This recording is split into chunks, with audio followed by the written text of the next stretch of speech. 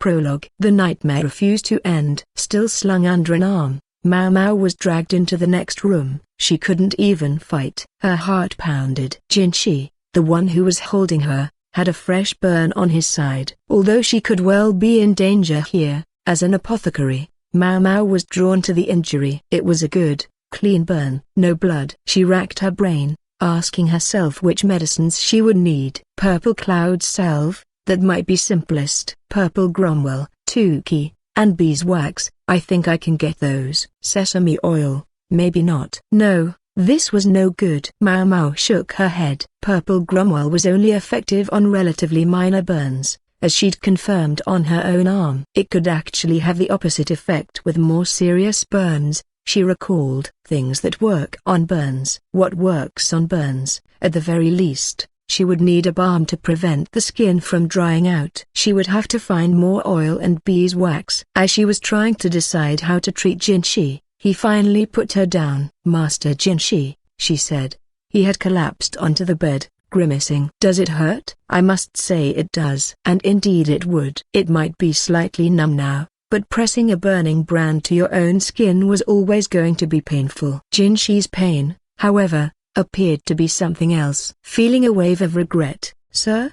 Maomao found herself asking. The man who until moments ago had seemed in control of everything was leaning his forehead against the bed and weeping. Maomao could see no expression on his face in profile, and he himself may not have been aware of the tears pouring from his eyes. Even as Maomao spoke, she went around the room, wondering what medicines might be available in here. She quickly found a mortar and pestle that she commandeered, along with several trays. She wanted to go to the brazier, try to warm some water, but she wanted to keep it as far from Jinshi as possible. In fact, she moved it to a far corner of the room. What would I regret? What? It was hard to put into words. Even Maomao understood that Jinshi had absolutely no interest in the throne. Otherwise, he would never have had such good relations with Empress Kyokuyo. If solidifying such relations had been one of his goals here, he had chosen a hell of a way to do it. Neither did he appear to regret his injury. Much like when he had sustained the wound to his cheek, he had actually seemed pleased. He was not, in fact, as attached to his looks as people around him thought, and he seemed to resent their assumptions. So why was he so depressed? Maomao located a spoon and placed it on the table by the bedside. There was a pharmaceutical spatula for stirring medicine, but no bladed instruments. His Majesty looked less enraged than sad. May I take it, sir, that grieving the Emperor was not your intention? That's right. I only needed him to get angry. So was it the Emperor's bereaved look that had so disturbed Jinshi? I suspect the Emperor. Maomao thought this had to do with the relationship between Jinshi and His Majesty, and Arduo as well. It was only a distant guess in her mind, but the more she'd had to do with all of them, the more certain she had become, even if she would never have spoken the secret aloud. It hurts to have your father get angry at you. Supposedly, one needed objective proof to change a hypothesis into a certainty. Maomao was trying to find that proof among human emotions. What a very vague and unscientific place to look. And yet, having seen the Emperor's eyes fill with sadness, and the way he hesitated in front of Empress Kyokuyo, Maomao could think only that Jinshi was the current Emperor's eldest son. I just keep learning things I'd rather not know, she thought. She sighed as she looked at Jinshi. Things seemed to have calmed down a bit, so she made to go to the other room. But Jinshi immediately grabbed her wrist. Where are you going? To get medicine. The ingredients are in the other room. Jinshi rose and began opening the drawers of a cabinet along one wall. There were enough medicines in there to make Maomao's head spin, components of every conceivable kind. Nga. She thought she might devolve into waving and drooling. She wanted to burst into her happy dance, but she fought the urge and took a deep breath instead. Jinshi's eyes on her were piercing. Among the variety of things in the drawers was salve, already prepared. She opened the large clamshell and took a sniff. She was greeted by the aroma of honey and the unmistakable scent of sesame. It didn't seem to contain any other ingredients. She also located disinfectant alcohol and bandages. Then she took the balm and stood before Jinshi. Master Jinshi, I'm going to treat your injury now. Please let me see it. She tried to get him to sit back down on the bed, but he spun around and sat her down instead. "What do you think you're doing, sir?" She looked at him, hoping her displeasure was evident. His fingers brushed her chin. She raised her head, trying to avoid him. "You're going to pretend you can't imagine, when we've come so far. No one else can serve as my nighttime companion now." Jinshi smirked, but fat droplets or sweat showed that he was reaching his limit. Maomao simply refused to speak. Annoyed, she grabbed his robe, which he was still only half wearing. "Which of us is it that lacks imagination? Did you think I wouldn't be angry to be put in this position?" She stretched until they were almost nose to nose. "What you're doing is tyranny, Master Jinshi. A damn dirty trick meant to tell everyone what you want. You don't care about anyone else. You don't care about your status. What you've done is self-centered and masochistic and so deeply exasperating that I don't even know what to say about it." Jinshi didn't answer, but his face spoke clearly. "You obviously do." Empress Gyokyo's son, the crown prince, and consort Liu's son are both hardly a year old. Children were weak. Until they were at least 7, you never knew if they might die. Even if you weren't using a poisonous face powder, they might succumb to illness. Some accident might befall them. They might even be assassinated. "What exactly is your plan if something happens to the emperor?" "I'm working very hard to make sure nothing does." Jinshi's voice was low and rumbling, nothing like the syrupy nymph's voice he sometimes used. His eyes were dark, and he was obviously clear on what he intended here. Maomao was about to say something else, but the words caught in her throat. What Jinshi had done was insane. That, at least, was the only thing Maomao or Gyokyo could have called it. She didn't know what His Majesty must think, but it seemed to have been a bolt from the blue for him. But then, was it any less mad, what Jinshi had been forced to live with? He had the power, he could have done any number of even crazier things. That he had the generosity of heart to listen to Maomao's words made it hard to shout at him now. Young women are sometimes described as sheltered, but Jinshi had been similarly isolated, packed into a little box until he had been crushed. Many might have simply died, smashed by the pressure. I sure as hell wouldn't have put up with it. Neither, it seemed, would Jinshi. Just like Maomao, he would fight back, try to escape. But unlike Maomao, he would do more than simply let his emotions run away with him, let his feelings dictate his actions. He thought things through, and at the end of all his thinking, he had come to a most Jinshi-like conclusion, and had acted on it. Maomao was a swirl of emotions. She didn't know what to do. She wished she could have been someone more ignorant of the situation, of human nature. How much easier her life would have been if she could have just stood stupidly to one side and watched. This son of a... She raised her hand, stopping it just in front of Jinshi's forehead. She made a circle with her pointer finger and thumb, then tensed the muscles of her hand and "Youch!" Gave his forehead a good flick. She could have slapped him, but it would have left a mark, and she didn't want that. She knew very well that this was the height of disrespect, and that it could cost her her head if she wasn't careful. But she figured Jinshi would permit her this much. "Hell, I'm the one being generous, here." Jinshi had a hand to his forehead and was looking at her, amazed. "Shut up and let me treat you." "Sir." Jinshi stuck out his lower lip. "I've got a lot on my mind, you know." "Well, that's not my problem. I'm an apothecary. Let me do my work." On this point, she wouldn't budge. It had been Jinshi's show earlier, but she wasn't going to let him push her around now. Maomao picked up the spatula she'd found. "I'm running out of time because you won't leave me alone. I'd hoped I could give you some sedatives, but that ship has sailed." She slipped past him, came around behind him, and pressed down firmly. "HRGH," he said, a very un-nymph-like sound. Maomao somehow managed to flip him onto his side on the bed, a pretty good trick considering how large and heavy he was. She breathed a long breath out as she heated the spatula in the brazier in the corner of the room. "Please don't move," she said. "What the hell are you doing? You're not planning to grill me, are you?" "I'm not grilling anything. I need searing heat to disinfect things." She fluttered the spatula to cool it a bit, then wrapped it in a clean cloth. "We aren't going to burn it away. We're going to cut it." "Cut?" Jinshi's face twisted, and then he went pale. But it was too late. He'd done this to himself. Now he would have to live with the consequences. If we don't get rid of the charred skin and flesh, the poison will spread from there. I wish I could get rid of all of it, to keep it from festering.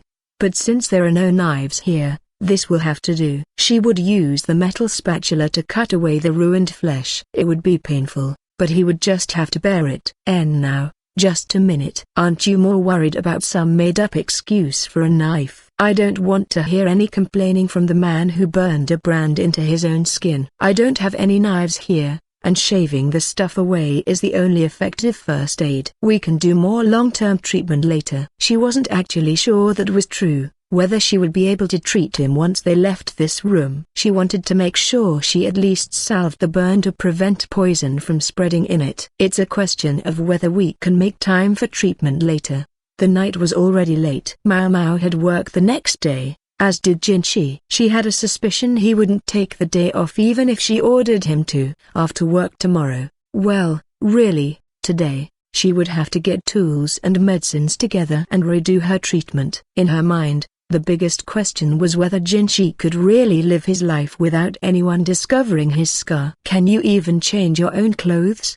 she asked. "I'm not a baby." "I'm sorry, but which of us gets help dressing themselves every day?" Maomao dipped a bandage into the alcohol from the drawer and pressed it against the wound. The charred flesh had an unmistakable smell. "Maybe I can get some grilled meat for dinner tonight." "Hey, did you say something?" "No, sir." "Nothing." Jinshi winced as she disinfected the area around the wound. "Keep a stiff upper lip, sir." "You can bite on, I don't know, a blanket or something." She turned up the blanket on the bed and pushed it toward him. He reflexively backed away, his lovely countenance twisting in disgust. "You'll bite your tongue," Maomao said. "I won't," he said. Suddenly, what was he thinking? He was upon Maomao. He bit into her shoulder. "Stop that, sir." "My hand will slip." He made a noise that might have been a response. She no longer felt his teeth through the fabric, but he didn't lie back down. She felt only a gentle tugging at her shirt. "Just don't get any drool on me," she said. "MRN." Was that a yes or a no? She wasn't sure. "Very well." Maomao took this as justification not to hold back. She pressed the spatula to the burned skin. A muffled scream came from right by her ear, but she conducted her work smartly and professionally. "I have to make sure no one else hears him yell like that." The hand that sneaked around behind her gripped harder and harder. She kept working, even though he seemed bent on making it as difficult as possible. Chapter 1, Yao's Request. Utterly exhausted or not, morning still came. And with morning came the need to go to work. Maomao was so tired, she didn't want to think. She was dogged by sleepiness, but the insuperable proposal she faced forced her mind to work. "I wonder if I'll be summoned after I'm done today. I have to think about what medicines I need to treat a burn." She pondered as she organized a cabinet drawer. The end of the year was approaching, and the apprentice physicians as well as the court ladies assigned to the medical office were cleaning the place top to bottom. "Phew, boy, am I tired," said Yao, giving a big stretch. She had a rag in her hand and was diligently cleaning the shelves. "You think that about does it?"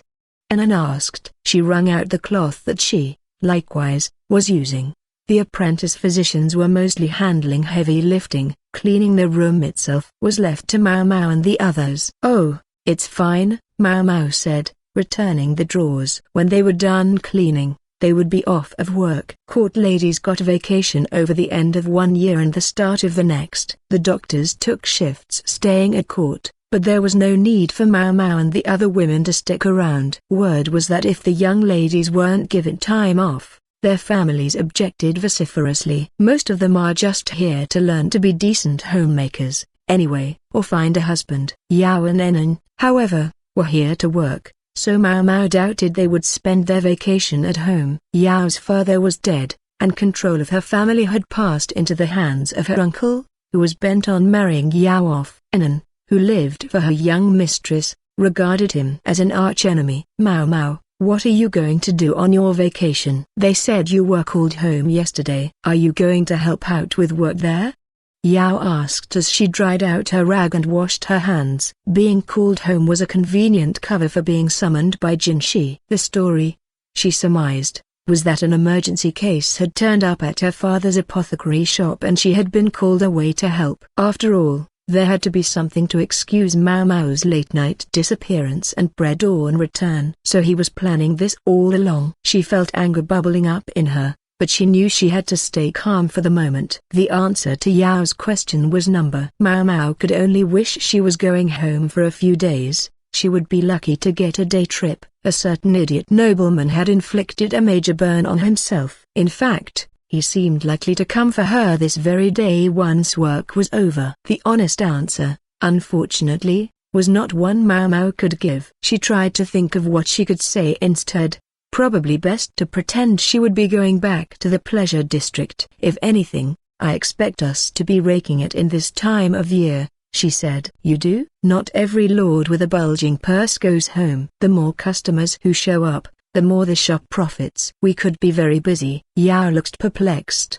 But Anan took Maomao's meaning and glared at her. With her information network, she probably knew very well what Maomao's family home did. Maomao hardly expected the two of them to show up at a brothel in the pleasure district anytime soon. Maomao, if you'd kindly refrain from saying uncouth things in the young lady's presence, Anan said. But it's true.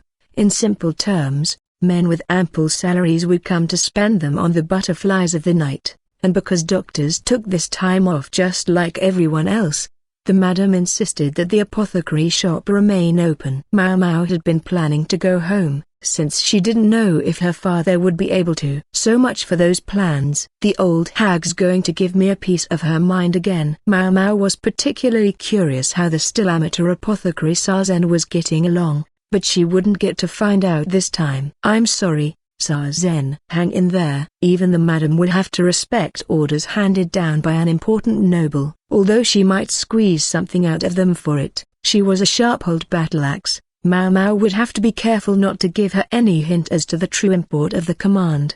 I entrusted the shop to Kokyu, so it should be fine. I hope. She thought of the cheery man with the bandage on his face. His knowledge of medicine was trustworthy, but his somewhat lackadaisical personality was less confidence-inspiring. To these concerns could be added her little patch of medicinal herbs and the madam's various unreasonable requests. The poor don't take vacations, I'm afraid. I'm going to stay busy, she said. Yao was silent at that. Sounds like you've got a lot going on, Anan said. Sure do, Maomao replied without hesitation. Anan looked at Yao. The young mistress seemed to want to say something, but unfortunately, Maomao couldn't guess what. She put away the cleaning implements, and when she looked at Yao again, she could see the young woman's mouth almost moving. Is something the matter? She asked. You live at an apothecary's place, right, Maomao? Yes, Maomao said cautiously. She'd told Yao about that. The other woman seemed impatient about something. Maomao looked at her, puzzled, and Yao finally summoned the resolve to come out with whatever she was thinking. Do you think maybe we could come to your house on vacation? I mean, to learn something about medicine. Why, young mistress, said Anan, shocked. She couldn't believe Yao had said that. Well, considering where my house is, Anan wouldn't want to let her precious mistress take a single step into the pleasure district. She was looking at Maomao, silently begging her to come up with some reason to refuse. I don't think you should, Yao. It's not very safe there. And besides, it's full of men who smell worse than the soldiers around here. I think it could be a little risky for you. Maomao had already established that she was going to be busy. She needed to put Yao off, and now. But you live right, Maomao? Yao wasn't deterred. In fact, she seemed more determined than ever. Yes, I was born there and have lived there my whole life. I know how to handle myself. Not all of us do. That seemed like common sense to Maomao, but it only made Yao even more set on not losing this argument. Then I'll just have to get used to it too. Young mistress, it's dangerous. Be a good girl and spend your vacation at home. If I do that, he'll come around. You know who? Maomao didn't necessarily know, but she could guess. Yao's uncle. She's looking for a sanctuary somewhere, Maomao realized. Bringing Yao and Anan to the verdigris house, however, would pose far too many problems. Maomao had to be available to attend Jinshi, and she couldn't let anyone know. If worst came to worst, They could shut the madam up with a few coins, but Maomao wasn't sure the same thing would work on Yao. She had to find some way to deflect the eager young woman.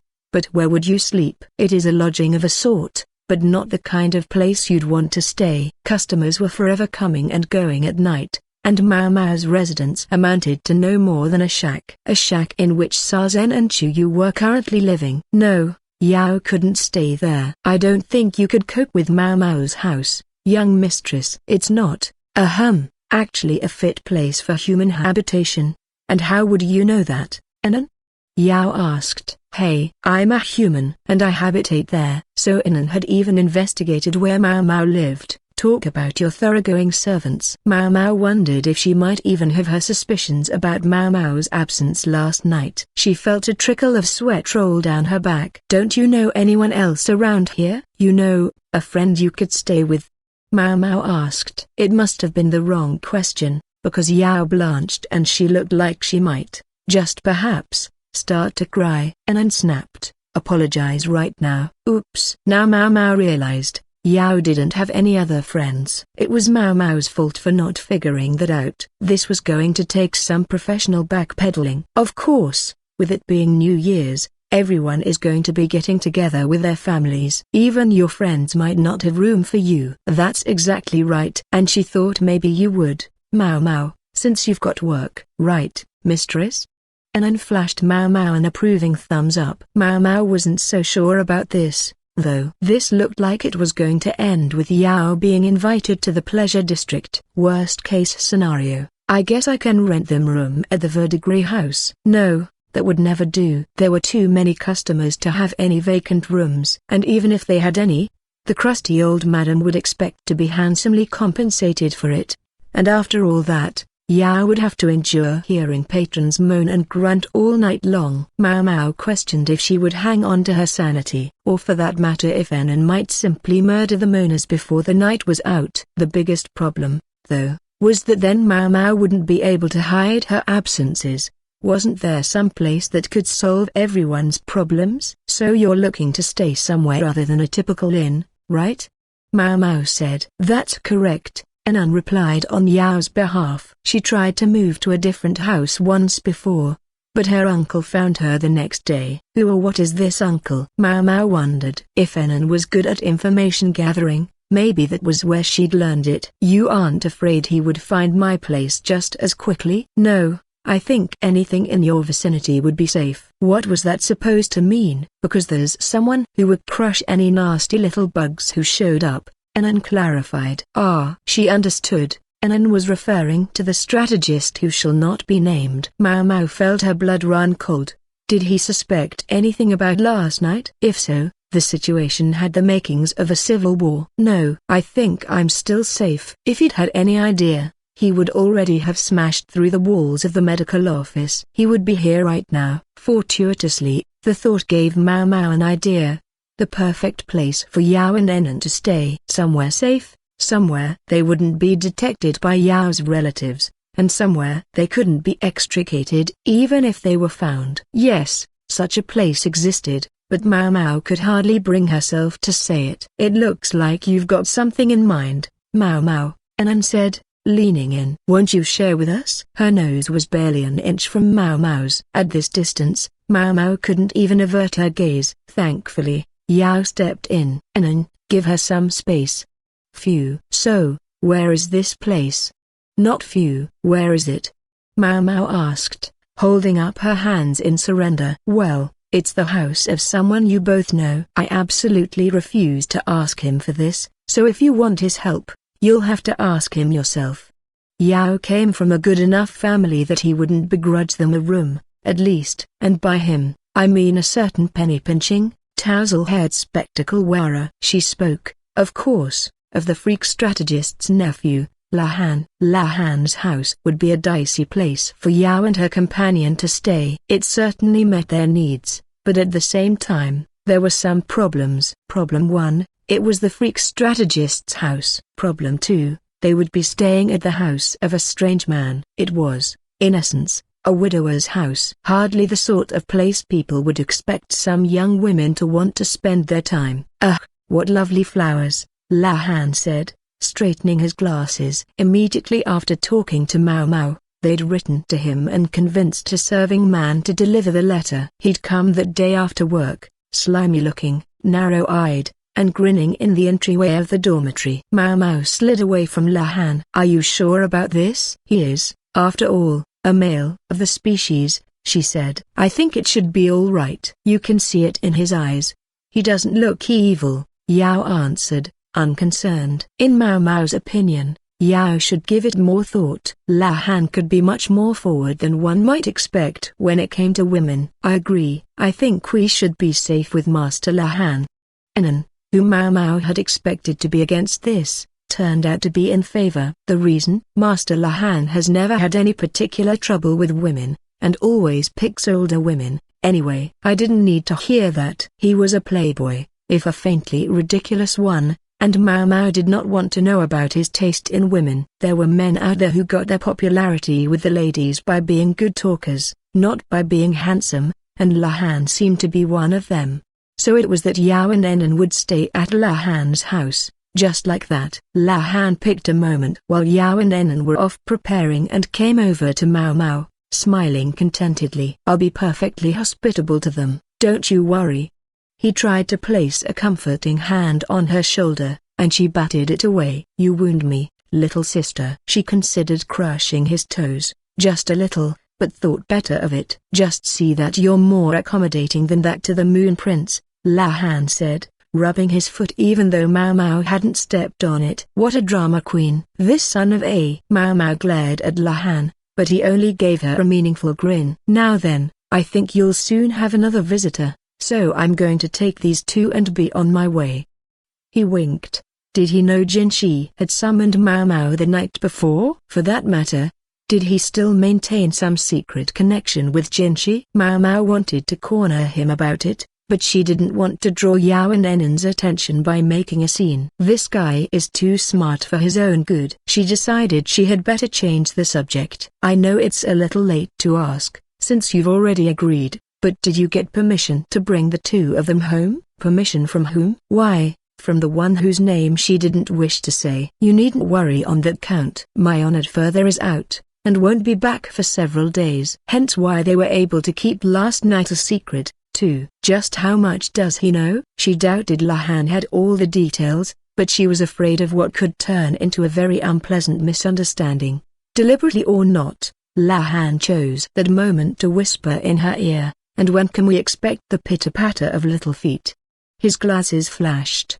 Maomao balled up her fist, all but overcome by the urge to punch him, but she knew she would only regret it if she got angry here. Instead she forced herself to give him her least interested look. "Hey," she snorted. "I don't know what you're talking about. You can see I'm completely fine." She was going to play dumb to the bitter end. Nothing had happened, nothing at all, and she could hold her head high. Perfect health. "Wait. Does that mean have you been taking customers at the Verdigris house?" Before she could stop herself, Maomao had crushed Lahan's toes underfoot. And there was nothing gentle about it. "Youch!" Lahan squawked, his normally narrow eyes going very wide for a moment. He looked up, then rotated his neck. After a second, he clapped his hands. I understand. You only have eyes for the Moon Prince." He still seemed to be under some kind of delusion, but then, she'd sort of tried to lead him this way. Lahan was grinning an extremely disturbing grin. "Well, if that's how it is, then so be it. If you just keep at it, something will happen. I'll be sure to obtain a guidebook and the most efficacious medicine for you." Now his expression outright infuriated her. Maomao thought she might be the very embodiment of an enlightened being, having somehow managed to do no worse to him than crush his toes. "We're ready," said Anan, who emerged carrying 2 cloth-wrapped bundles and 3 oblong chests. She looked like she was ready to move house, not stay over for a few days. "Will that all fit in the carriage?" Maomao asked Lahan, meanwhile grinding his other foot under her heel. "Of course, ow." "Women always bring plenty of, ow, ow!" Baggage. There's more than enough room. Ow, ow, Ow! At least he could be counted on to prepare for something like this. Maomao withdrew her foot and gave Lahan a slap on the back as if to order him to get going. Maomao? Yao gave her a confused look. Everything all right? Maomao asked. You're not coming with us? What could the dear young mistress be talking about? I'm certainly not. In fact, I can't fathom what you're thinking, staying with a man like this. If Anan says it's okay, then it must be.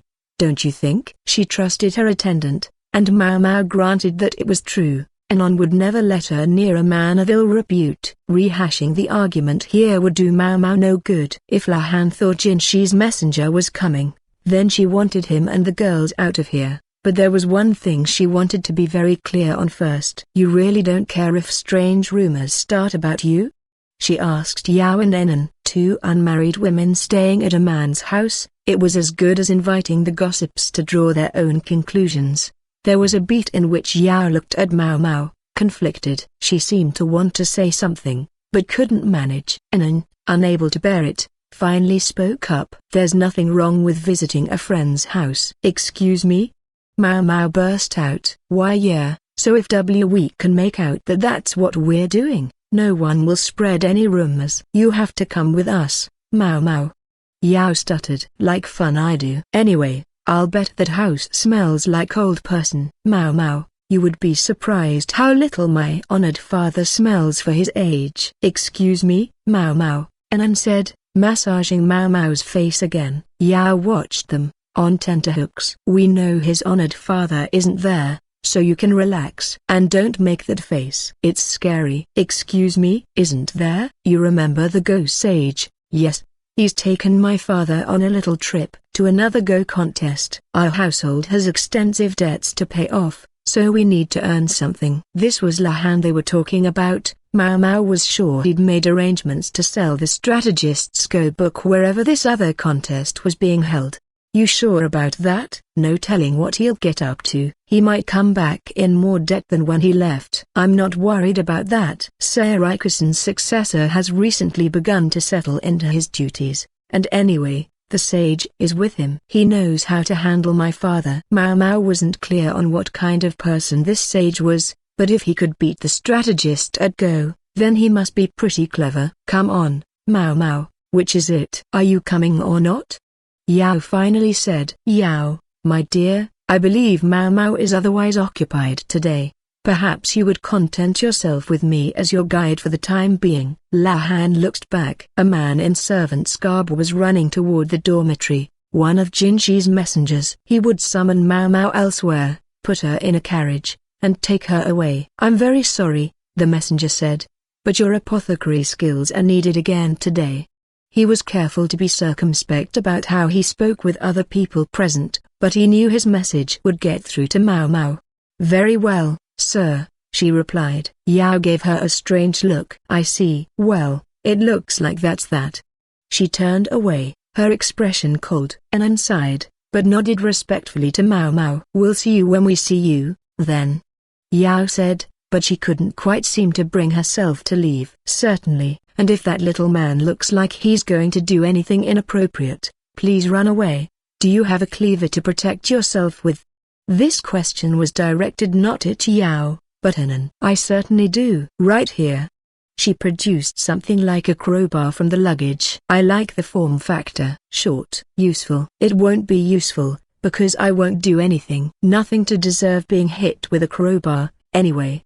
Lahan was holding up his hands in a please don't hit me gesture. Maomao decided to trust him for the time being. And don't you dare try to extort money from them for staying with you. I won't. I swear I won't. Then again, Maomao reflected, if they paid for lodgings, it wouldn't leave any questionable favors owed. The whole thing stank, but she could only watch the three of them go. Chapter 2, The Villa. The messenger didn't take her to Jinshi's usual palace, but to a villa outside the court proper. How many villas does the emperor have? Admittedly, it was probably easier to get Maomao into a place like this, given all the stuff she was bringing. Just here in the capital, the emperor had another villa, the one where our duo lived. Nobility like him could probably construct a new building or two just to kill some time. The guard was lighter than usual, and Maomao was brought to a room where Jinshi, Sui Rin, and Gao Shun all waited. Not Ba Sen? She wondered, but then she realized this was His Majesty's doing. Ba Sen was smart enough, but he was stubborn. Gao Shun was much more likely to keep his thoughts to himself. If she and Jinshi ended up alone together, he might guess something he wasn't supposed to know, but he wouldn't pursue it. And what's the old lady think of this? Sui Rin was smiling like she always did, but her smile could be frightening, precisely because Maomao didn't always know what was behind it. There seemed to be someone else. The two Maomao could hear the clattering of dishes from within. Had they found someone who could endure Jinshi's beauty and Sui Rin's severity? Is there anything you need, Xiao Mao? Gao Shun asked. No, thank you. She'd prepared all her tools herself, along with most of the medical components she might need. She thought it would be best not to give Gao Shun too many clues as to what she would be using. Then, however, she realized there was one thing she did want. If you happen to have any ice. Certainly.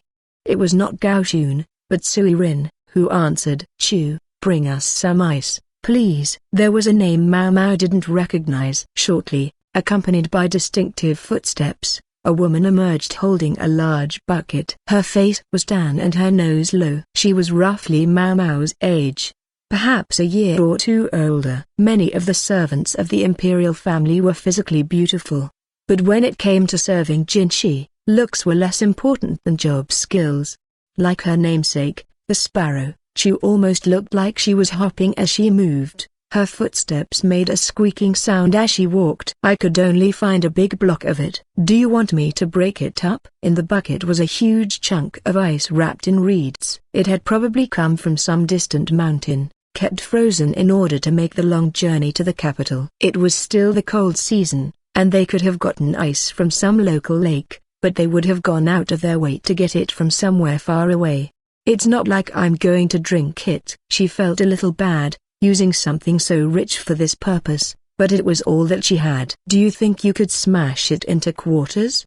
She said. Understood. Chu produced a mallet from the folds of the robe, rolled back the reeds, and cracked the ice. Maomao rubbed her eyes. She doubted what she had just seen. It seemed like it should have been impossible to do so casually. Will that do? Chu asked. Thank you. It will, Maomao said with a respectful bow of her head, which Chu returned. She set the bucket of ice in front of Maomao, then wiped the mallet with a handkerchief and returned it to its hiding place. Afterward, she hopped back the way she had come. Her name might mean sparrow, but you could take her for a squirrel, Sui Rin said, looking right at Maomao. She seemed to mean that there was no way a person should have been able to hide a mallet that large in her robe. Then she asked, is there anything else you need? No, thank you. If you'd come this way, then, please.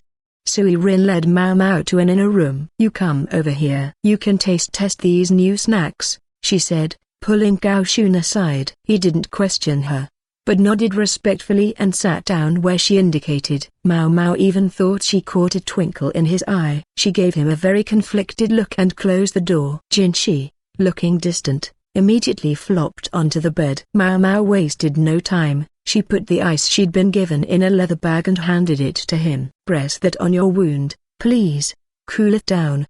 Chilling the abdomen could upset the stomach, but it would be better than administering this treatment with nothing to blunt the pain. If you find yourself wanting to go to the bathroom, tell me right away. Is that all you have to say to me?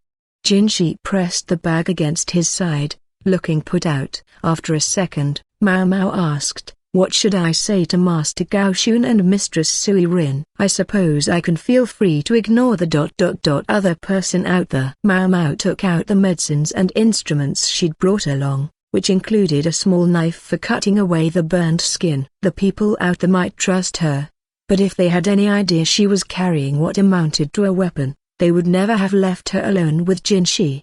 What would they do if they thought I was an assassin? True, Jinshi could overpower her if he had to, but it still seemed impossibly incautious. Gao Shun is here on the Emperor's orders, Jinshi said. It wasn't really an answer, but Maomao understood what he meant. If His Majesty had told Gao Shun to be here, he had probably also informed him that Jinshi's body effectively had become a bomb, and that no one but Maomao was to touch him. Gao Shun might or might not know the details, but unlike Ba Sen, he would do his duty faithfully. And, Jinshi continued, it was Sui Rin who prepared the brand. Maomao froze. Why in the world would she do that?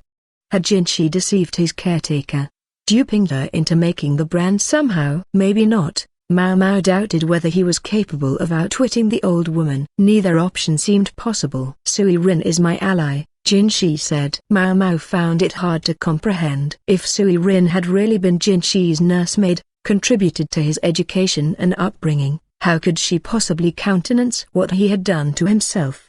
I can't imagine what Sui Rin is thinking. Was it possible that Gao Shun was here not just to keep an eye on Jinshi, but to monitor Sui Rin as well? Stop. Don't think about it. That's not what matters now. Maomao brought over the candle that served as the room's illumination and put the dagger in the flame to sanitize it. She shook the knife to cool it a little, then prepared to resume the previous day's work. Jinshi was still chilling his side. Loosen your belt, please, Maomao said.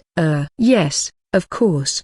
There was a swish as Jinshi undid the belt and removed the bandage. Under a thick layer of salve was burnt flesh that Maomao had been unable to remove before. You've eaten? She asked. Yes, I'm done. Take this, then. She mixed medicine into some hot water, drinking a mouthful for his benefit. A painkiller? It's to stop infection. Do you need a painkiller? I do.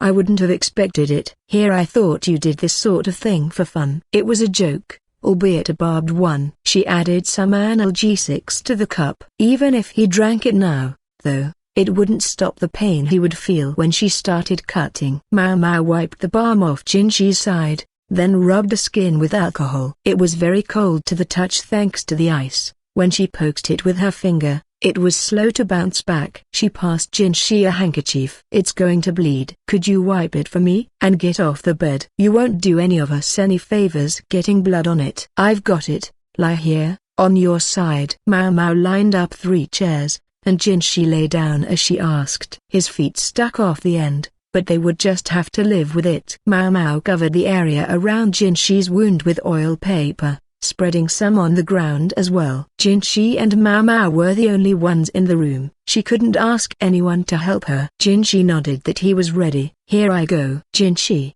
anxiety written on his face, sucked in a breath but said, all right. Concern was, perhaps, the natural reaction when someone was about to plunge a knife into your skin, but nonetheless his expression seemed odd. Maomao dug the knife into the burned skin. Blood bubbled up immediately. Don't tell me he's a little excited. Jinshi's pallor was good, showing he had excellent blood flow, but that defeated the purpose of chilling his skin. She would have to work quickly. She started cutting away the remaining charred flesh. Blood poured out, and she relied on Jinshi to keep it at bay. She was making every effort to keep the cuts as shallow as possible, but this wasn't like filleting a fish. Blood dripped onto the oil paper on the floor. Ploop, ploop. After Maomao had removed the last of the burned skin, the shape of the brand and the details of the crest stood out all the more. I wish I could just cut that straight off, she thought. Removing all the burned skin so the brand could no longer be seen would cut her troubles in half at the very least. At this moment, however, she had to prioritize proper treatment. Her specialty was herbs and medicines. When it came to what she was doing to Jinshi now, she was barely better than an untrained amateur. She didn't want to do anything that would provoke more bleeding than necessary. She stanched the blood with puang, then pressed gauze covered with oil paper to the wound. She cinched the bandage down tight to help stop the bleeding. Maomao exhaled heavily, then wiped up the rest of the blood with a handkerchief. Jinshi's hand where he had been holding the cloth in place was filthy. Here. Maomao wetted a rag and passed it to him. I have medicine for you to take each day, and a salve to put on the wound. I've also prepared coagulants, in case the bleeding doesn't stop. I have 10 days worth of fresh bandages and gauze. She patted a small chest containing the supplies. Since I know you're a quick study, Master Jinshi, may I assume you've already picked up how to secure bandage, as far as it goes? Yes. Jinshi looked like there was more he wanted to say. And you can dress yourself? Yes, he said with profound annoyance. Maomao suspected she knew what it was he was holding back. I wish I could come to check on your progress every day, but I think the best we can hope for is about once every 3 days. Daily would be asking too much. That's why I need you to be able to change your own bandage. During the vacation, it might be manageable. As long as Yao and Anan weren't around, she might even be able to keep them in the dark about her nighttime excursions. But there were too many eyes and ears out there to keep things completely secret. The rumor mill was already working the last time he came to the pleasure district. Back then, he'd appeared every 10 days so she could check on the scar on his face. He'd worn his mask, but that had only made him more provocative and mysterious. The signs were obvious. From his clothing and perfume, everyone in the pleasure district had been able to tell he was somebody important. But what the hell am I supposed to do about it? Considering the severity of Jinshi's current injury, he should have had a proper doctor look at it immediately. Maomao specialized in herbs, internal medicine. She was no expert when it came to surgery. Yes, she'd once helped amputate an arm when a soldier had been wounded in a bandit attack, but that was because her hand, as it were, had been forced. You've gone quiet. Anything else you need to tell me? I'm thinking, sir. I have a lot on my mind. Curse this root of all evil. And now the root was talking to her. Jinshi came closer to Maomao, who immediately backed away. What? He asked, disappointed that she should run. Don't get so close. I stink. I've been sweating. It can't smell that bad. It's enough to bother me. She'd wiped herself down before setting out for Jinshi's chambers, but she had been sweating from every pore and felt disgusting. Cutting away Jinshi's burn had been nervous work. This wasn't exactly the fine sweat one produced from exercising either. It was oily and stank. Maomao took another step back. What do you intend to do in the future? Healing people is an apothecary's job, isn't it? Good thing I have one right here. The way he said it, so casually, made her want to punch him right in his beautiful face. Instead she took a deep breath, poured some water from a carafe into a cup, and took a drink. She didn't bother asking Jinshi for permission. Calm down, calm down, calm down. You're right, sir. Apothecaries do treat illnesses and injuries. But that burn is beyond my abilities. When it comes to surgery, I can only ape what I've seen others do. I've never formally learned. I'm not even certain that what I've done to treat you is correct. You just did it, didn't you? I don't suppose you intend to stick any more bladed objects into me? Jinshi rubbed his side jovially. Before she could stop herself, Maomao slammed both hands on the table. It made her palms tingle, and she glanced around to see if anyone outside had noticed the noise. The chambers were spacious enough that she hoped not. First you put a scar on your cheek, then you put a burn on your belly, and you expect me to just trust that you won't do any more harm to yourself after this? She shook out her hands even as she yelled. She wanted to believe that Jinshi wasn't simply being over-optimistic, but once he did something, it would be too late. In short, Maomao was feeling her own powerlessness, and feeling it keenly. I have to do something about this. She thought of her old man. He'd taught her a great deal about herbs and medicines, but of surgery he had taught her only the barest facts. He had ordered her sternly never to touch a human corpse. Maomao's lips pinched together and she looked at Jinshi. Master Jinshi, she said. What? I am currently one of the court ladies assigned to assist the physicians. I'm not sure I'm the most suited for the job, but I passed the test and earned the position on merit. How much privilege does it give me? For the moment, Maomao's work consisted mostly of washing bandages and the mixing simple medical concoctions, maybe administering first aid for the mildest injuries. Those with serious afflictions were always turfed to the veterans. Maomao wanted to know how much treatment she would actually be allowed to do, providing her abilities were up to the task. Jinshi put a hand to his chin. There is no official line in the sand. I suppose it would depend on the higher-ranking physician's caseload. Is that so, sir? Maomao thought of Dr. Liu. Of the ranking physicians, he was first among equals. If she was going to beg anyone to teach her, it would have to be him, or perhaps, my old man would be pretty sad if I asked him to teach me to do surgery. Not mad. Sad. Her father, Lahan, was just that sort of person, on some level.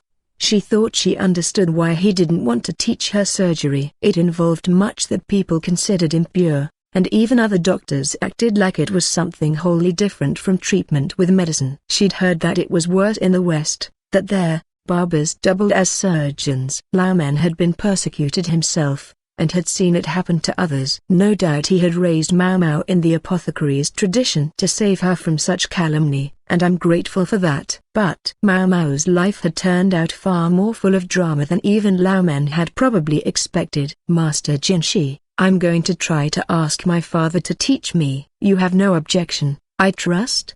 It would be best, she figured, to ask her old man first. Sir Lahan? Jinshi feigned a moment's thought. Very well. Lahan was a man of deep insight, and if Maomao came to him asking to learn surgery, he might suspect that something was up. At the same time, he would never speak of anything he only assumed. I'm sorry, Pops, Maomao thought. She felt so anxious she thought a hole might open in her stomach, but staying silent would be even worse. You can blame it on him. She glared at Jinshi. As for Jinshi, he gazed up at the ceiling. It will be well if Sir Lahan agrees. Jinshi started. Maomao, cleaning up her workspace, nearly said that it wouldn't be well at all. She pulled up the bloody oil paper and put it in a leather pouch. She wiped up the blood that had gotten on the chairs and floor. She made her own eyes bloodshot, trying to make sure there wasn't a trace of the stuff left anywhere. By the time Maomao was done cleaning up, Jinshi seemed to have reached his conclusion. I'll be going, sir, Maomao said. Already? I've done what I came here to do. The nobleman gave her a beseeching look, but she couldn't stick around and entertain him forever. At this hour, she might still be able to get back to the dormitory. She picked up the last of her tools, then fixed Jinshi with a look. I have to make sure this part gets through to him. What you have to bear, Master Jinshi, I don't believe I could ever carry. Perhaps that's why you did what you did. She took a deep breath, let it out, then grabbed Jinshi by the lapels. But you will not do it again. It was a miracle that she didn't sound enraged. Jinshi awkwardly avoided her gaze. Is he going to be all right? She wondered. She was still anxious as she took her belongings and left the room. Chapter 3, Carter's Book, Part 1. The next day, Maomao was awoken by a shout from the woman who ran the dormitory. You've got a visitor, she called. Maomao got changed, rubbing her eyes all the while, then went to the front door to see who it was. She found a gentle but perpetually worried-looking old man, her adoptive father. She was about to ask what was wrong, but then she remembered. She'd spoken to Jinshi about contacting Lahan the night before. He works fast. Judging by Lahan's expression, Jinshi's letter had explained exactly what Maomao wanted to know. So, Pops. She wasn't quite sure how to explain, but her father narrowed his eyes and let out a small sigh. Perhaps we should have this conversation somewhere else. He plopped a hand on Maomao's head. A carriage stood ready outside. With his bad knee, even walking around town was almost more than Lahan could manage. But where did he intend for them to go? As they bounced along in the carriage, Maomao talked, but she felt ill at ease the whole time, having to keep secrets. Are you on vacation too, Pops? For today, yes. I have to work tomorrow. There are no extended breaks for medical staff. True, nor for much of anyone at the court. A minimum number of medical personnel had to be present at all times. Certainly there would be trouble if there wasn't at least one qualified doctor to attend all the high muckety-mucks. Wish I could have been part of that, Maomao thought, even though she knew there were limits to what court ladies like her would be allowed to do. Never mind the fact that she was pretty sure she was working harder than some of the less committed young physicians. After a bit more being rattled and bumped by the carriage, they reached a mansion that inspired a nameless but unpleasant feeling in Maomao. They were on the eastern edge of the capital, not quite where the nicest houses were, but still, this one was quite large. It must have been a striking building in its time, but it was old now. The first thing she noticed was a strange monument near the gate. It looked like a giant go board, and there were big, round, black and white stones nearby. You could have used them to play an ordinary game, except for the massive size. In addition to the black and white stones, she saw what looked like shogai pieces. These were made of wood rather than stone, and the color of the ink used to inscribe their names was faded. If the characters hadn't been carved into the wood, it might have been impossible to know which piece was which. The board had carefully wrought lines, and appeared to be intended for both Go and Shogai. Its size suggested it was a single hunk of rock. She couldn't imagine what it had cost to get it there. A waste of money if there ever was one. Had the owner of the house commissioned it himself, or had someone given it to him? Whatever the case, the way it stuck out into the road made it an obstacle and nothing but. At this point, surely we need not explain further whose house they had come to. Maomao and her father passed through the ruined gate, whereupon he emerged with a vile grin on his face. Granduncle Maomao, welcome home. It was Lahan, his already narrow eyes narrowing further with his unctuous smile. Yes, they were at the house of the freak strategist. This is a stranger's house, Maomao said. And I was chased out, Laomen said, each of them rebuffing Lahan's welcome in their own way. When Laomen had suggested a change of location, Maomao had never imagined he would bring them here. Worse, it so happened that two other people were there at this moment as well. Good morning, Master Laomen. Maomao, how nice of you to join us, said Anan, approaching from behind Lahan. She gave Laomen a respectful bow, while to Maomao she offered a brisk nod of the head and a reproving look. It was never my intention, believe me, Maomao said. Well, it certainly should have been. You belong here. Anan kept glancing back. Maomao followed her gaze to see Yao hiding behind a post. Anan's eyes said, one does feel sorry for the young mistress, but she's so cute. Lahan, perhaps aware of Anan's proclivities, looked at her with something critical in his glance, then turned to Laomen. How many years has it been since you lived here, Granduncle? You left before I can even remember, and I don't think you've been back since. No? Let's see. Now, it must be at least 18 years. I returned once to collect my things, but no more than that. Maomao's father was looking fondly into the distance. His banishment from this house would have corresponded roughly with when he began raising Maomao. Your room is still here, Granduncle, although one could wish you'd informed me a little sooner that you would be coming. He scratched his cheek. I just lent your annex to these two. The library's still here, but if you're going to be staying, I can prepare a room in the main house. How would you like that? No, thank you. You needn't go out of your way. I won't be staying over. I only came to give Maomao a bit of homework. I must say, though, the place has rather gone to seed since I saw it last. Don't worry, we clean it regularly. Homework? Maomao thought. It seemed Laomen was going to do what he could to maintain face in the teeth of Jinshi's request. If this homework had to do with surgery, then Maomao would gladly play along. But she had a sense it wasn't going to be as straightforward as that. Quite apart from Maomao's ruminations, Lahan continued to speak with Laomen. In any case, I'm sure my honored father would be overjoyed if you were to come live with us. I'm afraid not. My bad leg makes the dormitory much more convenient, closer to court. This house would be a bit far for me. Simple enough. Just use a carriage. Maomao suspected that Lahan's true motivation was to rope Laomen into helping him look after the old fart, which had to be a lot of work all on his own.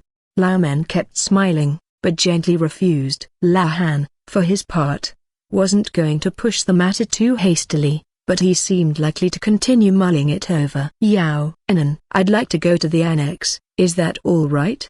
Laomen said. I don't mind, Anan said, but... She looked at Yao, who, to answer a question from Laomen, was willing to come out from behind her post. All right with me, too. It sounded like there was something behind her words. She glanced at Maomao, but Maomao limited her response to a polite bow. She was more interested in whatever this homework was that Laomen had mentioned. Yao said, what's this homework thing? Is Maomao going to get special instruction that we don't? Her face was a little bit scary. Anan was gesticulating from outside of Yao's line of sight, trying to communicate something to Maomao. Sorry, I don't understand. Laomen looked troubled by Yao's critical tone, but he replied, a fair question. In fact, I thought it was perfect timing, when Lahan told me you were here. It wouldn't be good to teach certain things only to Maomao. Then you'll teach us about medicine, sir? She asked. The clouds she was under parting ever so slightly. Not immediately. One must prove oneself worthy to learn the secrets of medicine. I want to make sure the two of you, really, the three of you, for I include Maomao, are prepared to do what it takes. If that's all right. Prove oneself worthy? That sort of talk wasn't like her old man, Maomao thought. He loved sharing his knowledge and gave freely of the store of his wisdom to anyone who asked. He resisted privileging anyone over anyone else, or considering one person more deserving than another. I'll explain once we get to the room. I know Maomao is ready. What about the two of you? I'm all set, Yao said. If Lady Yao is prepared, then so am I, said Anan. They followed Maomao's father, as, needless to say, did Maomao. So they're coming with us? Maomao felt a surge of anxiety. She knew what medicine her father was to teach them about, but the other women had no idea. Yao was a young lady of respectable upbringing, and Anan was her servant. I know we're not going to teach them to make bold, new concoctions or anything, but still. Anan might be flexible, but Yao could be stubborn. Maomao continued to feel uneasy as she followed Laomen. There was scant conversation, so she busied herself looking around the grounds. There's nothing as weird as the giant go-board outside, she thought. She saw a garden, but it was rather bare of ornamental plants. There were a few large rocks around, arranged in a way that had a certain elegant simplicity. It looked like Lahan's work to her. She couldn't help noticing an unsettling collection of scorches and cut marks on the house's posts and railings. She wondered if there had been a melee in here. I guess he did chase his family out, and make plenty or political enemies. Maybe she shouldn't have been surprised if he'd found himself having one or two running battles on the grounds of his own home. As a matter of fact, this was the first time she had ever been to the freak's house. He'd tried to carry her off several times when she was little, but each time the old madam had beaten him with her broom and freed Maomao. Not to mention the various times when Lahan had had to come cart off the hog-tied old fart. Do you get a lot of bandits around here? Maomao grumbled, running her fingers along one of the scorched posts. The vermilion lacquer had been stripped off, and it was obvious no one had seen any benefit in trying to repair it. Oh, you make it sound like such a pit, Lahan said. Use your eyes. My honored father made those scorch marks, and can't you tell how old the sword gouges are? There haven't been nearly as many break-ins over the last decade. That caused Yao and Anan to take a step back. So they still get a few, I guess. Maybe the scorches had been caused with fire powder or the like. Talk about being a neighborhood nuisance. You just leave it to your big brother. I've hired twice as many guards as usual. Meaning you normally hire half as many as you need. I'm sure there are to be no burglars around here, Anan muttered. She hadn't gone to all this effort to get Yao away from her awful uncle just to be attacked by brigands. Lahan smirked in response. They passed the main house, making their way toward the annex. It was less expansive than the main building, but still better appointed than the average commoner's dwelling. Here it is, Lahan announced. Maomao looked inside. It was hardly ostentatious, but it wasn't plain either. If Anan had decided it was an acceptable place for her young mistress to stay, it couldn't be that bad. Did you both sleep well last night? If there's anything you need, don't hesitate to let me know, Lahan said to his guests, rather more obsequiously than he had spoken to Maomao. Maybe they need a place where there aren't any break-ins. Maomao thought. Thank you. Yes, we slept quite well. It was an unremarkable night, and so long as no burglars show up, I think we should be fine, Anan said, not neglecting to slam the point home even as she offered Lahan a respectful nod.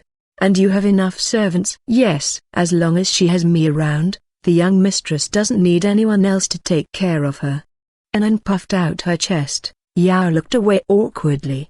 Well, if there's nothing else, then I'll go back to the main house, Lahan said. Maomao took another look at the garden. There were very few servants here, relative to the size of the estate. The only people she saw were a man doing some repairs on the house, and 3 little girls somewhere around 10 years of age. Wait. Maybe one of them was a boy. You hire children? Maomao asked, stopping Lahan before he could make his exit. I think of it less as hiring and more as making an investment, replied Lahan. Oh, 4, Maomao said. Yao and Anan now also listened with interest. My honored father sometimes takes in children with nowhere to go. He claims to think they'll be useful. Ah, I see. The freak strategist was a write-off as a human being, but he was an excellent judge of character. We were only trying to take in the one child, Lahan added. But the other two came along themselves, and we ended up with all three of them. He didn't appear to feel it was a bad deal, raising 3 children to get one excellent functionary later. It might mean 3 mouths to feed now, but the investment would pay off years in the future. Yao said, hesitantly raising her hand. When will the owner, Master Lahan, be home? Maomao had very much wanted to know exactly that. He's away for at least 3 days, probably longer. He said something about a best of 3 competition with the Go Sage, and they can't finish a single game in a day. Lahan looked directly at Maomao as he spoke, as if to reassure her that the freak really wasn't here. It might not be an official engagement, but there are sure to be spectators. They'll probably rent a building where everyone can stay. He didn't do that just for us, did he? Yao asked, surprised. No, this is something they do annually. Surely I can be allowed to get out from under my father's thumb for a few days a year? Your letter just happened to arrive at the perfect moment. You're sure about us, then? Yao asked. It's all right. As long as you don't mean any harm, my father won't care. Even if he gets back while you're still here, you're welcome to stay. Notwithstanding his tendency to pick up stray children, he doesn't have a very good memory for who he's brought into this house. There was something within the freak that enabled him to distinguish friend and foe almost immediately. So long as Yao and Anan showed no hostility toward him, there wouldn't be a problem. Now, as I think my continued presence can only hinder you, I'm going to make myself scarce. Good to see you again, granduncle. Let me know when you want to go home and I'll have a carriage made ready. Certainly. Thank you. Lahan was about to head back to the main house when he stopped and said, Ah, that's right. Maomao didn't say anything. If you ever decide you want to live here, you're welcome anytime. Let's not waste our time talking about things that will never happen, she said, giving him a glare as if the bespectacled buffoon might as well have been talking in his sleep. Never? I think you might find yourself wanting to stay for a good, long time. We have something you want. And anyway, this place is full of fun surprises. And with that moderately sinister comment, Lahan was gone. Like hell, Maomao grumbled, and looked around the annex. It was an antique. As they proceeded down the hallway, she found a kitchen and a living area to the left, while the bedroom was to the right. The one thing that struck her as strange was the walls. They used 2 kinds of wood to create a 2-tone color. She opened the door at the far end of the hallway and stopped. She smelled paper. The room beyond was full of shelves lined with old medical treatises, and against the opposite wall was a chest of drawers of the kind used to store medicine. The walls in the room had the same 2-tone pattern as the others, while the floor was covered with a faded carpet, and the ceiling contained a mandala-like image divided into 9 segments. She didn't have enough attention, however, to take all that in. Now I get it. She looked at Laomen, whose hand brushed the shelves nostalgically. This is amazing. I can't believe it's here. This has to be at least as good as the medical archives, Yao said, but it went in one ear and out the other for Maomao. She was pulling out the drawers of the medical chest, her eyes shining. There was nothing in the drawers, as she'd expected, but the odors of old medicines that had permeated the wood tickled her nose. Next she took down one of the books, an old thing nibbled by silverfish. Her old man had moved to the pleasure district to raise her. The elderly eunuch, late of the rear palace, must have left with hardly more than the clothes on his back. Maomao spotted plenty of books she'd gotten in trouble for trying to peek at in her younger days. She could feel the drool dribbling from her mouth. Anan sidled up to her. I could hardly believe it when I saw this yesterday. All notable books on medicine. Huh. Maomao wiped her mouth and tried her best to look cool and collected, but the grin quickly overtook her face again. There's no way you could ever read all of these in one night, said Yao. You probably couldn't even get through them if we spent the whole break on it. That's so true. It's such a shame. If you were to stay here with us, Maomao, you could read them. Anan gave Maomao a pointed nudge. Now Maomao understood what Lahan had meant. He was hoping to appeal to Maomao's personal interests to hook her. Maomao gave herself a hearty slap on both cheeks and looked at Laomen. So, Pops, how exactly do we prove ourselves worthy? Despite Yao and Anan's presence, she lapsed into a familiar tone. Laomen, his brow still furrowed, touched one of the bookshelves. It's quite simple. You must be able to take up a certain medical treatise that is somewhere in this room. Take up? What an odd way to put it. Did he mean, not pick it up physically, but accept its contents? Was he saying they needed the knowledge to show they could understand this book? What's this about a certain treatise? Yao asked, focused on the issue at hand. It's called Carter's book, Laomen said. Carter, that was the name of a legendary physician. He was said to have inestimable medical knowledge and be able to heal any affliction. Many of the stories made him sound less like a real man and more like a mythical immortal. I don't understand, sir, Yao said. Her forthrightness was one of her strengths. Then I suppose this task will be very hard for you, Laomen said. It was strange for him to be so cold. Normally he would never be so unkind. All this stuff about being worthy. I think he doesn't want to teach us, Maomao thought. She was starting to think it had been a mistake to have Yao and Anan here. Laomen might have made the challenge even more difficult than he'd originally planned in order to save them from whatever was going on. For the sake of their futures, he didn't want Maomao or either of her companions to continue down the path of medicine. So out of all the many books in this room, they were to find Carter's book, whatever that was, and grasp its contents. That's a fiendish job, a kind of problem quite different from the ones Jinshi usually caused for her. Laomen was about to leave the room, as if to signal that he was done here, when Anan raised her hand and said, "Pardon me, sir. There's something I'd like to be certain about." "And what is that?" "This book. It is in this room, isn't it?" "That's right. Or at least it was when I left this house. Assuming no one has been mucking about in here, it should be here yet." "And the book is named after Carter?" Anan said, writing out the characters with motions of her finger. "Just to be clear." Laomen's face drooped slightly. I knew Anan was a sharp one, Maomao thought. That slight shift of the features was Laomen's tell when he felt his back was against the wall. It was as good as announcing that Anan had put her finger on the heart of the problem. "Yes, that's right," he said. "Although I make no guarantees that the book carries that exact title.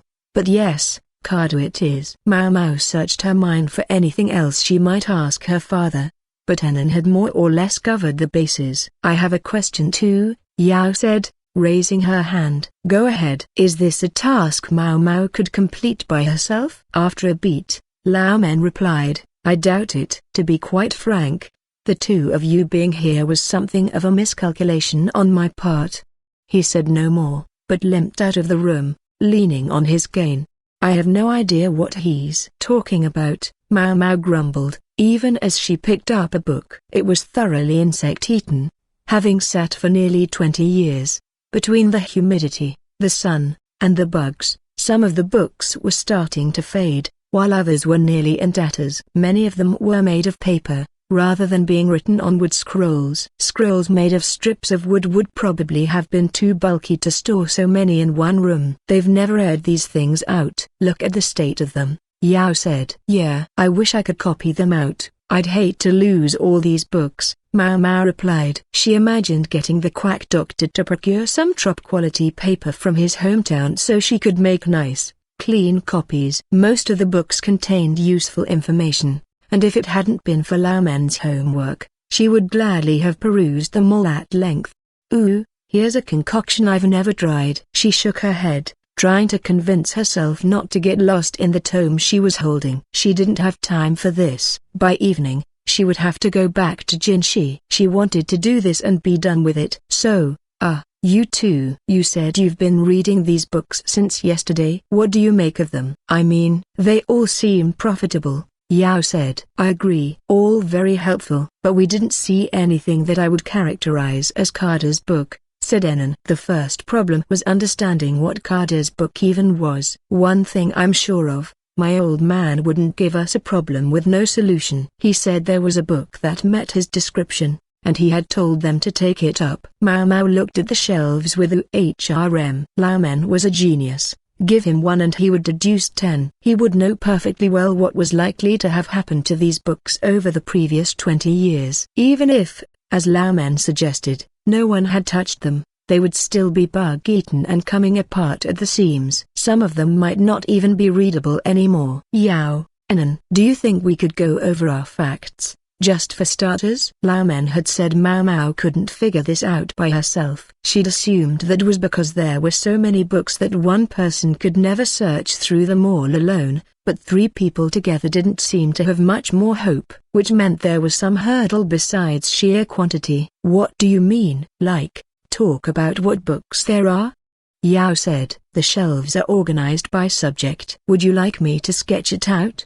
Anan said, if you'd be so kind. Anan began to write on a piece of paper in neat letters, giving the location of each shelf and the subject of the books housed there. That reminds me, there are numbers on the spine of each book, to help catalog them, she said. Maomao looked at the book she was holding. The cover was made of a good, sturdy material, so it had resisted the bugs. She could still clearly read an inscription on the spine, 1. I don't, exactly get it. But you said these are numbers, right? Yao said. No wonder she was confused. She couldn't read any foreign languages. Maomao and Anan were both familiar with the basics, so they could follow the numbering system. Yes, those are Western numbers, Anan said, adding the numbering on the spines to her diagram. Maomao looked closely at the book, and then she noticed something. I'm sorry, but did one of you take the book that belongs here? She pointed in between 2 books on the shelves. Number. I put back everything I took out, Anan said. Me too, added Yao. The one I have right now, I got from another shelf. Why? What's the matter? One of the numbers seems to be missing. The books were lined up in order of numerical categorization, but one of them wasn't there. Which number is it? Anan asked. -22, Maomao replied. I'm going to check the other shelves. She proceeded to do just that. Yao moved to help, but since she couldn't read many of the numbers, she was mostly left to watch Maomao work. Finally Maomao said, nothing is missing over here. Anywhere else? I'd have to look. But I doubt it. One single, missing book. Did my old man take it? Maomao and again. She didn't remember any books in their shack in the pleasure district. Do you think we should check with Master Lahan? Anan asked, adding the number -22 to her notes. Then she set down her brush. Anan was very good at finding things out, and Maomao had high hopes for this. He'll probably be by around noon, Anan said, looking out the window to check where the sun was in the sky. So he comes to tell you when lunch is ready? No, he comes to eat. Speaking of which, I should start cooking. You do the cooking? Maomao asked, incredulous. He said he would provide meals for us, but Anan insisted on doing it herself. Master Lahan provides ingredients and a kitchen to work in, but he seems quite taken with Anan's cooking. He was here for dinner last night and breakfast this morning, Yao said. What useful exposition. I get it. Lahan loved beautiful things, lovely things, and that extended to flavor. If he could enjoy sumptuous tastes in the company of 2 beautiful women, he must be on cloud 9. What a scumbag. Maomao thought Anan was giving too much ground here. She should know that the tousle-haired spectacle wearer couldn't get enough of beautiful women. I'll be going, then. I'm making your favorite, young mistress, duck. Kindly take care of things here, Maomao, Anan said, and then she showed herself out of the room. Guess Anan's a lot more interested in her young mistress's nutrition than in being worthy or whatever. Maomao was starting to regret trusting that Anan would help her learn what she wanted to know. She didn't have to ask you. I can look through bookshelves perfectly well, said a sullen Yao. Anan's young mistress' sense must have been tingling, for despite having just left, Maomao noticed her peeking through a crack in the door. She decided to do her a favor and not say anything. Anan was studying Yao intently, as if engraving her expression into her memory. We're going to ask Master Lahan about the missing book, so maybe we should look at the ones that are left. Yao said. Well, about that. Maomao had been considering a great many possibilities. She knew far more about her father, Laomen, than either Yao or Anan, so she had a better chance of guessing what he was up to. She took a book off the shelf and flipped through it. Pieces of some of the age-worn pages were missing, while others were stuck together from the humidity. Trying to force them apart would probably render them unreadable. I have a suspicion that Garda's book isn't a book like this. What do you mean? Yao asked. My old man, Laomen said to take up Garda's book. I don't know exactly what he meant by take up, but if we can't even read what's in it, we won't get anywhere, right? She pointedly spoke not of Laomen the physician, but Laomen her father, a member of her family. Well, yes. If Laomen doesn't want to do something, he might give us a very difficult task. But he wouldn't give us a problem with no solution. That's why I don't believe the answer is in a book that's been sitting around for 20 years with no one to look after it, at the very least, not one written on such fragile paper. Yao looked at her. Maybe he just didn't think the books would be in such bad shape. Aren't you overthinking things? I doubt it. My father is a genius, that much I can say with certainty, Maomao replied. Yao looked a bit exasperated at that, but she said, okay, suppose it's not a normal book, then what kind of book is it? That's a good question. Maomao picked up one of the scrolls of wooden strips from the lowest shelf. To save space, there were far fewer of them than there were paper books. Whether such a scroll was made of wood or bamboo made some difference, but both were longer lasting than low-quality paper. I think this would be more survivable. Yeah, so? Something still felt off. Maomao undid the tie on the scroll and opened it with a gentle clatter. Yes, it would last a long time, but paper was easier to write on, and this scroll contained nothing of special interest. There were few enough of them that by each tackling a pile, they were able to quickly go through everything that was there. Looks like that's not it, Yao said. Doesn't seem like it. They both sighed and put the scrolls back. Garda's book. What does that even mean? I agree. What's so Garda about it?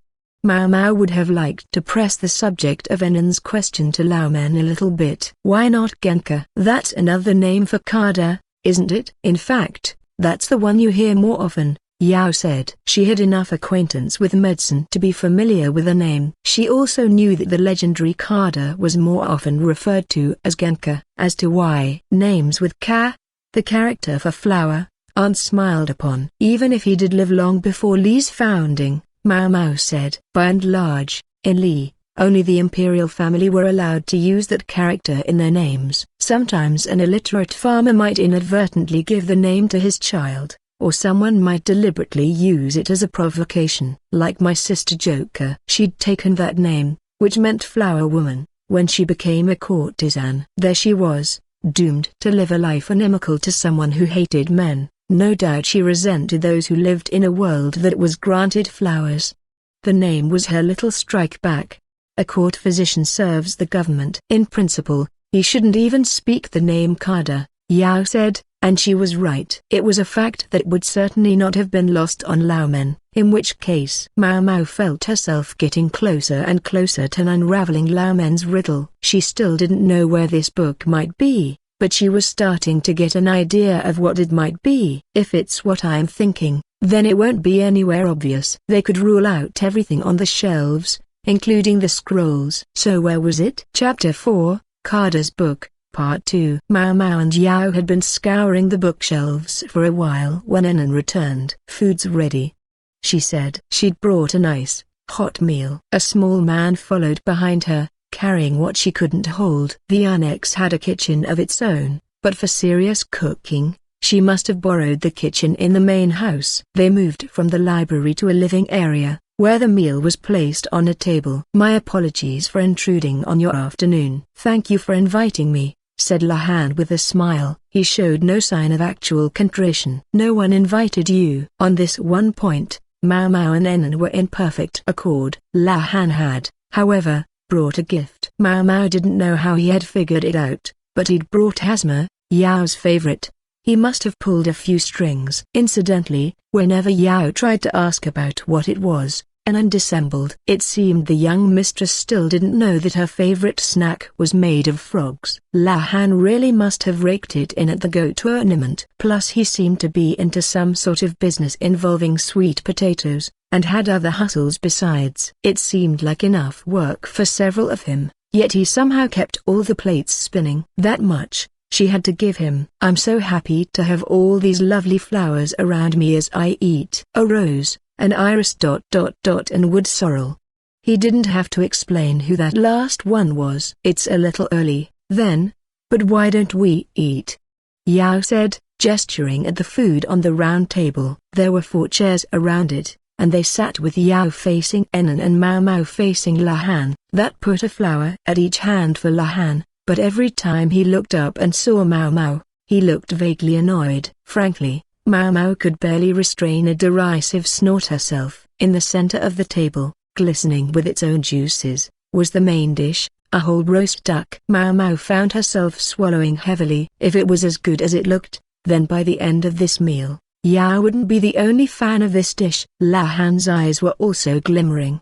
He was still a young man, just 21, and there was so much more to eat in his life. Anan, observing the scene, stood up from her chair. I'm going to chop some more vegetables. Maomao, would you help me? Did she think they didn't have enough? She looked rather displeased, and well she might be. Here she'd thought she was going to enjoy a little break alone with her mistress, only to find intrusive insects crawling about. I'll help too, Yao said. Anan, however, was adamant. You needn't, young mistress. I won't be long.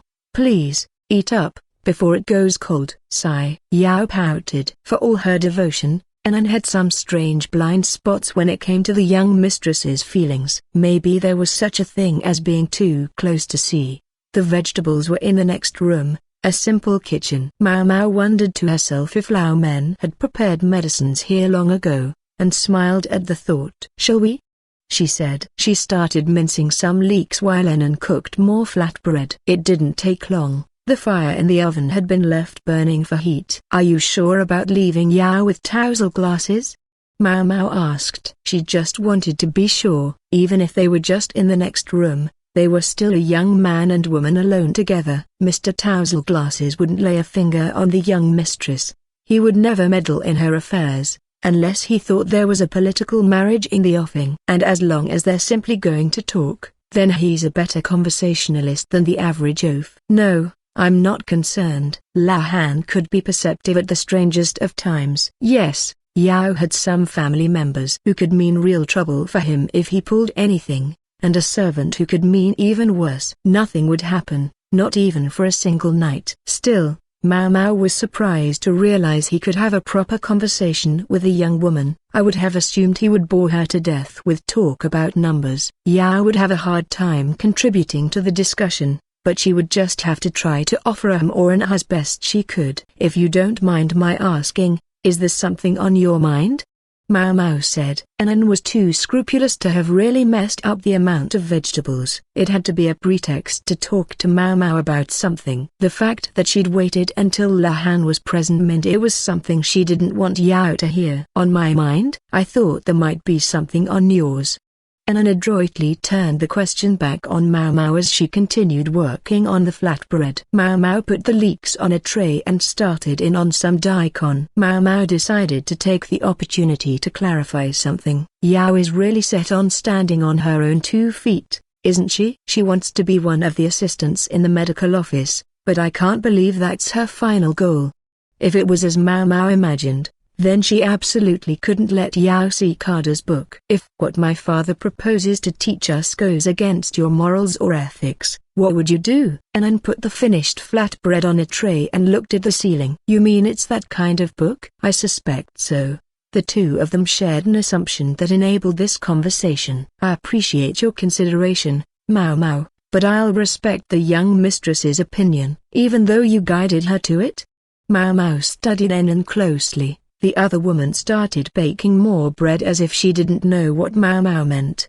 My mistress can be quite willful. Once she gets an idea in her head, she'll see it through. It doesn't matter what I say. When she saw the announcement of the new post, she swore she would get herself appointed. She spent every day at her desk studying. Anan expertly flipped the bread over with a pair of chopsticks. Maomao considered herself a decent cook, but she couldn't hold a candle to Anan. She was bent on not even being beaten by the men, so it must have stung when you outscored her on the entrance exam. She was acting quite out of character. Did that refer to dripping Maomao and generally harassing her? It had really been more her hangers-on who had done that, so Maomao didn't hold it against Yao and hardly thought about it anymore. I do feel sort of bad about that. Maomao had never expected to score as well as she had. The madam's educational methods were a force to be reckoned with. Uncle or no uncle, why does Yao feel she needs to work so hard? Maomao asked. Partly, of course, it was because if she was at home, her uncle would be forever pressing her to get married, but Maomao sensed there was something more at play. Her mother. She's the reason, Anan said after a moment to Lady Yao. Her mother is as good as dead. She often says she disappeared the same time as her father died. Why is that? Maomao asked. She didn't have a lot of what you would call empathy on the subject of mothers, but she knew she and Yao had been raised in very different situations. I'm sure you understand what happens to a widow who can't manage her own household. You mean Yao's uncle took over? Yes, but Lady Yao's mother remained head of the household. The wife of the former master of the house remained the wife. Presumably that meant Yao's mother had then married the uncle. It wasn't that unusual, but for a young woman, it could cause a lot of conflicting feelings, and resentment or even hatred might be among them. Yao would also have learned that women who can't work have few options. If she simply went along and did as her uncle said, she would end up just like her mother. I see, said Maomao. She could understand why Anan didn't want Yao to overhear this conversation. She'd known it might go somewhere like this, and had wisely chosen a change of venue. Maomao put the sliced daikon on a tray. That'll do, I think. She wanted to hurry up and eat before everything got cold. Just as Anan had predicted, when the two women got back to the living room, Yao and Lahan were engaged in a lively conversation. Our capable Anan's cooking is the stuff of rumors, and I hoped I would have a chance to try it. So strangely enough, this turn of events is quite congenial to me, Lahan was saying. Yes, her cooking is wonderful. She could hold her head up anywhere as a chef, and it's nutritious. To boot. Where'd he hear rumors about Anan's cooking? Maomao's question was soon answered. Her older brother's restaurant is very popular, and word is that his little sister is nearly as good as he is. Yes, I think she's every bit as skilled as any head chef, Yao said, the acclaim coming easily to her lips. Maomao remembered hearing that Yao had helped Anan's brother, making him her family's chef. Apparently he'd struck out on his own sometime after that. Was it because of the change in family headship? If Anan's brother had been let go by Yao's uncle, that would do something to explain her antipathy towards him. I've had the privilege of dining 3 times at his restaurant.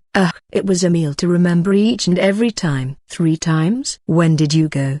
The menu changes every season, right, Anan? Yes. In fact, he finds the freshest ingredients each month. Talk of Anan's brother was enough to get Yao really engaged. She passed the conversation to Anan, who joined in. So far from delivering a lecture about numbers and calculations, Lahan turned out to be quite the conversationalist, a fact Maomao didn't necessarily like. Instead, she focused on savoring the crispy duck skin. The mixture of oil and herbs was caught up in the flatbread, which she topped off with some sweet, spicy jiang. Each bite filled her mouth with the rich flavor of meat, the herbs providing a pleasing texture, all complemented by the sublimely simple flatbread. It was enough to make her mouth water. It was, in a word, delicious. That's wonderful, said Lahan, evidently of the same opinion. He was, as we've said, an excellent talker. He must be, to have gotten the reticent Yao to open up to him so readily. If anything, the conversation had gone a little too well, and Anan was somewhat perturbed. For a while, the only sound that came from Maomao was chewing. Her plate was empty before she knew it, and there was just enough space left in her stomach for dessert. I'll go get some fruit, Anan said. She left the room and returned with a glass vessel containing tangerines. The peels had been removed, the seeds carefully extracted, and they'd been steeped in sugar water. The acidity would work wonders in cutting through the fat and oil from the duck. That was delicious, Maomao said as she set down her chopsticks. She was eager to get to the real topic. Lahan, you haven't taken any books off the bookshelves, have you? Books from the bookshelves?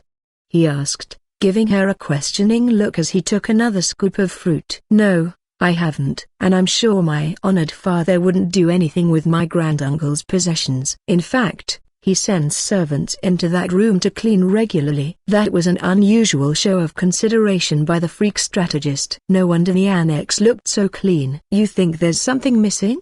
Lahan asked. It would be natural to assume one of the servants was involved, but my father would never hire anyone less than ethical. He's much too dangerous an enemy for that. Books were valuable objects, and as such liable to be stolen. But would any of the servants who worked at the strategist's estate be capable of such a thing? This is a tough one, Maomao thought. What is it that's missing? This. Anan handed him her list. It bore the code of the missing book, -22. Just the kind of classification system my granduncle would devise. I have to admit, it's the perfect way to organize the more than 1,000 books in there. At the realization that Lahan could read the numbers, 2, Yao shot Anan a frustrated look. She hated being the only one who didn't know what they meant. Anan seemed to understand, for she started writing numbers on some new sheets of paper. 1, 2, 3, 4, 5, 6, 7, 8, 9. 1, 2, 3, 4, 5, 6, 7, 8, 9. Yao's expression softened, no longer quite so angry. She was staring hard at the numbers, trying to memorize every one of them. Finally, the paper covered with 1, 2, 3, 4, 5, 6, 7, 8, 9 seemed to click for her. Would the next number be written like this?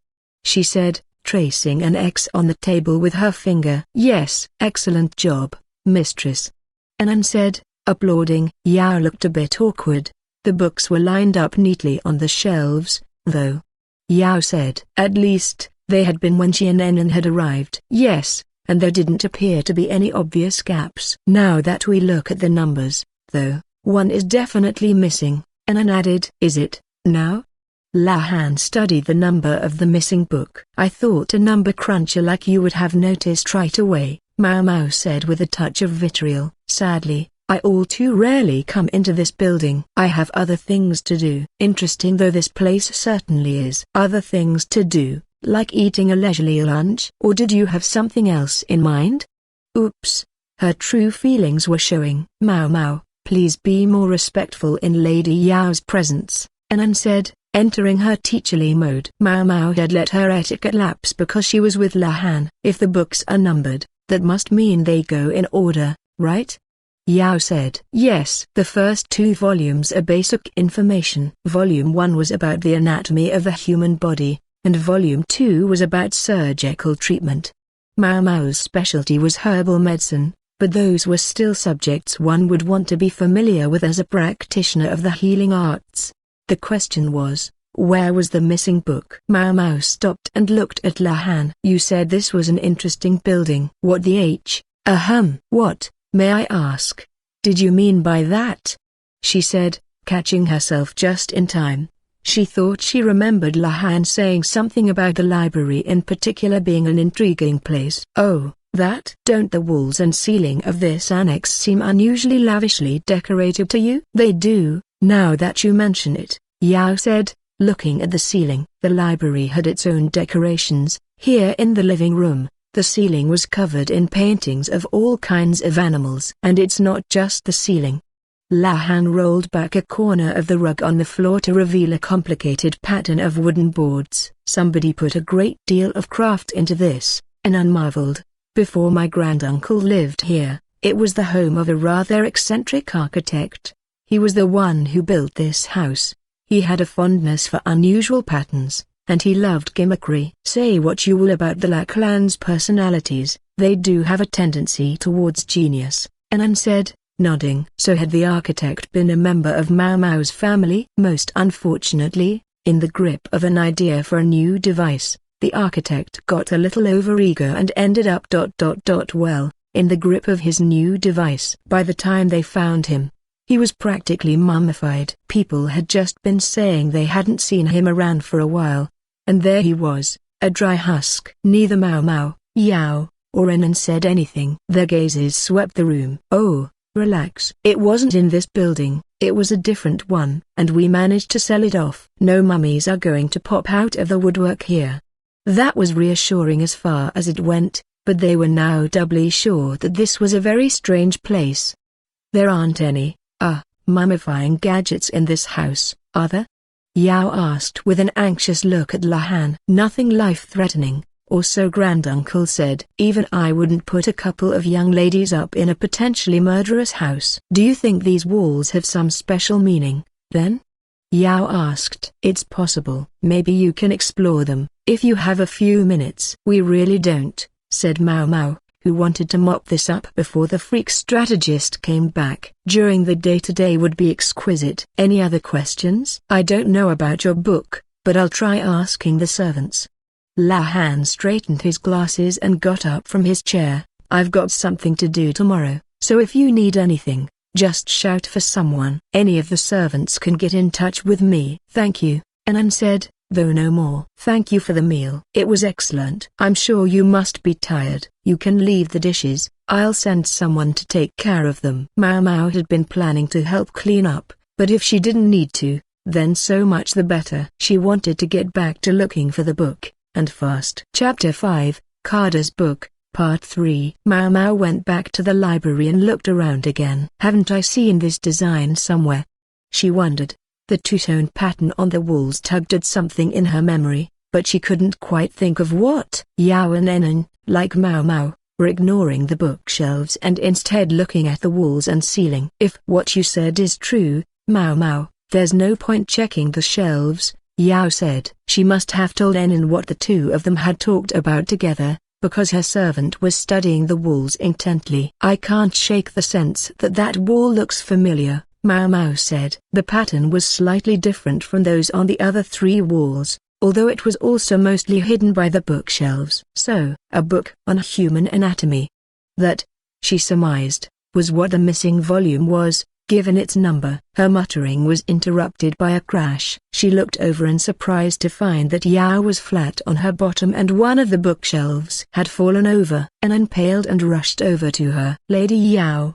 Her mistress didn't seem to be hurt. She got to her feet, patting away dust. Looks like you're all right, Maomao said. But what happened? How did you manage to knock over a bookshelf? Chances were nothing was damaged. The books were sturdy enough, but the shelf was heavy. It would take an effort to stand it up again. Here, look at this, Yao said. She held out a book with the code 2I. It was the number before the one that was missing. What about it?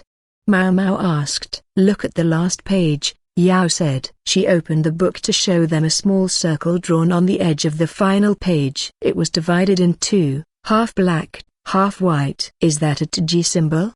Maomao asked. A G symbol, a diagram of the great ultimate, sometimes called the yin-yang, and sometimes taken to look like a black fish and a white fish swimming after each other. It was a common image in fortune-telling, and it had a connection to five elements theory, which, yes, was related to medicine, although Maomao, being of a more pragmatic bent, didn't know much about it. But what's it doing there? She gave it a perplexed look. There's another one, Anan said. Here. She brought over a book numbered -23. Here, it's written on the first page. Maomao lined the two books up and pondered them. And the book we're missing is the one that belongs right between them. That's right. So I had an idea, Yao said, giving the wall a confident smack. I think the missing book is hidden. What makes you say that? Maomao wanted an explanation. Anan, however, clapped her hands, her eyes wide. Of course, Lady Yao, you're brilliant. Even Anan wouldn't flatter her mistress simply because she was adorable. What was so brilliant about her suggestion? These walls show the 8 trigrams. Yes, that's what I thought, Yao said. The 8 trigrams? Maomao, puzzled, searched her mind. She ate a gram of what? I guess you could dry. No. Oh, you mean those diagrams? She said. They had something to do with the chi, she recalled, but unfortunately she didn't remember what. This wasn't her specialty, and her ability to remember things dropped precipitously when she wasn't interested in them. At least it explained why the patterns had looked so familiar. My old man did tell me to at least learn them, but it hadn't seemed as practical as herbal theory, so she'd mostly ignored it. Forget having an acquaintance with them, she'd barely said hello. Yes, you know, this pattern here, I think it's supposed to be a Yao, said Yao. Yao? Maomao asked. It clearly wasn't the other woman's name, but she was damned if she knew what it was. Don't tell me you don't know about them? Yao looked surprised, but also, maybe, just a little bit pleased. I'd guess people who know about them are in the minority, Maomao grumbled, feeling a rush of petulance. Now she wished she'd paid a little more attention to the subject. Do you recognize this sort of pattern? Yao asked, running her fingers along the walls. There were whitish planks and blackish ones. She touched only the black ones. Unlike the other boards on the wall, which all ran vertically, the ones Yao touched ran horizontally. Trigrams are made up of Yao, which are either a single long line or two short ones. The patterns are said to represent yin and yang, or sometimes hard and soft. Maomao crooked her fingers, counting. By having 3 sets of 2 Yao you could make 8 possible combinations, hence, the 8 trigrams. So, you knocked over the shelf to be able to see the entire wall. And one other thing. Yao peeled up the faded carpet, showing that there were trigrams underneath it, just like the wall. Lahan said the book was somewhere in this room, Maomao said, remembering. In this room, but not necessarily on the shelves. And the architect who lived here loved little tricks. That was what Lahan had told them. There was a good chance this room contained one of those architectural contraptions. And then there's the chi symbols, and the trigrams. Not a subject she was very interested in. And her father had said she wouldn't be able to solve this riddle alone. So that's what he meant, Maomao said, clapping her hands. It all makes sense, said Anan, catching on. Once they had the idea, Maomao and Anan worked quickly. They started trying to move one of the bookshelves. Hey, I found it first, Yao said. You just sit quietly, Lady Yao. This is dangerous. Plus, it's very physical labor. I think Yao is probably the stronger of the two of them, Maomao thought, although she had just enough sense not to say it out loud. Even working together, it proved impossible for them to move the bookcase. Instead they emptied it out, then slid the empty case into the hallway. Over and over they did this. Yao helped by taking books off the shelves, although she didn't look very happy about it. When all of the bookshelves had been removed, the walls were revealed in their entirety. It was enough to make the women's heads spin, but when they took up the carpet as well, the sensation became downright vertiginous. Is this it?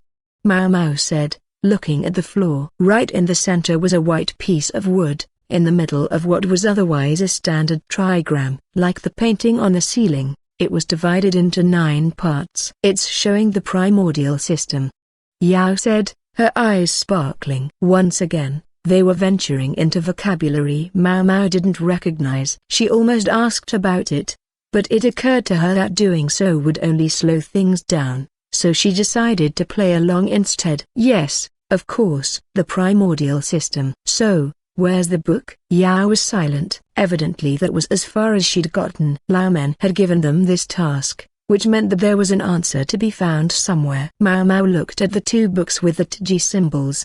They were both about human anatomy, one detailing the hands and the other the feet. Yao, Maomao said, does each of the trigrams have a specific meaning? Lots. They're associated with directions, animals, and even family relationships. Are they ever associated with parts of the human body? Yes, they are, Yao said, turning quickly to the books. Excepting the missing volume, there are 8 books with the code -2, said Maomao. We're missing the 2nd volume, but all the rest, including volumes 4 through 9, are still on the shelves. The numbers were divided the same way as the pictures on the floor and ceiling. We've already got books on the feet and hands, Yao said. That would imply the others are about the head, mouth, eyes, thighs, ears, and stomach. 6 volumes. I brought them, said Anan, ever the quick study. They opened the books and found it was exactly as Yao had predicted. In terms of the theory of the Qi, nothing is missing, Yao said. And yet they were short one number. Did the book not relate to a specific part of the body? Maomao stood smack in the middle of the room, where there was no trigram. On a hunch, she looked up. Someone drew a lot of animals up there, she said. You can tell what they are if you take a good look. I see a horse, and a dog, and a pheasant, and, does that one kind of look like a dragon? You think that's all right? Yao said. It does seem like a questionable choice, Maomao said. The dragon represented the imperial family, and using it without permission could get people in trouble. You know what? Even the ceiling pictures are related to the trigrams, said Yao. Maomao squinted. The pictures were faded with age, but still visible. Right in the middle of the ceiling, I see one horse and two sheep. Does that mean anything to you, Yao? The horse was drawn above and the sheep below. The trigram associated with the horse is called Qian, Yao answered. According to the primordial system, Qian's direction is south, its familial relationship is the father, its body part is the head, its element is metal, and its number is 1. Number? Well, how much is a sheep? A sheep can be 2 or 8, but under the primordial system it's 2. So we have 1 1, and 2 2s. Maomao looked at the books mysteriously, or perhaps not.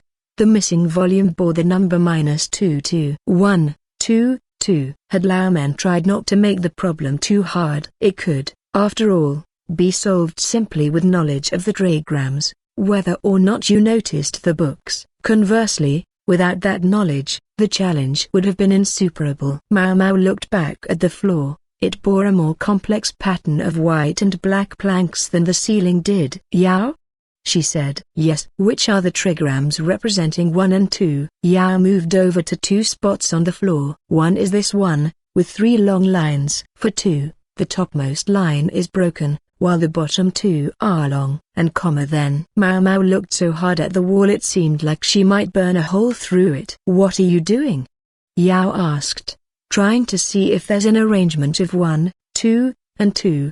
It made her head hurt. All the combinations looked so similar. Worst of all, with the slightest lapse in concentration, she would lose her place and have to start again. I'll start looking on the opposite side, Yao said. And I'll cheer you on. I'll go make a snack, Anan said, and made her escape. Maomao wanted to chase after her, but she didn't dare take her eyes off the wall. She wished she could mark the trigrams off, but she couldn't go writing on the wall. The headache continued. Maomao didn't say anything. Yao didn't say anything. Anan didn't say anything, since she was preparing tea. With so many trigrams, one would have expected there to be an arrangement of 1, 2, and 2 somewhere, but it didn't look like it. 1, then 2, Maomao found repeatedly, but never with that elusive second 2. It's got to be around here somewhere, she thought, and at exactly that moment, she bumped into Yao. Did you find it? No, it's not here, Maomao said. How can that be? Maybe we missed it?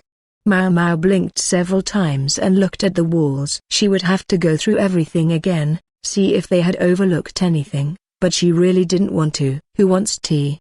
Anan asked, coming in with a clatter of drinkware. I do. Yes, please. Yao and Maomao spoke simultaneously. Since all the furnishings had been moved into the hallway, they unrolled a rug on the floor to have their drink. That'stelithia Uth, Yao said, very happy, but when they were done, they were going to have to check the walls again. If they still couldn't find what they were looking for, they would have to admit that Maomao's guess had been wrong. It's frustrating how many times 1 and 2 show up, but then the last number is different. Yeah, we never find that last 2. We only need it to show up once.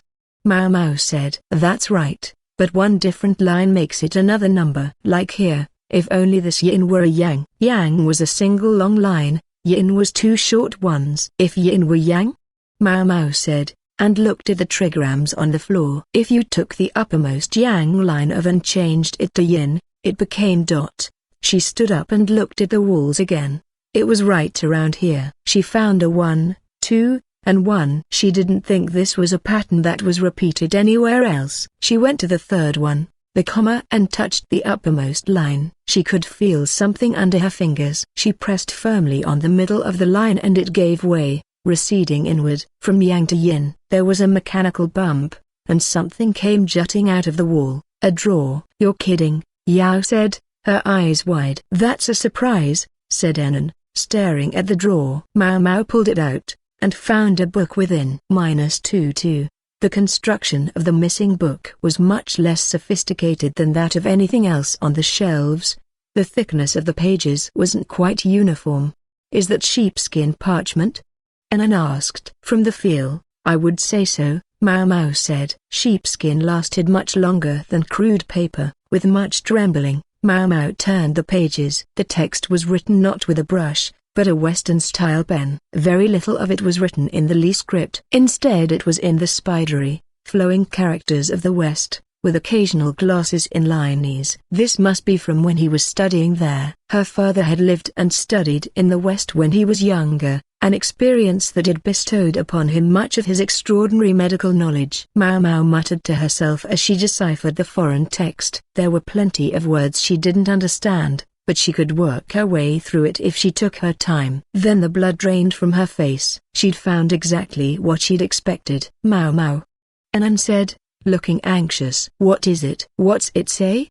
asked Yao, the only one who couldn't read Western letters. Maomao stood there, not moving. "What's wrong?" Yao reached out and turned the page instead. There, Maomao and Anan saw what they had feared. "What is that?" Yao asked. There was a carefully wrought drawing of a human body. That wasn't, in and of itself, a problem. But this picture showed the person without their skin, revealing the details of the flesh underneath. Yao caught her breath and averted her eyes, looking sick. The image was far too realistic to have been drawn from the imagination. The artist must have had an example in front of them. Still fearful, Maomao turned to the next page. This one showed a human stomach, sliced open, the guts within depicted in detail. My old man used the medical expertise he learned in the West to slice open the Empress Dowager's belly. It was how he had delivered her child. Normally, when mother and child were both in danger, a physician would endeavor to at least save the baby, but Lahan had managed to save them both. It wasn't a feat mere knowledge alone could accomplish. He must have done it before. Who knew how many people he had cut open, how many bodies he had cut into in the name of practice. Now Maomao saw why her old man had always tried to keep her away from corpses. Why he'd raised her as an apothecary instead of a physician. This explains everything. Maomao closed the vile book. She didn't censure Lahan for what he had done. If you wanted to practice medicine, you had to know about the human body. Even Maomao experimented on a real person, namely herself. But most people, they would react the way Yao had. She was pressing her hands to her mouth, looking at the awful text with repulsion. Maomao didn't know how it was in the West, but the average person in Li would never be able to accept what was in this book. There was faith.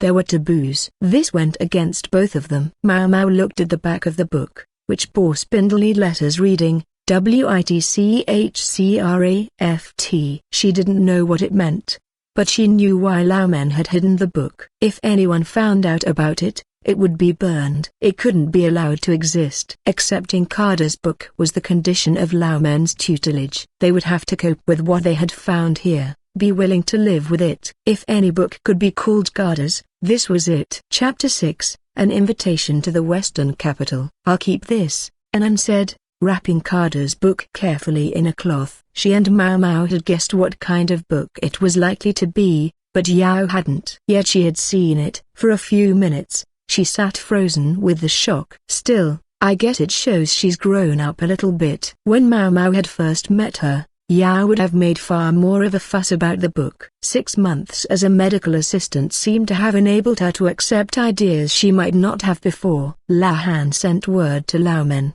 who would come for them the next day. Maomao hoped she could get her thoughts in order before then. "I'm afraid there's something I have to do," she told Yao and Anan. She was concerned about how they were doing, but she had another problem to deal with, one she couldn't get away from. Soon she was bouncing along in a carriage, returning from the freak strategist's house to her dormitory. "It would be a lot faster if I could just go straight there," she thought. She didn't want to take a carriage Lahan had procured for her directly to Jinshi's villa. However, a different carriage would collect her at the dorm. The woman who ran the building gave Maomao a doubtful look, but didn't ask any questions. Maybe her salary included a little something extra to make sure she wouldn't. As soon as Maomao arrived at the villa, she felt the tension in the air. The atmosphere was so dark Jinshi might have been trying to grow mushrooms, Gao Shun was going around with his brow in a perpetual furrow, and Sui Rin looked disturbed and murmured, my. The only bright spot in the room was Chu, the serving woman. She brought Maomao tea, making that characteristic squeaking sound as she walked. This is fermented tea from the West, she said. It smells nice and is lovely with a drop of distilled alcohol in it, but they told me not to let you have anything to drink. She shot a glance toward Sui Rin. Maomao wished she could have the alcoholic tea. In fact, she wished they would hold the tea. After a moment's hesitation, Maomao said, should I ask? She didn't really want to know, but Jinshi looked ready to spore at any moment, and she didn't want any of it to land on her. If you'd be so kind? Chu said, and Gao Shun came hustling over. There was no sign of Ba Sen, and it seemed likely there wouldn't be while his father was on the job. Yes, well, he's to go to the Western capital again, Gao Shun said. Oh, really? The poor guy. Jinshi's face puckered in annoyance. From behind him, Gao Shun was making an emphatic no gesture by crossing his arms in an X. For some reason, Chu was mimicking him, although with her it looked almost like she was dancing. She made it look sort of fun. Who is she, anyway? Maomao asked Sui Rin before she could stop herself. If I told you she was Gao Shun's daughter-in-law, would that help? Sui Rin replied. In-law? So that would make her his son's wife? Yes. Not Ba Sen's, there's another older sibling, in addition to the older sister. I see. While Maomao talked with Sui Rin, the metaphorical spores had practically become a cloud around Jinshi. Maomao turned back to him, resigned that she was going to have to hear the rest of the story. So, why is that?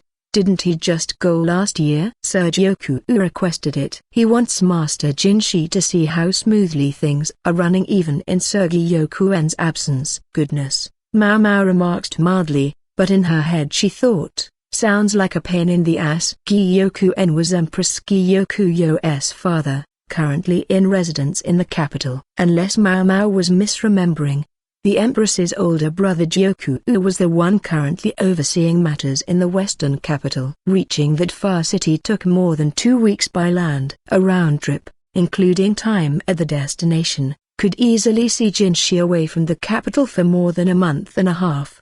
Perhaps it's not my place to suggest, but is it possible that someone else could go on Master Jinshi's behalf this time?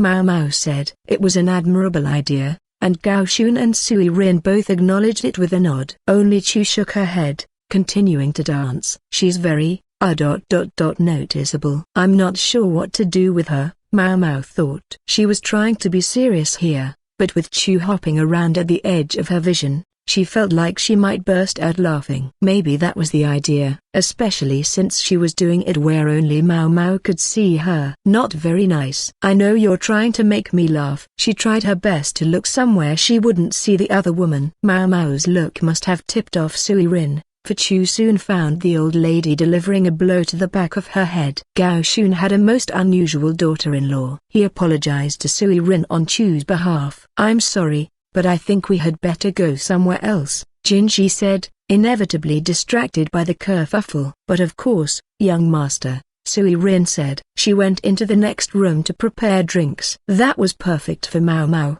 who was eager to get down to the business of treating Jinshi. She followed him into the next room and closed the door. Now bereft of his matron and his minder, Jinshi heaved a sigh. May I continue the conversation?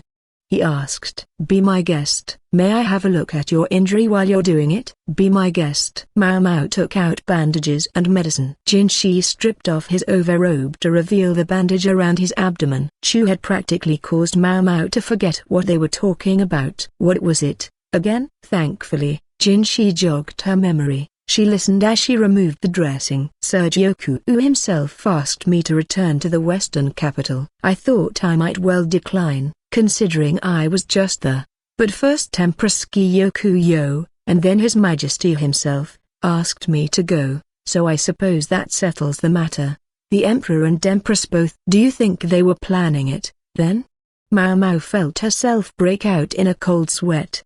The exposed wound was still red. She had succeeded in stopping the bleeding, but it was clearly still fresh. Sir Joku's letter arrived last night. He wants someone to come see how things are going in the western capital without Sir Gyokuen present. Maomao didn't say anything. Jinshi already seemed to be mentally preparing himself. If he was going to the west, then Maomao would have to go with him. She inspected the injury to make sure it wasn't festering, then applied more salve. I need to get my old man to teach me some surgery, and fast. The matter was even more urgent than she had realized. If I knew how to replace damaged skin with fresh. Jinshi was trying to hedge her in, but she refused to simply let him have his way. I wonder if anyone's ever done that successfully. She searched her memory for any mentions in the books she'd read. In the past, there had been attempts to graft teeth and skin on slaves, but all of them she'd heard of had ended in failure. However, there had been some successes in moving a person's own skin from one part of his body to another. Maybe if I could pick a part of Jinshi's body where it wouldn't stand out. The buttocks, perhaps. She tugged idly at Jinshi's trousers. He nearly jumped out of his skin. What do you think you're doing? Guess I can't tell him I was trying to get a look at his rump. Sorry. I needed to loosen your trousers a bit to reach with the salve. You could at least warn me. Have you no shame at all? He looked at her with the oddest expression. Now you worry about shame, sir? Maomao had been somewhat frazzled recently thanks to Jinshi's explosive antics, but now she was in her element. When she got a new method of treatment into her head, her mind began to work very fast. She rubbed medicine into the wound, then bandaged it carefully. I really need you to learn to do this yourself, sir, she said, showing him the method once more for good measure. She stepped away, and Jinshi pulled on his robe, looking somehow forlorn. This means I'll have to accompany you to the western capital, doesn't it? Maomao asked. Yes, that's what it would mean. On their last trip there, she was fairly sure there had been a real doctor among the staff, although she hadn't paid it much mind. Maybe there was, maybe there wasn't. Maomao's memory was not to be trusted in such cases. It would be so convenient if she could remember people after seeing them just once. And as a matter of fact, she knew someone like that. Rikusen, that was it. The freak strategist Sade was in the western capital now. Perhaps she would see him. Understood, sir. How long will we be there? If it was about the same as last time, she thought she could swing it, somehow. I don't know. I would expect a minimum of 3 months. 3 months. That was a long time, and that was at a minimum. Suddenly she had a thought. This was a punitive assignment. He'd done something unthinkable in front of the 2 most important people in the nation. Of course there would be repercussions. Master Jinshi. I know. Don't say it. Did he know what she was thinking, or was he imagining something else? He could tell her not to ask, but ask she must, though she would settle for a comparatively easier question. I have a lot of questions, but let me pose this one. Why would Lady Gyokugyo insist that you go? The Emperor she could understand. But even the Empress had told Jinshi to go to the western capital. Why? That area was ruled by her family, and Jinshi had just sworn fealty to her. I don't know for sure yet, but I have an idea, Jinshi said, half to himself. Sir Joku's daughter will soon enter the rear palace. Oh? Maomao nodded. But she was also puzzled. Entering the rear palace meant the girl would become the emperor's bride. Even His Majesty would be hard-pressed to turn down the daughter of one of the most powerful men in the western capital. One of his relatives is already the empress, His Majesty's proper wife, Maomao thought. Was Joku trying to shore up his family's power base by insinuating yet another blood relation into the court? I have no idea what Master Gyokuen must think of that. But don't you suppose it puts Empress Gyokugyo in a rather difficult position?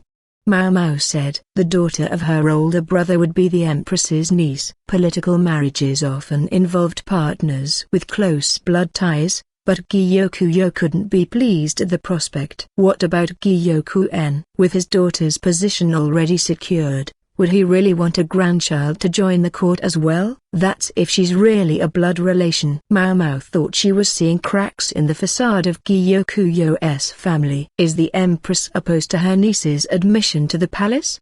She asked. Jinshi didn't reply immediately, which Maomao took to mean she had the right idea. His expression told the story. Finally he said, true, She is not eager. However, she can't chase the girl out of the rear palace either, which means there must be a compromise.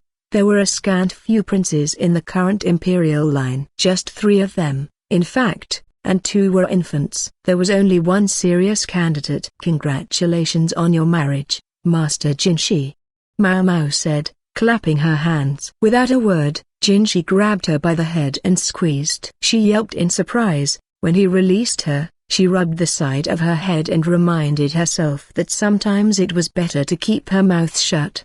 You think I'm getting married, with this body? It's the body you gave yourself. Maomao objected privately, but this time she was clever enough to keep it to herself. Instead she asked, purely as a point of reference, is there anyone else besides you suited to marry her? You'd have to go back several generations in the imperial family. The kinds of people who spend most of their time these days cooped up in temples reading holy texts and keeping their distance from the common world, assuming none of them has started to harbor such outsized ambitions that they're ready to foment rebellion. I don't see any candidates there. And I suppose she and her father wouldn't settle for a worthy retainer? If, however, Jinshi were to be leaving for the western capital just as the young lady arrived, the wedding could be delayed for months. The father of the bride couldn't even object, because he was the one who'd summoned Jinshi. I feel bad for the girl, dragging herself all the way here just to sit around and wait. Sympathetic though she might be, however, there was nothing Maomao could do. Anyway, if Jinshi had been willing to marry a girl just to make her happy, there'd have been no end of young ladies with sob stories showing up at his door. Can't be overly concerned with other people's affairs. Maomao had other things to do. When do you think you'll be leaving? She asked. 2 months from now, he replied. Not much time. She had so much to learn, and she would have to do it in a hurry. Jinshi looked like he wanted to say something else, so she asked, is there anything else on your mind, sir? He paused, then said, I don't have enough information yet. I'll get in touch with you another time. Very well, sir. Maomao gathered up her medicines and bandages, confirmed when she should come back next, and then left the villa. Chapter 7, Taboo. The next day, the library at the freak strategist's house had been conscientiously cleaned up. The carpet was back in place, the bookshelves were where they belonged. If anything was different, it was only that the faded carpet had been replaced with a new one. Master Lahan told one of the servants to clean things up, Anan reported. Is that right?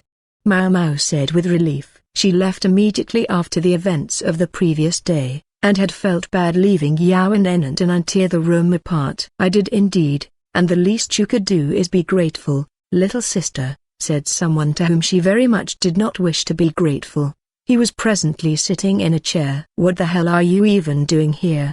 Maomao asked. What a way to talk. With my honored father away, I'm in charge of this household. In other words, you've got plenty of time on your hands. Is my father coming or what? Maomao, watch your tone, Anan said. Yao was already seated and waiting eagerly. Lahan arrived, announced by the tapping of his cane on the floor. As he entered the library, he thanked the servant who was aiding him, and unclosed the door. The windows were shut as well. Candles had been set out for light, and filled the room not just with the illumination but a sweet smell of honey.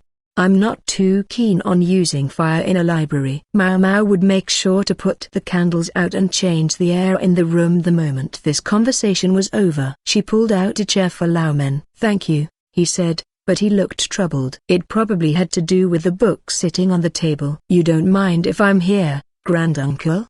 Lahan asked. You might wish to reconsider where you stick your neck, Lahan, said Lahan. I take your point, but I'd like to be aware of what's going on in my house. It's not my style to duck responsibility by saying I didn't know. In some respects, Lahan had a personality the polar opposite of Maomao's. Perhaps he was simply confident that he would be able to handle any problems that arose from his approach. Are we right? Is this Garda's book? Yao asked, rising and propping up the sheepskin tome. Yes, I compiled it while I was studying in the West. Yao's face tightened. Anan remained impassive, and Lahan, if anything, looked downright intrigued. Did you also make these illustrations, then, Master Laomen? Yao asked. She flipped the pages, showing the depictions of open human bodies. I drew those illustrations, and I did the dissections as well. At the word dissections, Yao's face got even stiffer. Human dissection was not many people's idea of a good time. Desecrating a dead body was considered immoral, and was forbidden. Were they criminals? Yao asked. Lao Men shook his head sadly. He stood up and turned to the last page of the book, where there was a picture of a woman. She appeared to be a foreigner, her hair billowed, and her light skin tone was depicted in delicate brush strokes. Her internal organs were drawn in a realistic fashion, but her face bore the stylized, serene expression of a bodhisattva. There were ink stains here and there. This page was noticeably less clean than the others. The land to the west knows much that we do not, and there is a great deal we can learn from them. But it doesn't mean that everything they do is right. I often saw them mete out punishment to people who had committed no crime. There was grief in Lao Men's eyes. He seemed to be gazing into the past. This woman was said to be a witch. To test whether the accusation was true, they tied her to a boulder and threw her in the water, where she sank. Maomao shivered. Lao Men didn't speak much of the time he had spent studying beyond Li's borders. When he did, it was chiefly to share stories of injuries and illnesses he had encountered. If she didn't float to the surface, it would prove she wasn't a witch. If she did, it would show that she was a witch, and they would burn her alive. They determined that the woman was no witch, but it didn't put the breath back in her lungs. Yao was pale, and her hands shook. She seemed to be debating whether to plug her ears, feeling that she had to listen but not wanting to hear. Anan asked the question that was on all their minds. These witches, are they criminals? They might have been adherents of a different faith. So-called heretics, students of medicine. Sometimes wandering commoners were treated as witches too. In that sense, perhaps I was one of them.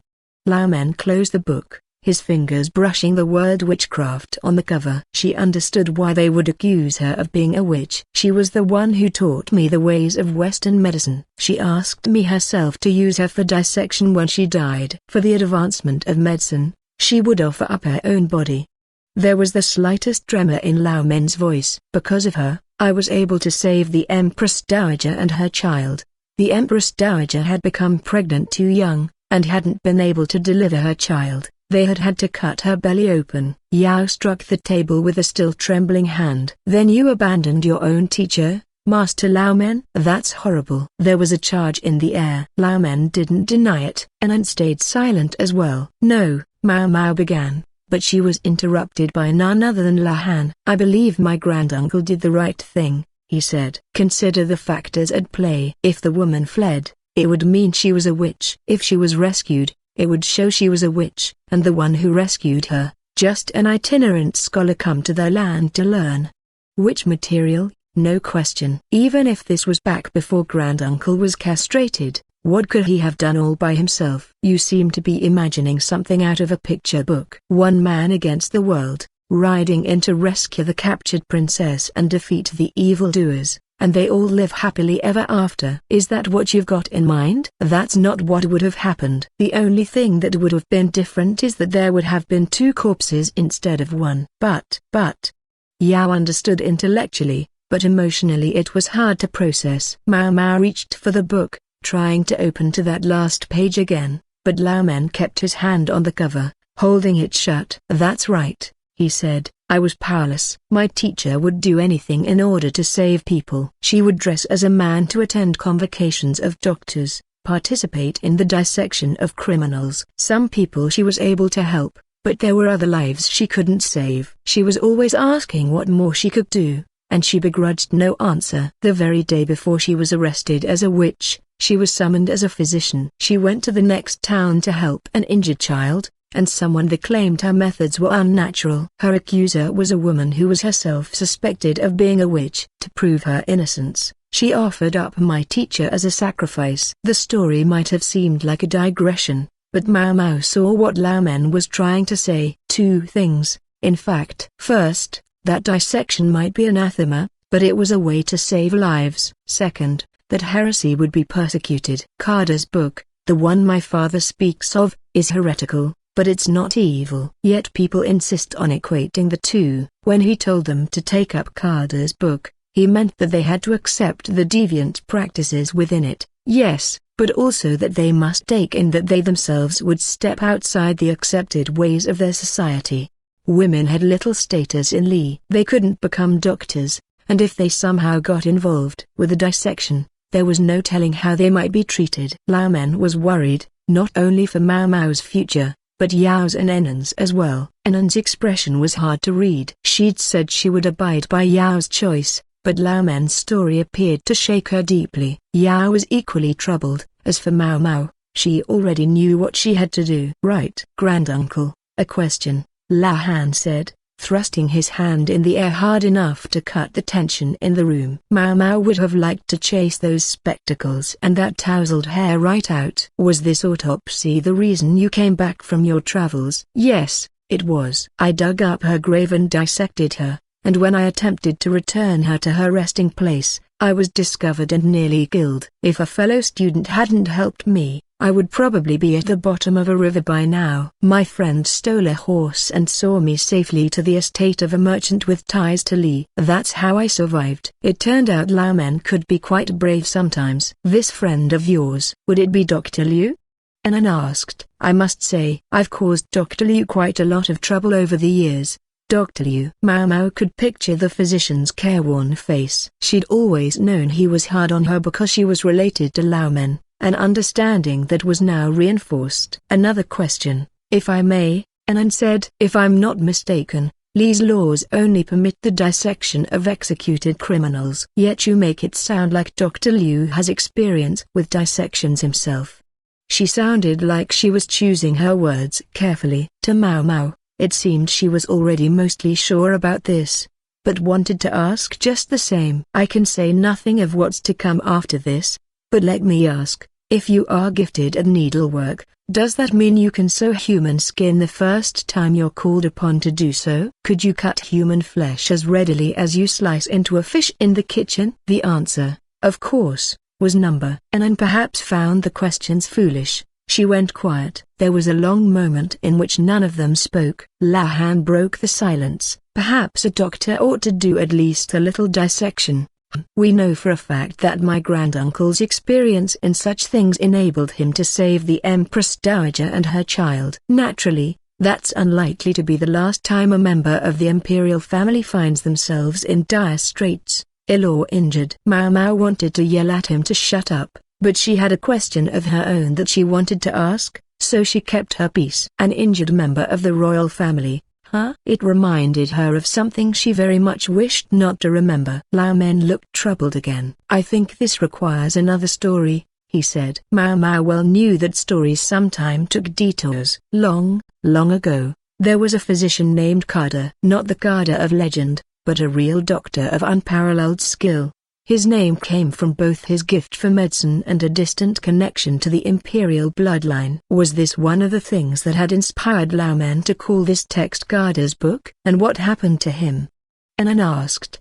He did many dissections, or so it's said, in the interests of medicine. He wasn't afraid to use his authority as a member of the imperial family, however marginal, in order to further his work. He didn't limit himself to criminals. He collected the corpses of any people who had died of unusual illnesses. He trusted to his abilities and his conviction that what he was doing was right. Laomen continued. But he made one miscalculation. Among the bodies he gathered was a young prince, the son of the reigning monarch and the apple of his father's eye. The prince had died young of a mysterious illness. Most of the people around the table were quick to see the implications of whatever they were told. Only Yao looked like she was having trouble keeping up. The remains of members of the imperial family were supposed to stay in the mausoleum for a year after death. It was only too clear the emperor would be furious to discover that Gada had not only spirited the body from its resting place, but then dissected it.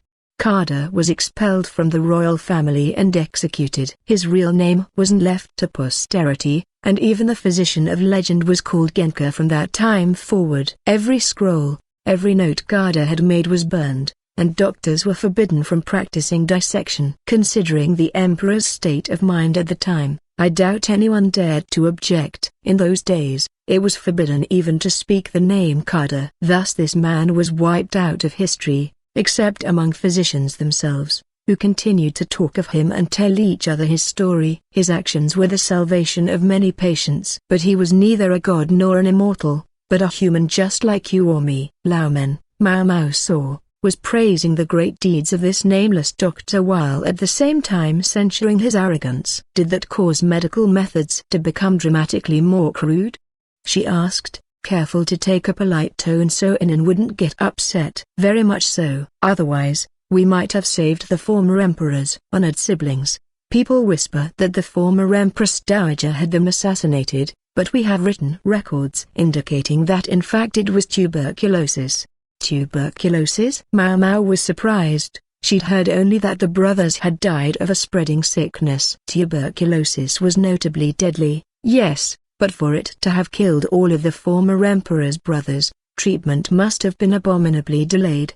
Either they failed to isolate the first patient, or they mistakenly thought it was just a cold. She'd always assumed it was a matter of bloodline that had prevented the former emperor from catching the illness, but perhaps it was because he'd spent so much of his time apart from the other princes. She'd heard that his mother, the one often called the Empress Regnant, had been one of the lower consorts. When study is neglected, there is no end to how lower discipline can sink. I went to study in the West because the former Empress Dowager was alarmed by the paucity of medical knowledge we possessed.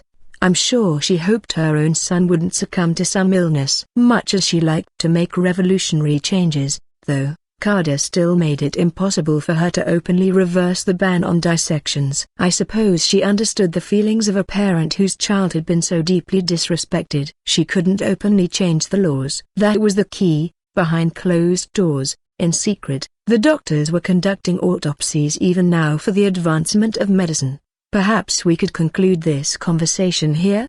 Laomen looked at each of them as if it were a genuine question. Yao didn't answer. Yes, sir, said Anan, still bothered but drained. Very well, Maomao said, more firmly. There were still so many things she wanted to know, but Laomen looked like he was done answering questions. So that's the story, said Lahan. He had begun this conversation as a third wheel and ended it sounding no more involved. If you don't make this decision, then I urge you to forget everything you heard here today. You'll be happiest that way, said Laomen, still conscientious enough to leave them a way out. He trusted that Yao, Anan, and even Lahan would keep the secret to themselves. I'll be going back, then. Is there a carriage, Lahan? I'll have one made ready immediately. Laomen tucked the book gingerly among the folds of his robes. This can't stay here anymore, he said, and then made to leave the library, his cane tapping on the ground. Maomao took a handkerchief from her own robes and handed it to him. You can't leave a book that valuable just hanging out there. Someone will steal it, she said, quietly enough that Anan wouldn't hear her. True, thank you, I'll be careful. She watched him go, the tapping of his cane the only sound. She could have excused herself to see him safely to his carriage, but Lahan went with him. So Maomao elected to stay. She was more concerned about the other two in the library at that moment. I'm hungry, she thought. The sun was high in the sky by now, but Anan showed no sign of preparing a meal, so Maomao resigned herself to doing some cooking. All right, food's ready, Maomao said. They'd been making buns in the main kitchen, and she'd induced them to share some ingredients with her. She'd added meat filling to turn them into proper dumplings, and she hadn't done a bad job of it. If she said so herself, she could have stopped there, but there were some other interesting ingredients around, so she decided to make one more dish too. Now she stood in front of the other two women, neither of whom seemed to have much appetite, holding the dumplings and something they'd never seen before. Yao was the first to react. What's that? Perhaps we could call it Basi Hongshu, silk reeling sweet potatoes, Maomao replied. In other words, sweet potatoes with a starchy sauce over them. She diced the sweet potatoes, peels and all, fried them in oil, and then covered them in starch syrup. There seemed to be a lot of sweet potatoes in this household. It's practically a staple food around here, Anan said. I have a relative who's a potato farmer, Maomao said. Specifically, Lahan's biological father. I thought I'd been seeing a lot of them in the marketplace. I wonder if Master Lahan is putting them out there. Basi, is it? Yao took a piece of potato in her chopsticks. She seemed amused by the way it trailed long threads of starch syrup after it. It looked like Maomao had successfully distracted her. "They'll go cold if we don't eat them. How about we get started?" Maomao took one of the buns from the steamer and took a big bite. "Here, Lady Yao, use this." Anan handed Yao a dampened handkerchief. Yao took it, wiped her hands, then picked up a bun. "It's good, but I feel like it's missing something," she said. "Please don't compare my cooking to Anan's. It's a very good effort for a layperson, Lady Yao."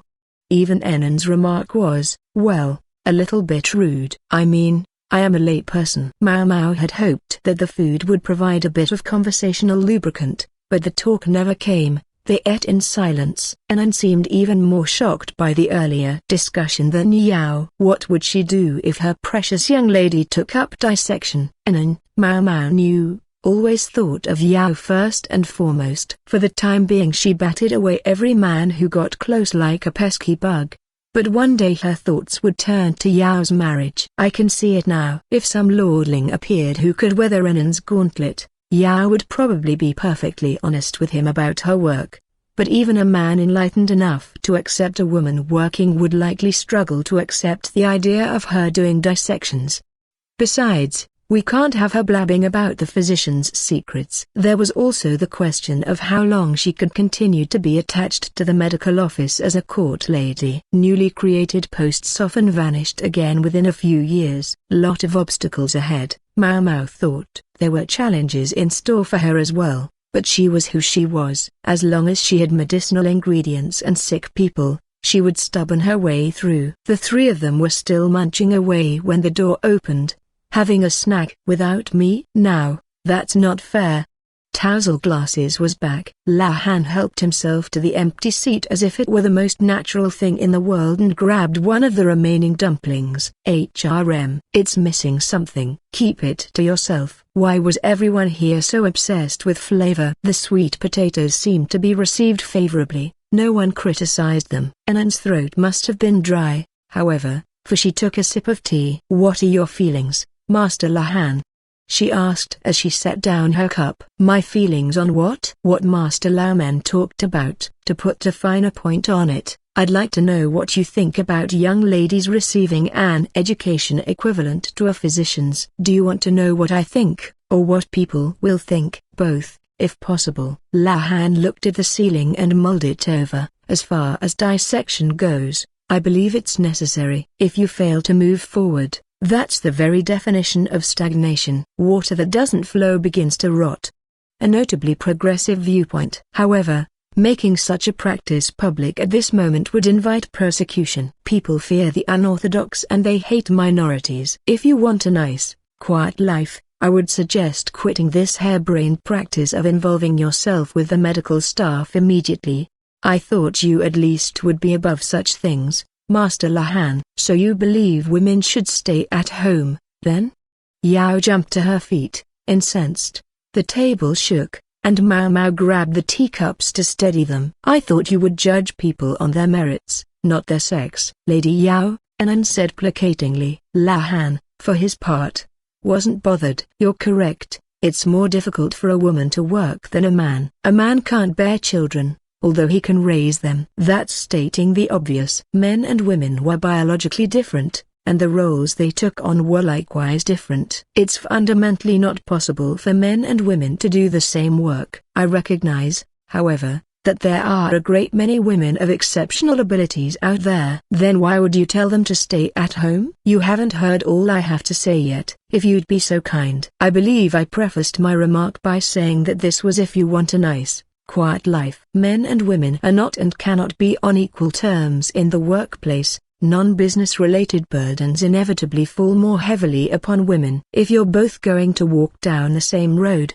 and one of you is in shackles, then you'll need something to help you make up the difference, vastly greater knowledge, or physical strength, something. You'll need more simply to stand on the same ground. That's right. You already understand, then. Being a doctor is considered demanding work even among men. For a woman to enter that field, she would need much ability and more conviction. Meaning that if your decision can be swayed one way or the other by my opinion, Then I think you had better quit and go home. Lahan was usually so decorous around women, but when he decided to speak his mind, he certainly did so. Yao and Anan sat frozen. I'm in favor of women being allowed to do the same work as men. Yet not every woman can or should go into the working world. Anyway, our society as it stands isn't very welcoming to working women. There are plenty of incompetent men out there, and women too. Even within a given category there are individual differences, so there's no way everyone is going to be able to work when they're already shackled. If you think it sounds too difficult, if you don't think you can hack it, then isn't it logical to suggest you should find something else to do with your life? Maomao actually found herself agreeing with Lahan, but with Yao there, she decided not to nod openly. To hear it from you, Yao, he went on, one might believe that going to work is the one true path, and looking after the household is pointless and insignificant. But I think that itself might be a mistake. One often witnesses hard-working officials at a drinking party deride their wives as useless, yet more often than not, they're actually in the palms of their ladies' hands. The higher you rise in the world, the more you need class. Clothes, as they say, make the man. Yes, there are exceptions. Of course, a man without any distinguishing talents, however, needs to look good instead, and the less talent he has, the better he needs to look. So his wife puts together an ensemble, puts his shoes on for him, and sends him out the door. If anything, I think you may be a bit too contemptuous of women who can't or don't enter the workforce, but stay at home. We won't say exactly who he had in mind when he spoke of exceptions. Yao's mouth worked like she wanted to say something, but she couldn't respond. My mother was chosen by my grandfather to be my father's bride. Pride she has in spades. Any tasteful furniture you see left around here, she paid for out of her own pocket, with the last of her financial resources. What grieved her more than anything when she was chased out of this household was that she would no longer get to enjoy the sparkling life of the capital. You might think at first glance that she had no redeeming qualities, but she had good taste. When furnishings from this household were sold off, many of them fetched nearly the same price they had new. Some of them had even appreciated. If I'd been a little more clever at the time, I might have found some other means of employment for my mother rather than letting her be shuffled off to the countryside. She would have been much more successful as the wife of a merchant, or as a merchant herself, than married off to a homespun man of the La family. Although to be fair, my mother is much too strong-willed a person to have entered merchantry, or to have ever consented to marrying a mere businessman.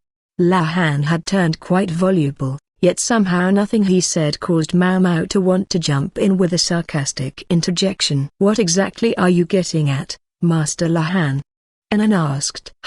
I've been a little too roundabout. My point is simply that I've become rather stubborn myself, and hate to see capable people embarking on a path that doesn't suit their talents. It's very inefficient, and not beautiful. Both of you are talented. So whether you work in the public eye or offer support from the wings, I'm sure you'll do well. Whether you'll achieve mastery is another question. To see someone pursue what they really want, though, questions of efficiency aside, the passion itself makes the pursuit beautiful. In sum, for Lahan, the matter seemed to come down to whether or not it agreed with his aesthetics. He sipped some tea, then rose from his seat looking quite pleased with himself. If you don't mind, I'll excuse myself now. He wiped his glasses and promptly made his exit. Maomao rested her chin on her hands and watched him go. No one scolded her for her uncouth behavior. Anan was looking at the ground. Yao, though, was staring straight ahead. She offered Lahan's departing form a small bow. I see.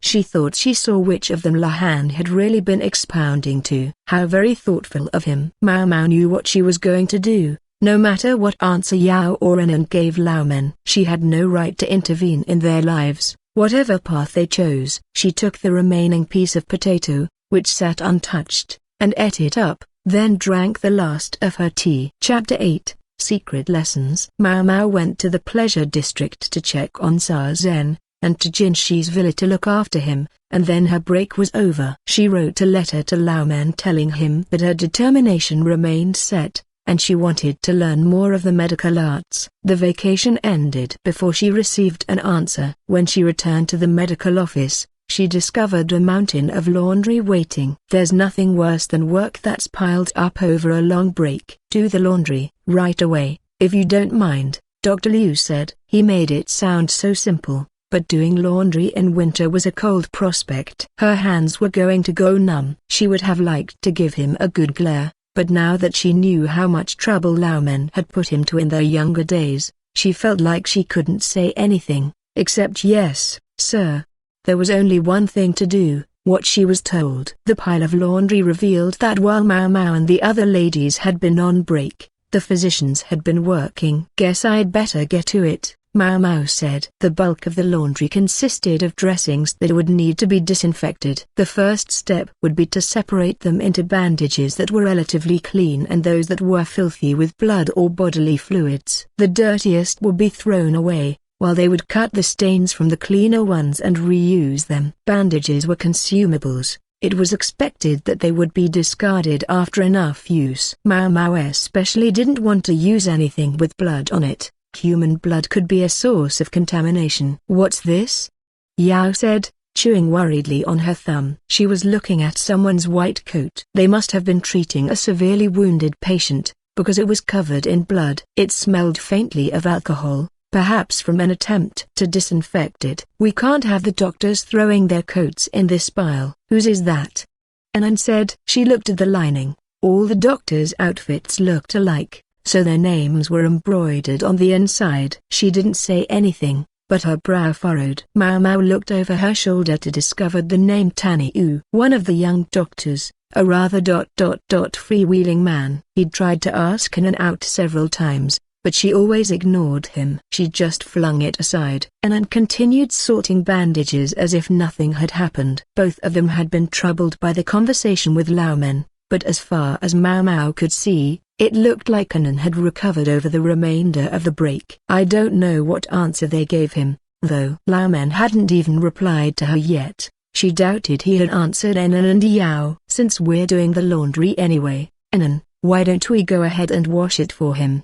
Yao said. Lady Yao, you mustn't indulge these people, even if they are doctors. Rules are rules. Specifically, the rule in question was that the physicians were to wash their own medical attire. But they were working while we were on break. Anan adopted a most uncharacteristic expression of restrained anger. No doubt she was unhappy to hear Yao giving Taniu any benefit of the doubt. I'm not sure how to get the bloodstains out, though, Yao said. Anan made no move to solve that particular problem, so Maomao stepped forward. Give me that for a second, she said. She looked at the faded bloodstains. Enough time had passed that they had taken on a dark crimson color. Maomao wasn't sure they would come out, but nonetheless she filled a bucket with cold water and dunked the coat in it. What's your plan? Are you going to use ash?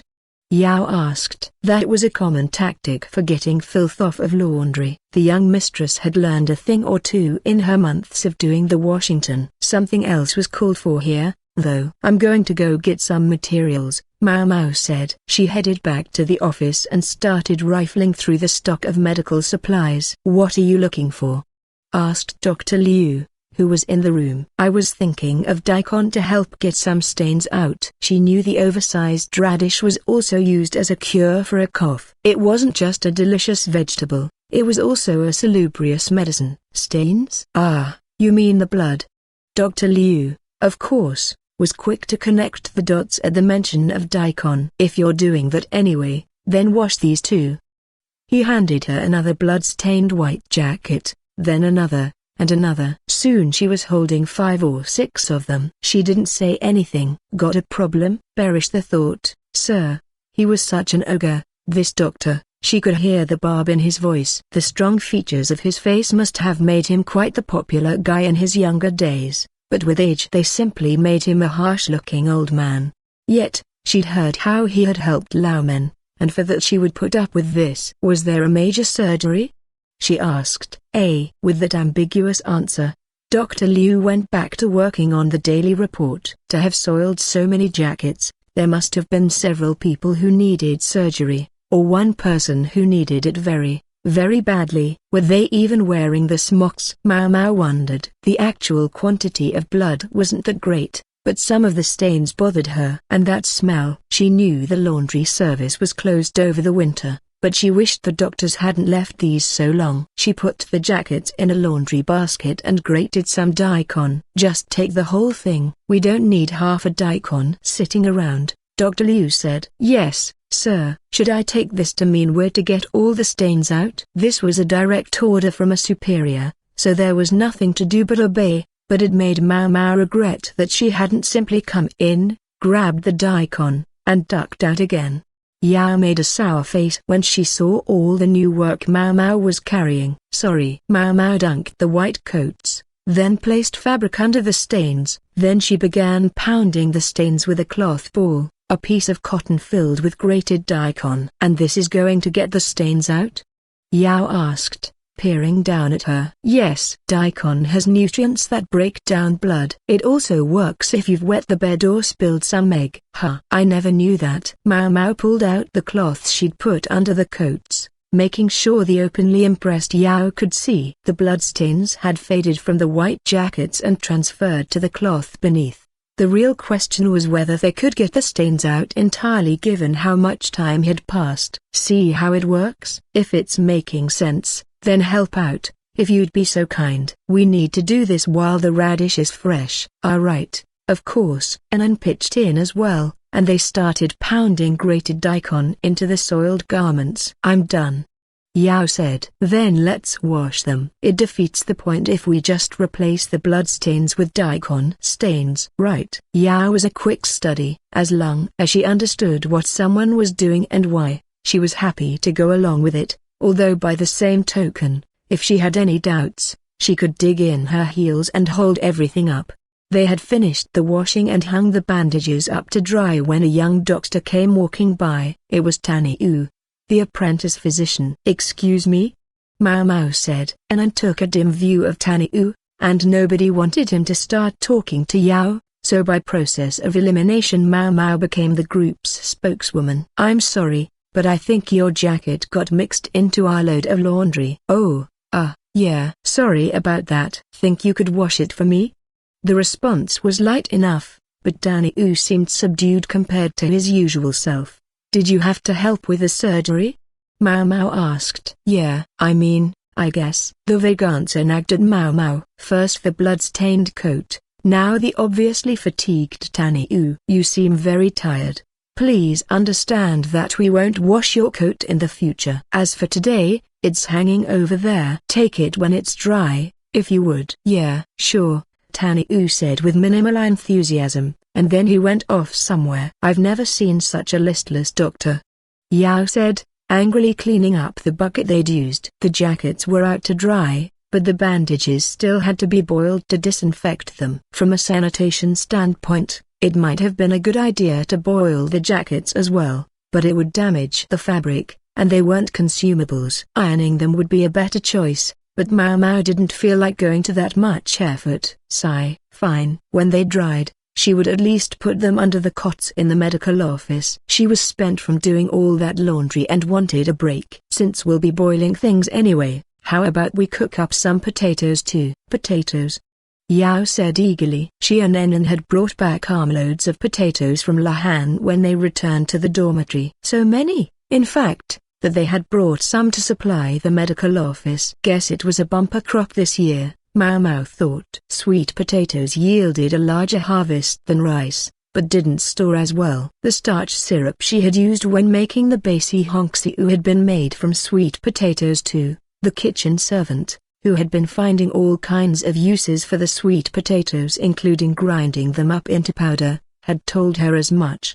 But making them is easy and delicious. The thought put a bit of the spring back in Maomao's step. Yao's eyes were shining. Better keep up, Maomao. Coming, with her arms full of sopping bandages, Maomao followed after Yao and Anan. The sun was already starting to get low in the sky by the time they were done disinfecting the bandages and hanging them to dry. I didn't have a chance to do anything. The time had vanished partly to the quantity of laundry, but also to cooking potatoes. As the three of them were enjoying their snack, a parade of other physicians had appeared to request some for themselves. Wish I could mix up some medicine, Maomao thought. As long as she was in the medical office, She wanted to experiment. Unfortunately, as soon as it got dark, the ladies would be sent home. Not to mention that once the bandages were anywhere near dry they had to be brought inside, lest they frost during the night. Maomao looked at the white coats drying along one edge of the laundry area.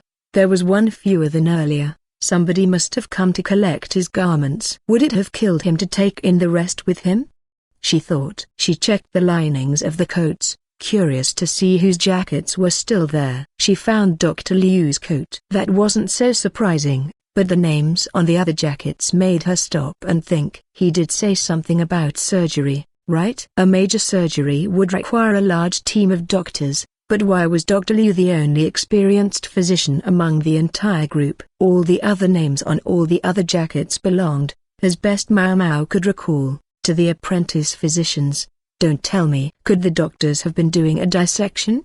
The apprentices had begun to settle into the work. It would be reasonable for them to take the next step. If that was what they were doing, Maomao absolutely had to be a part of it. Any chance my old man got in touch with Dr. Liu? With some trepidation, Maomao took the white jackets back to the medical office. Taniu was the only one there. He was ironing his jacket, which he had collected. Couldn't be bothered to do anyone else's, Maomao thought, but took care that her vitriol didn't escape her mouth. Instead she said, "I'll leave these here." "Sure." "Right," replied Taniu, who looked just as tired ironing as he had walking by earlier. He might not be enthusiastic about ironing, but Dr. Liu would chew him out if his uniform was wrinkled, and it was probably more convenient to use the iron here than to get one going at home. He didn't so much as look at Maomao. Was he concentrating that hard, or did he just not care enough to look up? Either way, it didn't bother Maomao, who put Dr. Liu's jacket by his desk. It was still a bit damp, but there was nothing she could do about that. On the desk was the daily report he had been writing. Maomao picked it up and paged through it. Nothing incriminating. Then, however, she looked back over the entries for the past several days. There are none. If she was to take Dr. Liu's words at face value, a surgery had taken place, one that had required the attention of a veritable crowd of doctors. She would expect at least a word about it in the report. Instead, the entries for recent days each read simply, "Nothing unusual." He's got to be hiding something, she thought, looking at Taniu. That surgery must have been a real nightmare. "Huh, Taniu?" she said. After a beat he said, "It sure was. I've never worked so hard in my life." Was the slight delay because he was ironing, or was it a second of confusion or hesitation? What kind of surgery was it? Maomao asked as she folded the jackets. "What's it matter? Nobody likes doing surgery," Taniu said, his reaction still indeterminate. Did they do something to shut him up? Maomao wondered. Taniu's attitude toward Anan made him seem like a jackass incapable of taking a hint, but he was at least intelligent enough to pass the medical exam, and he did talk more than the other apprentice physicians. He could probably manage a lie or two if he needed to. Maybe I should have talked to someone else, Maomao thought, or at least used Anan to get to Taniu. Feeling a pang of regret, she patted the folded jackets. "I'll try one of the other apprentices." She looked out into the gathering dark, then went to collect the drying bandages. Maomao was sure of it. The doctors were secretly doing something that everyone around them considered taboo. Even with this certainty, however, she hadn't yet found out precisely what was going on. She couldn't exactly walk up to one of the apprentices and say, "Are you doing dissections?" It didn't help that few of them were as gregarious as Taniu. Most were quiet and reserved. Then there was the rumor that talking to Maomao could draw the ire of the freak strategist, which left most people unwilling to speak with her one-on-one. Maybe I could get Yao and Anan to help me somehow. She couldn't involve them in this when she didn't know what answer they had given Laomen. Her father had told them to forget all about the subject if they chose not to pursue it. So time passed, wasted and meaningless. "When will we be going to the western capital?" Jinshi had said 2 months. Maomao was starting to feel the pressure. However, she couldn't let it get in the way of her daily duties. Today, Yao and Anan were doing the laundry, while Maomao stayed to watch the medical office. She realized that one corner of the office suddenly looked quite empty. Once crowded with equipment, books, and other supplies that one of the apprentices had been using, it was now neat, orderly, and much less cluttered than before. "Somebody decide to do some cleaning?" she asked. "He was transferred," said Dr. Liu. "He finished his apprenticeship?" "More or less," Dr. Liu replied as he made some notes in a book. In point of fact, the medical office near the military camp was a prime place for doctors to work. There were always plenty of injuries, giving them a chance to hone their skills. Thus, apprentices were sent here first, to reap the fruits of ample practice, and then after an apprenticeship of several months, they would be transferred to a different medical office. The more talented a physician was, the busier a place he could expect to be posted. If you're curious, the reason Maomao's old man, that is, Laomen, wasn't stationed near the military camp was due to the intervention of the freak strategist. "I'd like to get out of here, myself." The monocled old fart had shown up nearly every day since Maomao's assignment here. Lately, she was pleased to note, there had been less of him, perhaps due to his go-game with Jinshi. Then again, he'd seemed quite busy with something since the tournament. She didn't really care what it was, she was just glad not to see him. Thankfully, she knew how to be grateful when it counted. She finished cleaning, as well as restocking some salves they'd been low on and changing the bed sheets. "There's nothing else for me to do, so may I use the stove?" she asked. "Planning to boil something up?" "I want to heat some wine to extract the alcohol." She needed enough to use on Jinshi. Laomen had the same idea once, quite a long time ago, Dr. Liu said, the mixture of frustration and bitterness on his face bespeaking a woeful tale.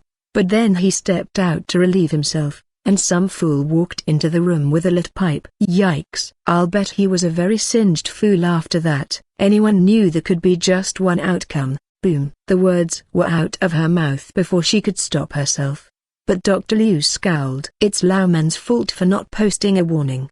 His distress made it obvious who the fool had been. This time, Maomao was at least wise enough to keep her mouth shut. Incidentally, the medical office bore a prominent sign forbidding smoking. Maomao was happy for these occasional glimpses into her father's past, courtesy of another physician who had known and worked with him for so long. She started to wonder if he might possibly tell her a little something about their time in the West. I wish I could just bring it up with him. She knew, though, that if she broached the subject in the wrong way, it might do just the opposite of what she wanted.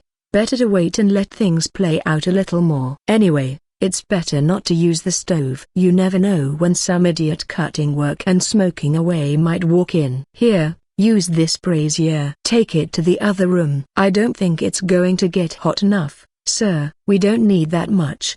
Besides, I know you. You're wondering if there's something you might be able to mix up to pass the time. Bullseye. He was sharp, as she would have expected of anyone who had studied alongside Laomen. You might also be thinking no one will notice if you help yourself to a cup of the wine. Why did he have to be so damn sharp? Maomao took the largish brazier. She also got a teapot, a distilling device with a pipe coming out of it, some disinfectant spirits, and a bucket of cold water.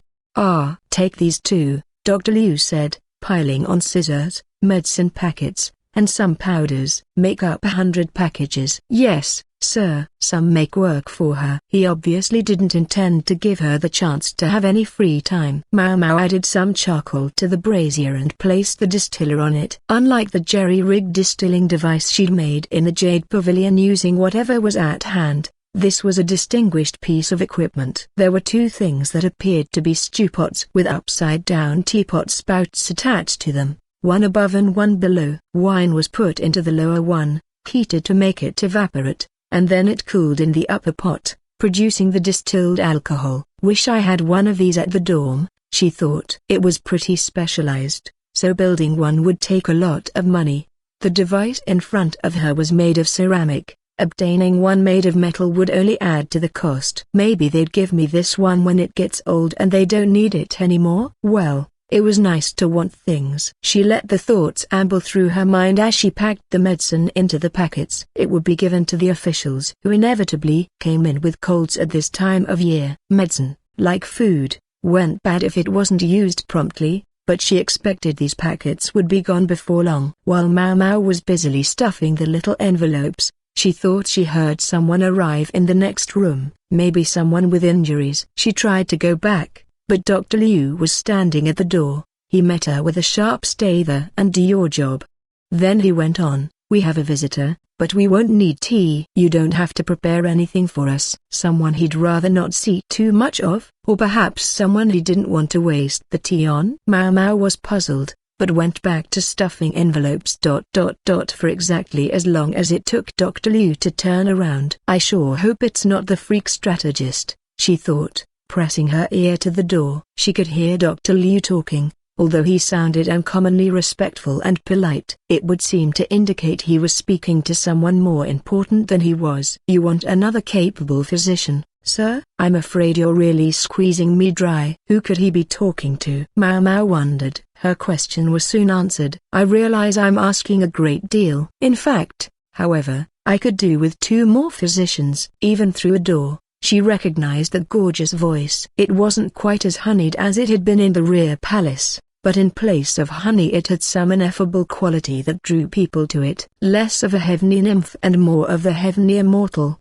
Huh? It was, needless to say, Jinshi. "I've been giving the apprentice physicians the best training I can, just as you asked, but they're still only halfway to full competency at best. They have the fortitude but not the skill, or they have the skill but not the mind. Developing the skill and the mind takes time, if I may say so." Strength, mind, and skill. Those were the proverbial ingredients for becoming a doctor. Is it not possible to let them learn through, practical experience? Practical experience?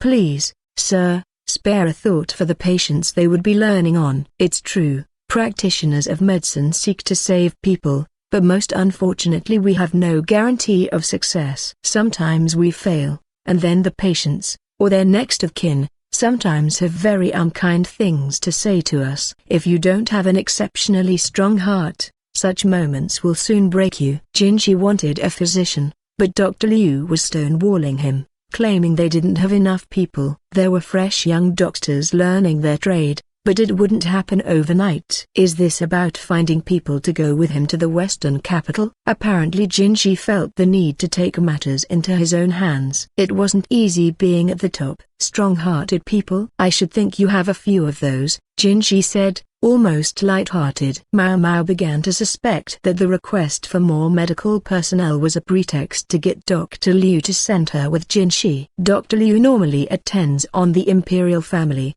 Maomao recalled. If Jinshi suddenly stopped summoning him, he might start to suspect something. She knew how perceptive he was, that it was what made him so formidable. "If I had to choose, I'd pick someone without too many ties to the capital," Dr. Liu said. "If they were to have, say, an overprotective parent, it could only make things more complicated. Besides, no one is eager to go that far away." His remarks started rather pointed. In fact, he seemed to have a very specific person in mind. They were talking about personnel for the trip to the western capital. Maybe getting Maomao into the entourage wasn't the only reason to have more doctors around. It was, after all, a larger scale trip than the last one. The last time it was almost covered. Maomao had found herself brought along almost without knowing what was happening. The group hadn't been small, but considering that Jinshi was a member of the imperial family, well, it hadn't been very large, either. Sha was in the west, and Hokuran was in the north. Li was separated from Hokuran by a large mountain range, peaks several li tall, said to be all but impassable. The vast majority of armies from the north actually appeared from the northwest, where the mountains ended. That, at least, had been the claim of one of the reading problems on the court ladies' exam. In short, if Hokuran were to make a move, they would appear north of the western capital. "I can't believe I still remember that. I guess I can thank that old hag." The madam had not been about to allow Maomao to try to simply cram everything in a single night. Maomao was so busy trying to listen in that she didn't notice that the distiller was empty and had begun to produce a strange smoke. Until, that is, she sniffed the air and slowly, fearfully looked back. The moment she saw the smoke, she rushed over and dumped water on the brazier to put the fire out. Her reactions were swift, but there was no way the people in the next room would miss the noisy splash of water. "What's going on in here?" asked the exasperated visitor, Jinshi, as Maomao had guessed. Just sort of fell asleep on fire watch, said Maomao, who was gloomily using a handkerchief to mop up the water. Interesting. Does fire watch involve leaning against a door? Because I can clearly see the imprint of one on your cheek, said Dr. Liu. Maomao slapped her hand over her right cheek, but it was too little, too late. She didn't say anything. They didn't say anything. She'd been caught eavesdropping red-handed, or perhaps red-cheeked. She averted her gaze from Dr. Liu, but he refused to take his eyes off her. Instead he grabbed her and put her in a chokehold. Yow ow ow. She scrambled back onto her haunches. They couldn't have been that concerned about being overheard, or they wouldn't have left her in the room right next door. Apparently it was the principle of the thing. Jinshi looked like he was about to burst out laughing and was trying very hard not to. Barsen stood beside him along with two other men Maomao took to be guards. Apparently, it wasn't easy being handsome. Jinshi successfully quashed the hilarity and coughed in his most somber manner. Dr. Liu, may I ask you something? Yes, sir. You told me the apprentice physicians were still only half ready, but what's your opinion of the occupants of the newly created post? The court ladies assigned to your office? I'm not sure what you mean. Well, they're court ladies, sir. Yes, but from what I've heard, the work they do is very nearly the same as that of the apprentice physicians. Meaning that if they had the mind, skill, and strength you spoke of, they could conceivably be promoted to be physicians themselves, could they not? The people around Jinshi looked at him in astonishment. Court ladies promoted to doctors? It wasn't theoretically possible. There was no way Dr. Liu would stand there and let someone dictate such things to him, not even the emperor's younger brother. Pressing the point, however, would only make things harder for Maomao, so she kept quiet. Over the course of her acquaintance with Jinshi, she'd come to have a fairly good understanding of how he thought. Not everything he did made sense to her, but she saw what he was trying to say here. What should she do? How could she help? One such lady is right here, sir. If you would have her, she said. Well, how strong of heart is she? Jinshi leered at Maomao. Not a friendly smile but a mischievous one. This son of A, whose fault was it that she had to be wiping his ass? Actually, maybe the skin of his ass would be the perfect solution. She resisted shooting back at him out loud. Maomao here is audacious, and that's it, Dr. Liu said. Above all, she's a woman. She can never be a doctor. He's got me there, she thought. She didn't even specifically want to be a doctor. She'd just been cornered into needing a doctor's skills. I'm an apothecary. That was how Lahan had raised her. She wanted surgical training in order to save more people, but it wouldn't distract her from her true calling. Meanwhile, she did have her pride as an apothecary. Didn't I hear you say I'm even better at mixing medicines than some of the apprentice physicians, Dr. Liu? She asked. He gave her a withering look. She trembled with the frustration of knowing this was not a situation where she could talk back to him, knowing she just had to ride this out. I don't need a physician proper on this occasion, as long as they possess equivalent skills. I don't care if it's the town sawbones or even an apothecary. I can grant them special permission. Are you certain you can't find me at least 2 more people under those conditions? Jinshi said. It was clear he meant more than he was expressly stating. Maomao was quite familiar with this tone. In the rear palace, it had always presaged his most bothersome requests. This was going to be as much of a nuisance as anything he had ever asked her to do, but at the same time, it promised to satisfy Maomao's intellectual curiosity. She wouldn't get another chance like this. If they could prevail upon Dr. Liu, she would get an opportunity to learn something entirely new. She felt her heart start to race, accompanied by a pleasant thrill and a decidedly less pleasant cold sweat. She clenched her fists. Dr. Liu gave her a long, hard look, a look that clearly told her to refuse. I can't do that, she thought. Instead she knelt on one knee before Jinshi. I'm an apothecary, sir, if you would indeed accept me.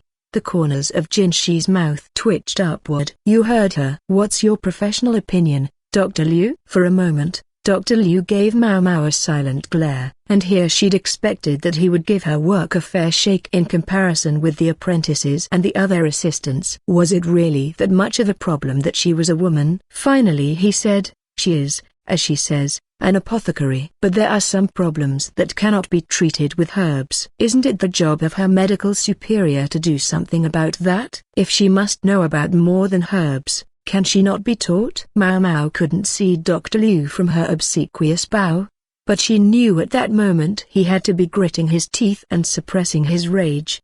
I'm sure I can trust you to do what needs to be done, Doctor, Jinshi said, and then he left the room. Basen obediently followed him, but not without a sympathetic glance at Dr. Liu. With Jinshi gone, the silent stare only intensified. All Maomao could offer was a weak smile. Give me your head one time, and we'll call it even. Yes, sir. His knuckles slammed into her skull. Actually, it was pretty painful. He could have given the old madam a run for her money. I'll let you off with that. Arg! Curse that Laomen, he stuck me with a real troublemaker. Dr. Liu fell into his chair and sucked angrily on his pipe. So he had heard the story from Laomen. Maybe he was planning to play dumb. In a way, then, it was very good luck that Jinshi had come. Dr. Liu continued to puff away, still openly annoyed. Should you be smoking, sir? Maomao asked, gesturing at the sign. Right now? Yes. Be good enough to look the other way this once. Don't you have some cleanup left in the other room? Look who's feeling salty. Still, Maomao knew better than to needle him further. She went into the next room, looked at the inundated brazier and broken distiller, and put her head in her hands. The still alone was worth 6 months' salary for her. Chapter 9. The Message. At his villa, Jinshi received a letter. It was written not on wood strips nor on paper, but on parchment, rolled up and tied, and sealed with wax. Different lands had their different ways of sending letters. This was characteristic of the West. Gao Shun bore out Jinshi's suspicion. It's from the western capital, he said. Yes, from Sir Joku. I know perfectly well they have paper over these days. Even in the West, where trees to make paper were scarce, it was still cheaper than parchment. Jinshi took another look at the seal, confirming it was the one he expected. It had become quite familiar to him recently. It looked very much like the one now burned into his flank. He tugged at the tie, trying to break the seal, but it resisted him. The material looked delicate enough. It could be cut, surely. You have scissors, Gao Shun? Jinshi asked. Here, sir. Jinshi broke the seal, and sighed. If Basen were here, he would have immediately begun questioning Jinshi about what could inspire such reaction, but Gao Shun knew better. He waited for Jinshi to speak. You want to read it? Jinshi asked. Gao Shun glanced at the parchment but shook his head. What does it say, sir? His daughter will enter the rear palace just about the time we're leaving court, as planned. Awfully imperious letter for a man who's simply confirming a schedule. Did Joku think Jinshi was still in charge of running the rear palace? Practically speaking, her admission to the rear palace will have to be postponed until you get back, Gao Shun observed. Jinshi felt bad for the princess who would have come all this way, but she would have to stay in a separate villa somewhere and wait. Given Empress Kyokuyo's objections, she couldn't enter the rear palace. There was an obvious compromise. Make her the consort of the imperial younger brother. The catch being that Jinshi, of course, had no intention of marrying her. Jinshi, for his part, knew exactly how close the matter had come, and it made the hair on his neck stand on end. If he hadn't branded that crest on his flank, even the emperor would probably have ordered him to suck it up and marry the girl. Jinshi didn't say anything, but he tapped his temple. He went back over the matter in his mind. Something still felt wrong. Empress Kyokuyo knew about Jinshi's brand. The secret was a weapon in the Empress's hand, but it was a double-edged sword. It must not become public knowledge that Jinshi bore the Empress's own crest on his body. The Emperor and Empress had seen him do it and knew what it meant, but anyone else would assume it was proof of adultery. Adultery involving some very strange predilections, no less. As potential marriage partners went, even the Empress's own niece was too dangerous. From Kyokuyo's perspective, it would have seemed less detrimental simply to take the high road and accept the girl's entry into the rear palace. So what if the Emperor visited her a few times? The Empress would never be so petty as to be jealous over such a thing. Not now. Was there, then, Something about the girl herself to which the Empress objected. Gao Shun. Is Empress Gyokuro close to Sir Joku and his daughter? I should think Lady Sui Rin would be better placed to answer that question than I am, sir. Jinshi looked at the old lady in waiting. She said, I doubt it. Master Joku didn't have this daughter when Empress Gyokuro was still in the western capital. I suspect they've never even seen each other. Sui Rin placed some rice crackers in front of Jinshi. They weren't his favorite. She was getting ready for Maomao, who would be here soon. The young woman wouldn't eat anything while she was at the villa, but Jinshi knew she would be happy to be able to take some snacks home. This is as good as an order to go to the west, eh? Jinshi said. Yes. The suggestion could only have been intended to chase him out. He'd known the Empress since she had been only a consort at the rear palace, and she had always been a shrewd woman. I'd like to believe she has good intentions at heart, Jinshi muttered to himself. Good intentions could of course be defined in many ways, but the point was that he hoped she had some sort of plan. Simply as a matter of politics, however, he couldn't trust her uncritically. Jinshi skimmed the letter again. The seal was authentic, but it appeared to have been written by an amanuensis. The wording was forthright, impetuous, but really what it came down to was only that Joku wanted to make sure everything was in order. It was somewhat baffling, this mismatch between form and content. Whatever, Jinshi would have to retain it in his files. He passed it to Gao Shun to put in his letterbox. He was just about to throw the severed tie away when he stopped. The string, he noticed, was made of twisted paper. That was why it had felt so delicate. He was surprised. A paper tie seemed like a strange thing to use to tie a parchment roll. He began to inspect the paper string, gently working it loose. It turned out to be a letter on a single sheet of paper. When unfurled, it revealed a lengthy series of numbers. Moon Prince, Gao Shun said. He no longer used the name Jinshi, and never would again. It seems there's something going on in the western capital that I need to investigate, Jinshi said. He didn't know what the numbers meant, but something was obviously fishy. To reiterate, the seal was authentic. At the very least, the letter itself was real. As for the tie, had it covertly been changed? Or had someone other than Joku sealed the letter? It was, of course, theoretically possible that Joku himself had done this, but Jinshi doubted it very much. But why? He wondered aloud. Is this some sort of coded message to me? Gao Shun said, it seems awfully roundabout for that, but perhaps if the sender had no other options. He stopped short of saying anything definitive. It had been a gamble. Jinshi might find the message, and he might not. If he didn't, what then? Another message, perhaps. Several more, perhaps, until Jinshi finally noticed. I have no idea what these numbers are supposed to mean. I think we had better call in an expert, Jinshi said. Luckily, he knew just the person. Gao Shun furrowed his brow. It was a familiar gesture, but the furrows seemed deeper than usual. You look like you have some idea what's going on, Jinshi said. No, sir, Gao Shun replied. However, I recall something like this happening before. When was that? Jinshi asked, looking at the parchment. 17 years ago. A secret message precipitated the extinction of the Yi clan.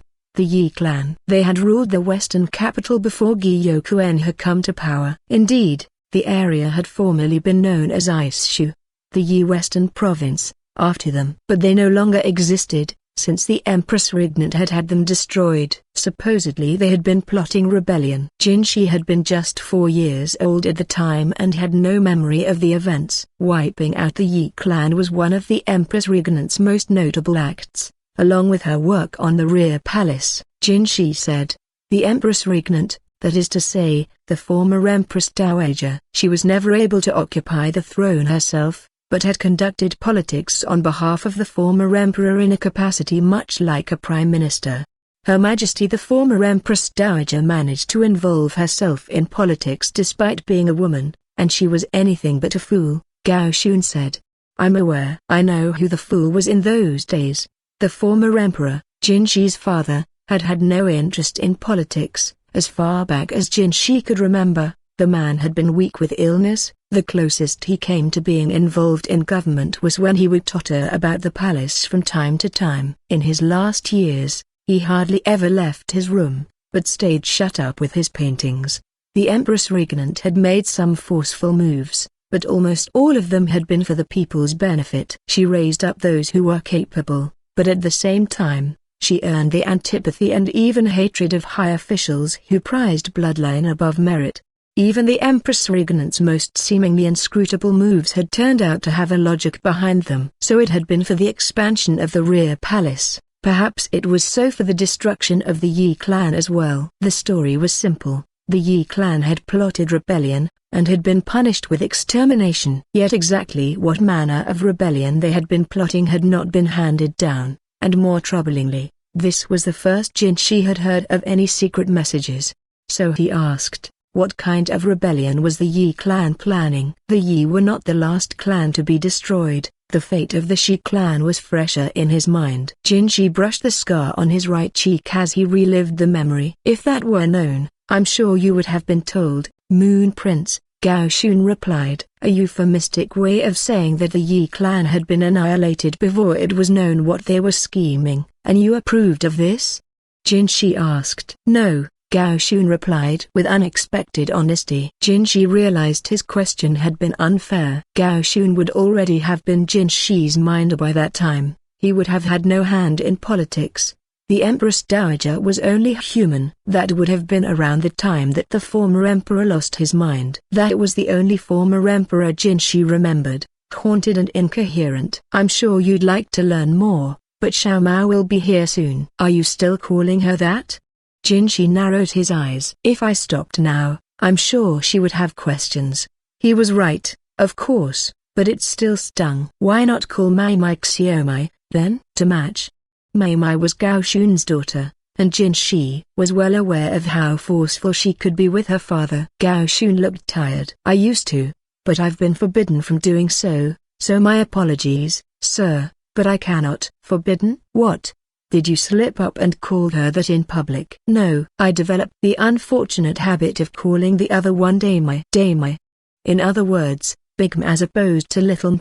Gao Shun's daughter was Maomao, and his wife was named Tomai. It might not ordinarily have been such a big deal, but Gao Shun's wife could be as fearsome as his daughter. Remind me, how far apart are you? 6 years, Gao Shun said, crooking his fingers for emphasis. A marriage in which the man was 6 years older than the woman would hardly have seemed unusual, but the other way around, that wasn't common. Even if Gao Shun hadn't meant anything by it, it was easy to imagine how it might have gotten awkward. I see. Yes, I believe we should leave Maomao's name alone. Of course, sir. Thank you. Gao Shun bowed deeply. Jinshi put the letter in a locked drawer. They heard a bell ring in the hall, the signal that there was a visitor. The cat has come, said Jinshi. Maomao was still checking on his injury every few days. Since she was coming straight from the medical office, he expected to get an earful about whatever problems she'd had at work that day. The letter still bothered Jinshi, but he would deal with it later. For now, he let his face relax into a smile and waited as Maomao's footsteps approached. Chapter 10, Practical Exercises. They started with chickens, still warm, in fact, not yet stiff. Only the breast and abdomen had been plucked, the birds hadn't even been bled. When Maomao stuck the sharp, carefully polished knife into it, blood sprayed out. Take out the internal organs, carefully. I don't want to see a single scratch. Those are going to be dinner, so be gentle with them. Have to be careful to drain all the blood or the meat will smell bad, Maomao thought. The task of bleeding had been left to them to force them to hone their skills. There were 5 or 6 other people there besides Maomao. From the faces she recognized, she concluded everyone else there was an apprentice physician. She'd been told to come along on a medicine run, but she'd found herself on a chicken farm some distance from the capital. It started with catching one of the free-range birds, which would be nearly impossible in physicians' clothes. Instead they were given farm clothes with grimy leather aprons and set to work. When they caught a bird, they had to wring its neck. Then they proceeded into a nearby hut to start cutting. Who would have imagined that these were doctors? The elite, the cream of the capital's crop. Just be grateful we aren't asking you to vivisect them, Dr. Liu said. He almost sounded like he was enjoying himself. Having delivered his instructions with all the pomp he could muster, He began haggling with the chicken farmer. They were working out the value of everything medicinal that might come from a chicken, from its liver to the dried lining of its stomach. Maomao had the distinct impression that she was more used to jobs like catching and butchering chickens than the rest of the apprentice physicians, which made it sting when Taniu was the first to grab a bird. The annoyance spurred her to ask, "Say, did you grow up on a farm?" This is my third time through this training, so I'm starting to get the hang of it. Never feels good, though. She'd been right. The blood-stained outfits had shown that the apprentices had already started real-world practice. "Now I've got a question for you, Niang," Taniu said. Maomao twitched an eyebrow at the name. She didn't like it very much, but he'd only started using it more since he'd seen it got a rise out of her, so the best thing she could do was not say anything. "How'd you get Dr. Liu to come around?" Taniu's eyes were gleaming. He was somewhere in his mid-20s, but at that moment he looked like a 10-year-old boy with mischief in mind. To think, he normally showed no interest in Maomao, reserving all his energies for Anan. But he loves some gossip. He'd peppered Anan with rumors as well, so at first Maomao had taken him to be simply quick-eared, but it seemed he had innate curiosity as well. For all his loquaciousness, though, he had never let slip a word to Maomao about what the physician's practical exercises entailed. It seemed he didn't share the quack's loose lips. In any event, Maomao didn't feel like talking to him, and knew she wasn't likely to get much useful information out of him if she did. Instead of talking, how about concentrating on the task at hand? "I'll thank you not to split that gallbladder. Doing that would get bile everywhere and make the meat taste terrible. Moreover, an animal's gallbladder was a potential medicinal ingredient, and so ruining one would most likely earn them a taste of Dr. Liu's knuckle." Taniu was a chatterbox and overall seemed like something of a worthless excuse for a man, but he at least seemed to be good with his hands. He cut through the slippery bird flesh with ease. "As you work, consider how the organs correspond to their human counterparts," Dr. Liu instructed. Humans and chickens were built differently, of course, but this was still a sensible first step. If you couldn't catch a fleeing chicken, how were you ever going to treat a thrashing patient? If you didn't have it in you to wring the neck of a live bird, where would you find the audacity to cut into a human being? And if you weren't adroit enough to cut up the bird even after it was dead, then you stood no chance of working on a human body. This practice was as basic as it got, but there were apprentices who couldn't handle this first stage. "What do we work on after chickens?" Maomao asked, on the assumption that she would, in fact, make it to the next stage. "Pigs," replied Taniu. "They're big enough that we work in groups of 3. When we get to cows, it's groups of 5. But there's a lot fewer people by that point. Once you start to get the hang of it, they make you wear your doctor's uniform and tell you not to get any blood on it. There's another step after that, but I don't know what it is." "You haven't gotten there?" "No, they made me start again. They claimed I wasn't serious enough." "I can see why," Maomao said before she could stop herself. Another thing she hadn't been able to stop herself from doing, ultimately, was reaching out to Taniu. He looked so much calmer than the other apprentices. For that matter, everyone else except Taniu, who had been here before, had blanched at the sight of the chicken's blood. "It could be worse. If they decide you're just not suited to this work, that's pretty much it for you." "Not suited, huh?" She wondered what happened to doctors who couldn't manage a bit of dissection. Maybe they got transferred to other departments. They would be, as it were, severed from any potential career as physicians. "I can't give my sweet Anan the life she deserves on an apprentice physician's salary." The guy still hadn't given up. Didn't he know when to quit? "Hang in there, Anan." As people cut into their chickens, the odor of blood began to pervade the room. One apprentice who couldn't stand it pressed a handkerchief over his nose and mouth, but the moment Dr. Liu got back, the senior physician grabbed it away from him. "Wearing a mask is correct protocol when treating a patient, but not here," he said. Under the handkerchief, the apprentice's face was as bloodless as his chicken. Soon he was too sick to stay in the shed and went running outside. "Geez, how many times is that now? He's gonna run out of chances," Taniu said as if it didn't affect him at all. Maomao arranged the internal organs on a tray. "The heart, the liver, the intestines, the stomach." "The intestines are easy to damage," but delicious. I could almost eat them right now. Chicken intestines were small and delicate, though, frustrating to Washington. What I wouldn't give to put the gizzard on a skewer and grill it up. A dash of salt, that's all it needs. If they had gotten the blood out correctly, it would be delectable. And the gallbladders in one piece. Perfect. Spilling bile everywhere would have ruined the entire bird. She set the organs carefully on the tray. When she had finished, Dr. Liu came around to look. All right. Put them back in and sew it up, he said. I'm sorry?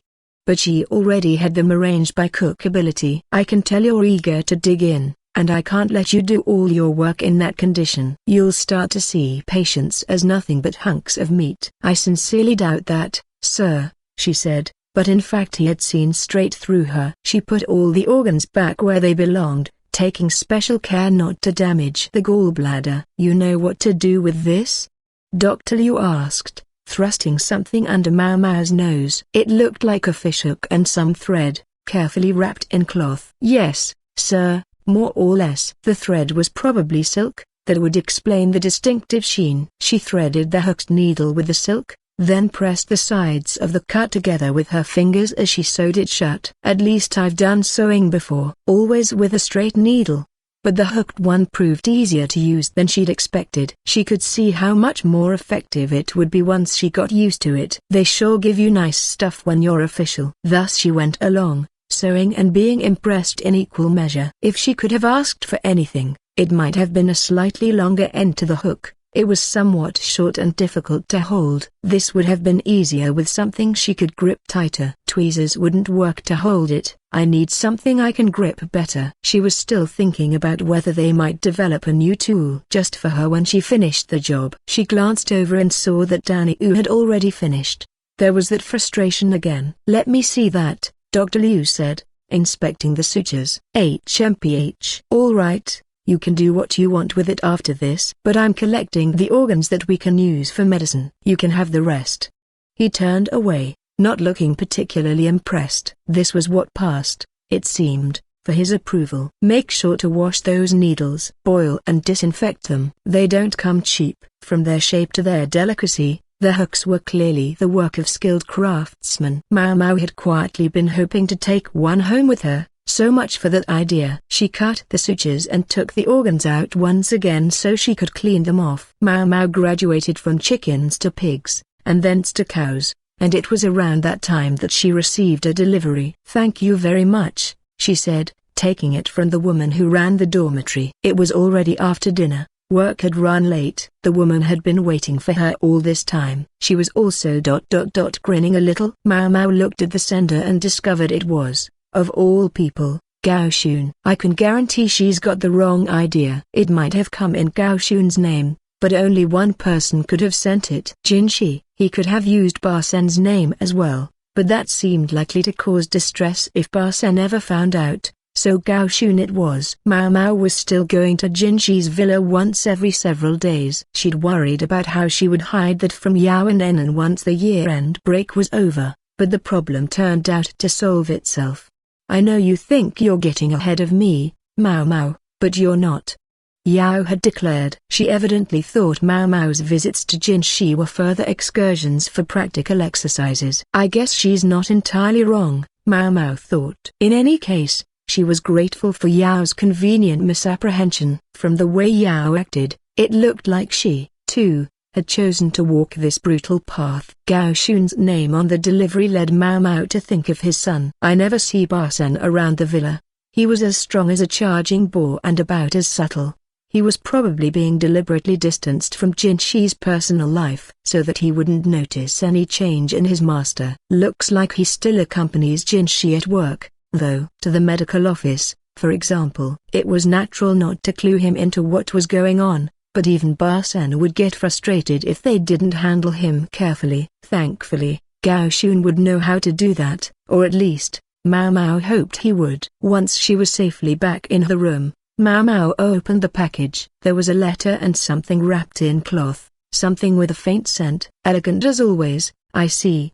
She undid the wrapping to reveal a ceramic vessel with incense inside. She brought it to her nose and sniffed. Sandalwood base with some additions. The mix-ins were probably all very fancy, but the smells didn't complement each other very well, and she couldn't escape the impression that the result felt cheap. A bit of a poor showing from Jinshi, who always had only the best. No, wait. Had he purposely sent something not quite as good because it was for Maomao? She seemed to remember him saying something once about how you could tell a person's class by the incense they used. From that perspective, this was a little nicer than what one might expect for a court lady, but not too much. That still left the question of why Jinshi was sending her incense at all. She sniffed her sleeve and discovered a faint odor of blood. I thought I got the smell out before I saw him. Lately, she had been covering for her dissection trips to the farm by claiming she was going out on house calls. The animals themselves were easy enough to explain. The organs were medicinal, and the meat was for food. Today, it turned out, a hunter had had the good fortune to catch a bear, and the doctors were able to be involved in the dissection. Dr. Liu was ecstatic. He told them that this was a very rare opportunity. The blood had to be drained quickly, lest it taint the meat, so the doctors rarely got to observe. They changed into their dissection outfits and put on leather aprons. Once everything was over, Maomao had taken a bath before going back to court. Nice to get out to one of the public baths every once in a while, she thought. There was no bath at the dorm, so this was a particularly pleasant opportunity. One of the pleasure district's few luxuries, which Maomao had experienced growing up, was that people took baths every day. Even in the rear palace, she'd been able to wash up once every few days. Did she like baths? If pressed, she would have to say that she did. This time they even paid for her admittance to the public bathhouse, and taking a bath in the middle of the day was a pleasure all its own. Oh, maybe it's my hair. There wouldn't have been time for her hair to dry,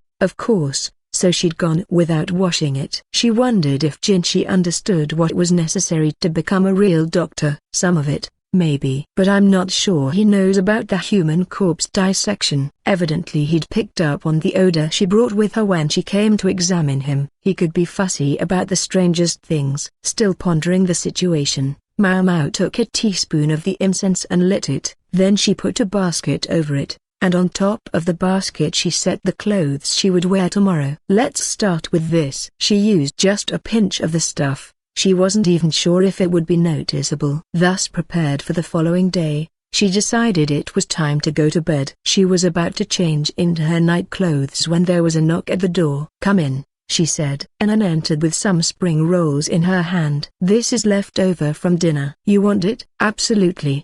Maomao would never pass up a chance for some of Anan's cooking. She wasn't that hungry right now, but it could be tomorrow's breakfast. What with all her outings these days, going to see Jinshi and doing medical practice, she hadn't had many opportunities to enjoy Anan's home-cooked meals. Anan put the plate of spring rolls on the table, and then she spied the incense. "Now, that's not like you, perfuming your clothes." "I have my moons. It just so happens there's been more blood than usual lately."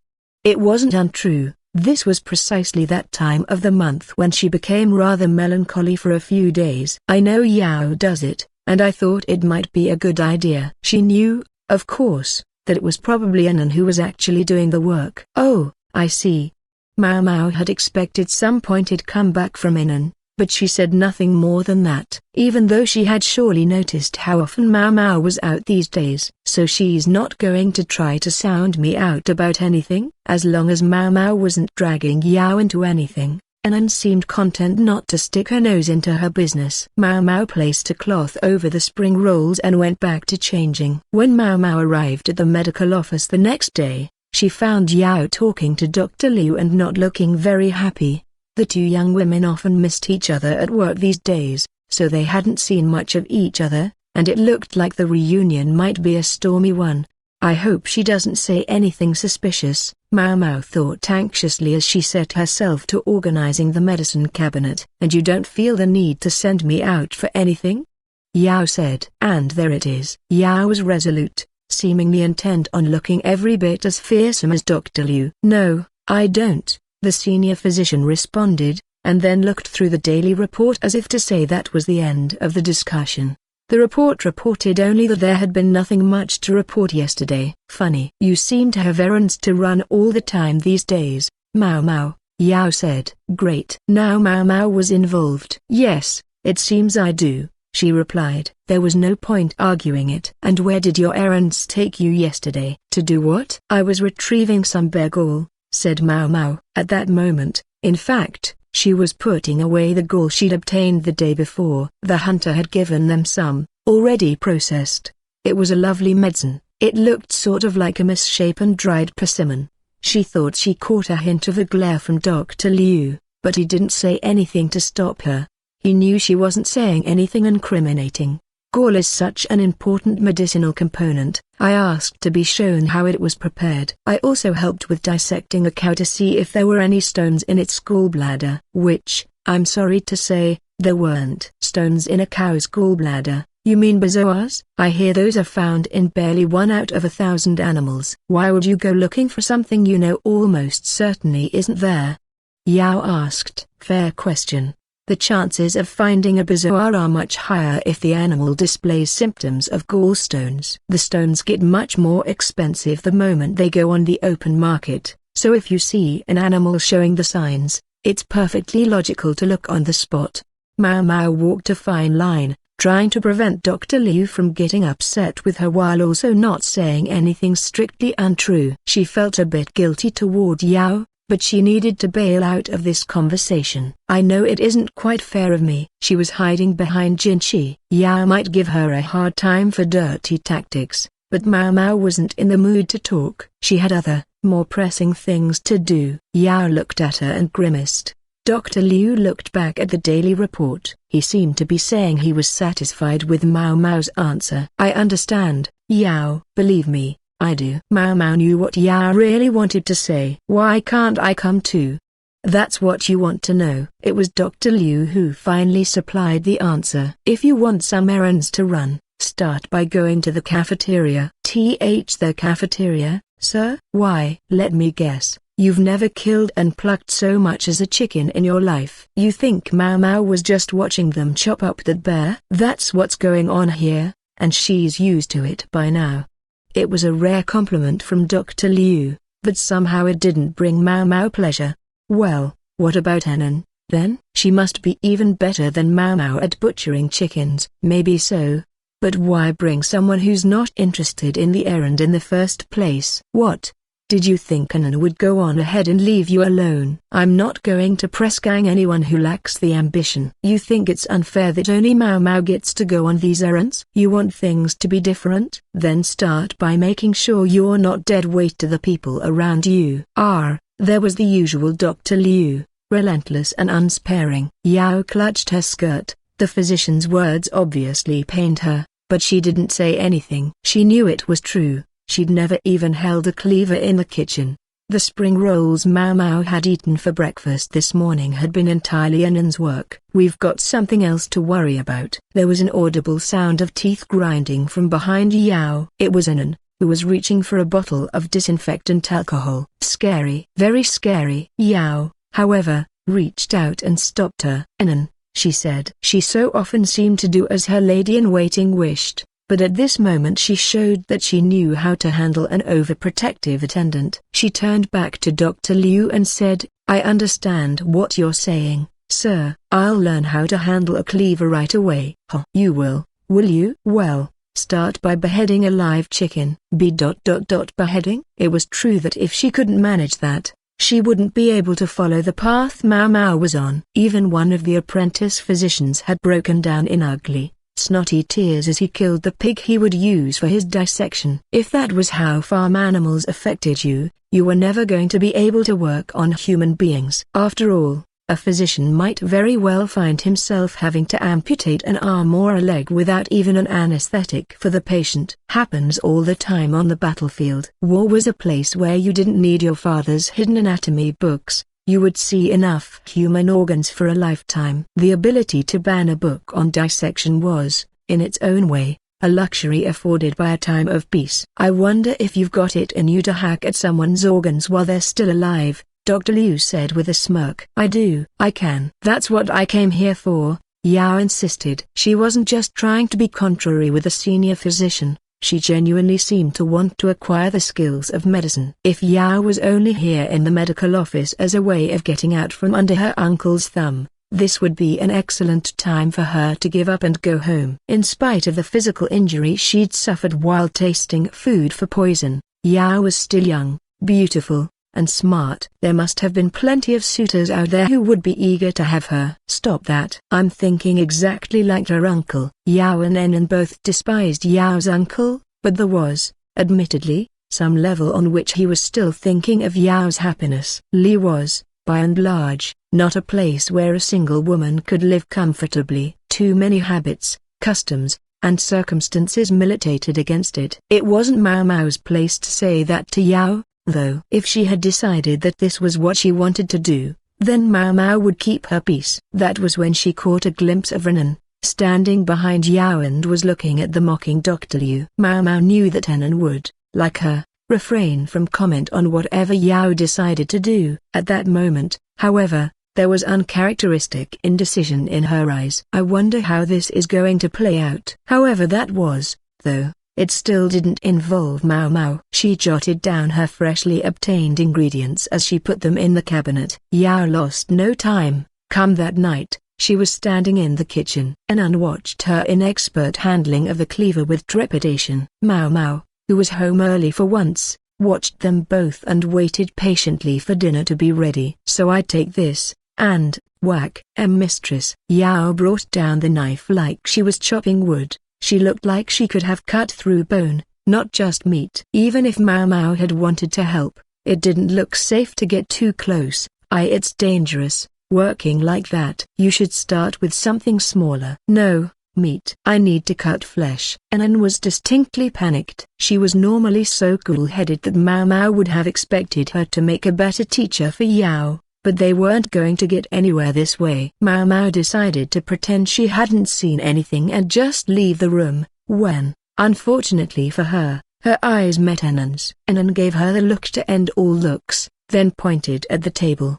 There was food there. Ready to eat? Chili shrimp, no less. Maomao swallowed heavily. Had Anan prepared something ahead of time? Steam puffed from the fresh dish, which consisted of bountiful, huge shrimp and a whole medley of vegetables. Knowing Anan's cooking, Maomao was sure that she'd used soy paste to give it a kick, but probably also some fruit juice to round out the flavor. It would be heavenly over rice. She could almost feel the juicy shrimp in her mouth. It was all too clear that Anan was sending a message. If you want dinner, then help us. Huh? Maomao scowled but went to wash her hands. She couldn't beat puffy shrimp. She began by selecting a cleaver a size smaller than the one Yao was holding. Then she put a single carrot on a cutting board. Start by chopping this, Yao, she said. A carrot?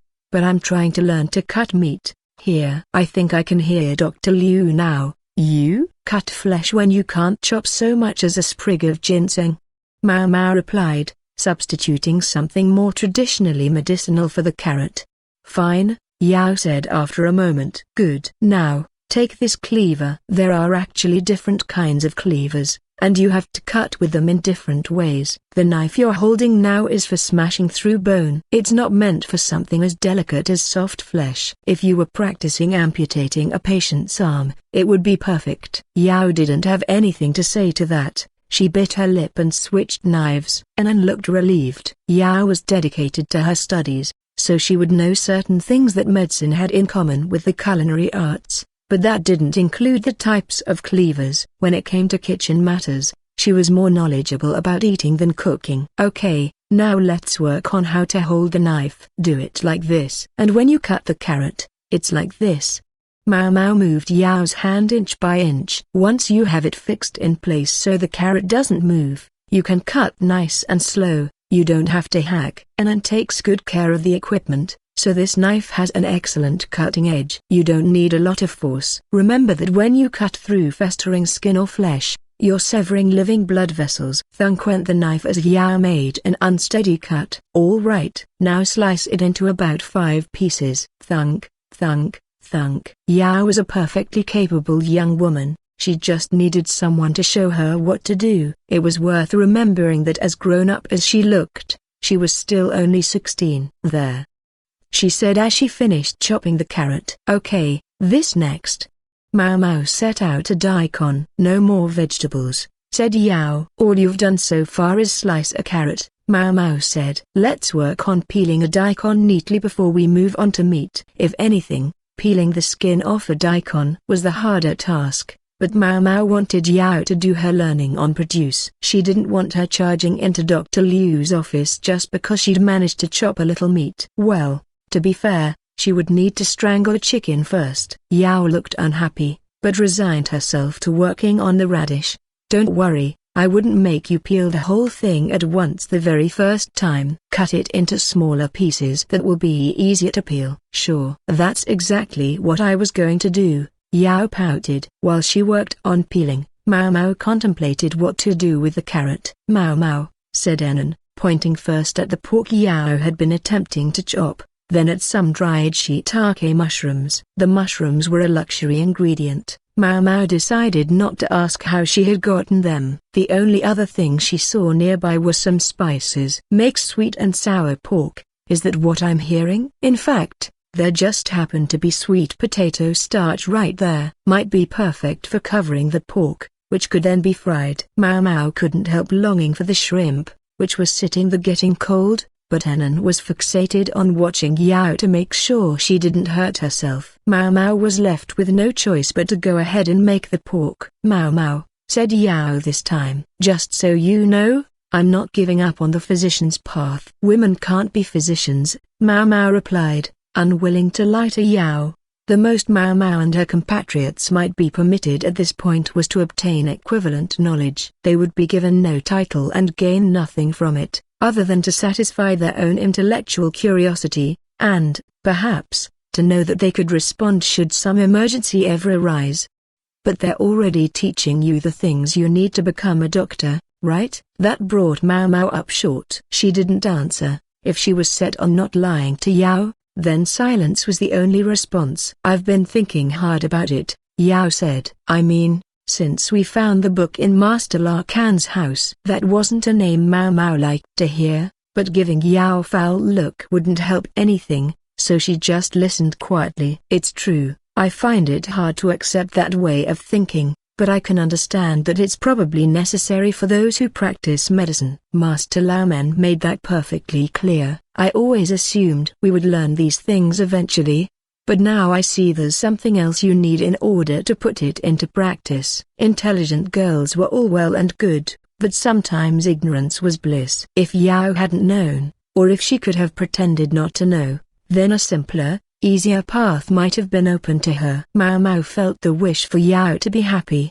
and if even she felt it, how much more keenly must Anan. If Yao was going to learn the same things as a physician, however, then ignorant, blissful happiness would only get farther away. Yao, Maomao said slowly, being a doctor will mean taking a knife to people sometimes. If a pregnant mother can't deliver her child, you may have to cut her open to get to it, and you may have to do it knowing that at best, only the baby will survive. You might have to amputate an arm or a leg from a patient begging you not to, and there might not even be anesthetics available to numb the pain. You may have to stuff spilling intestines back into an abdominal cavity and sew up the skin right over them. I know all of that. This is a blood-soaked profession. It may mean there will be no one willing to spend their life with you. People might revile you because they consider blood to be impure. You have to really want this life, or you'd be better off steering clear. I wouldn't be interested in any man who'd be frightened off by a little blood. Would I,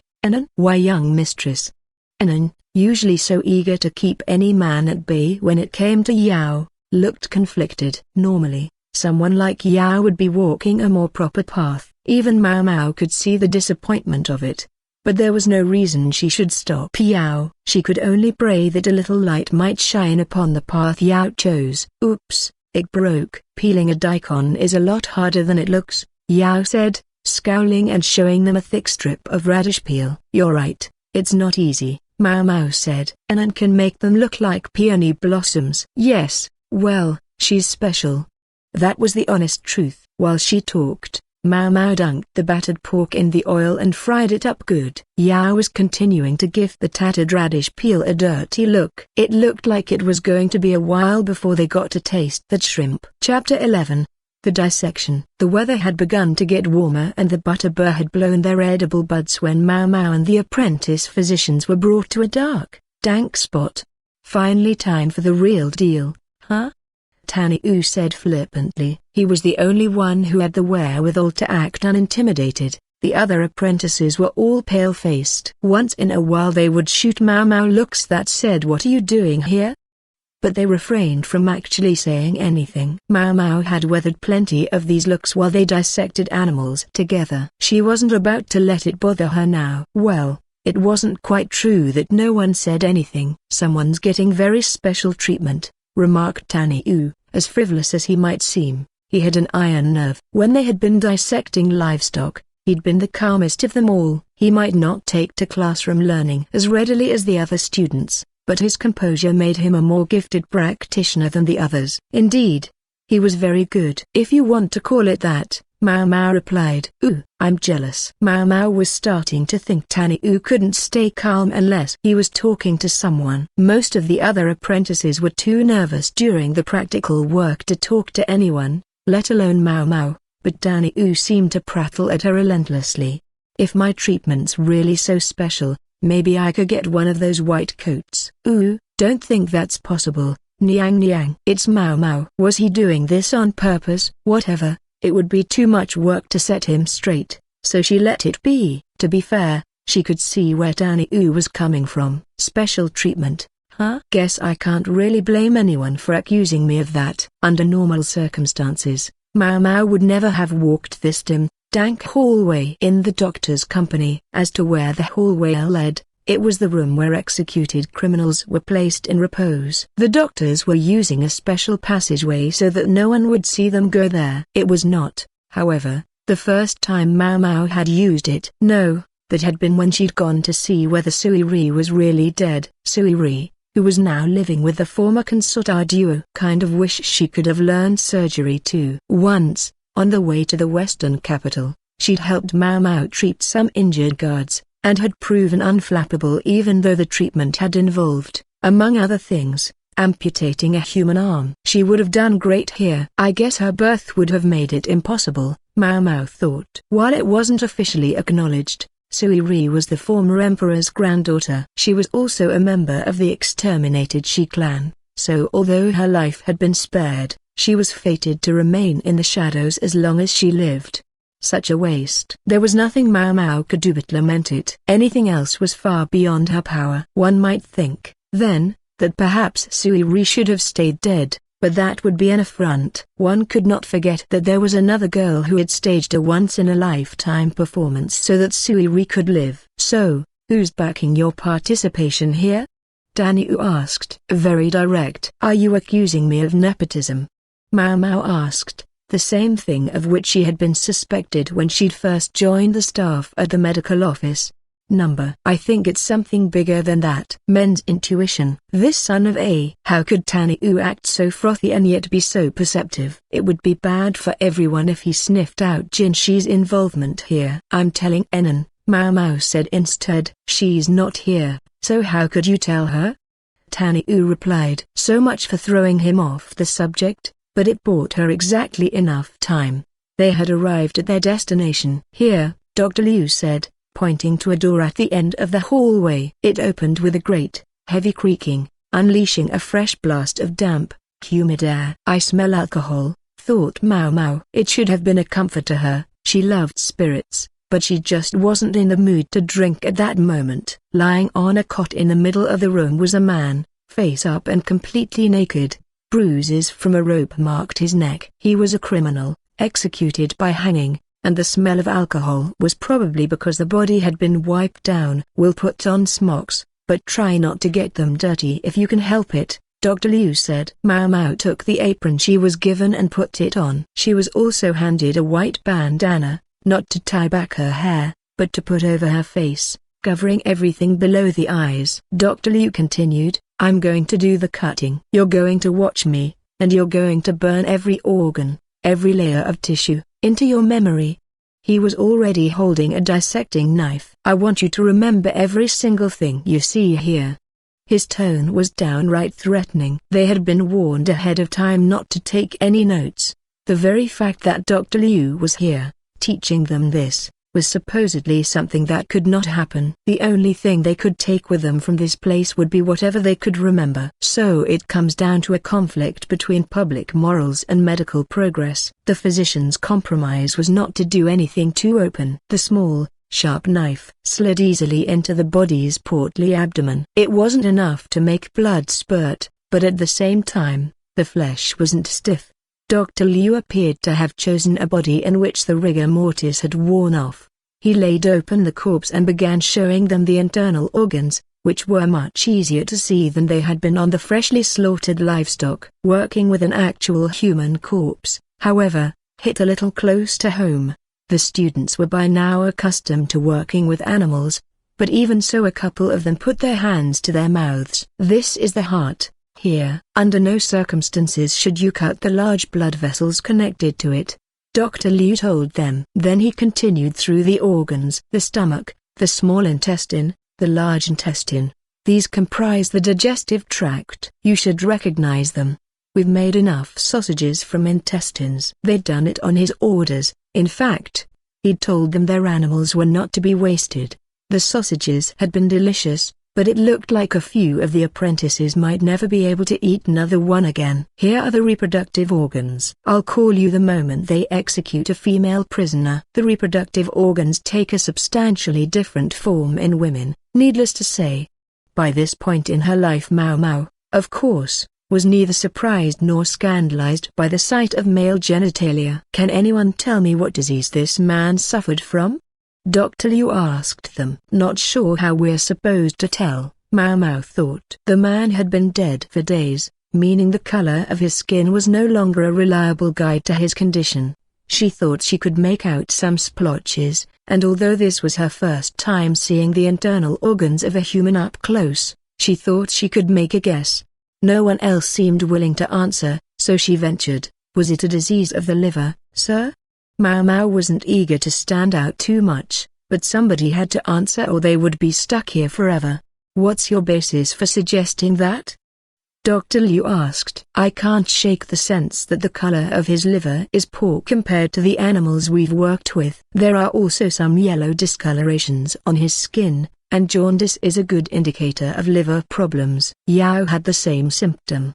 Passing marks for you." This man he got drunk and turned violent. He picked a fight with another customer at the bar and ended up killing him.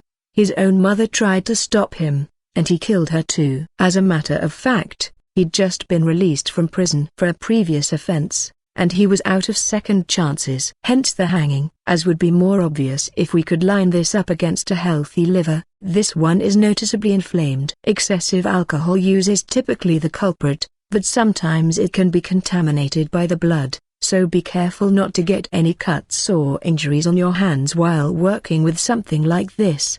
The poison can get into your body through the wound and make you sick.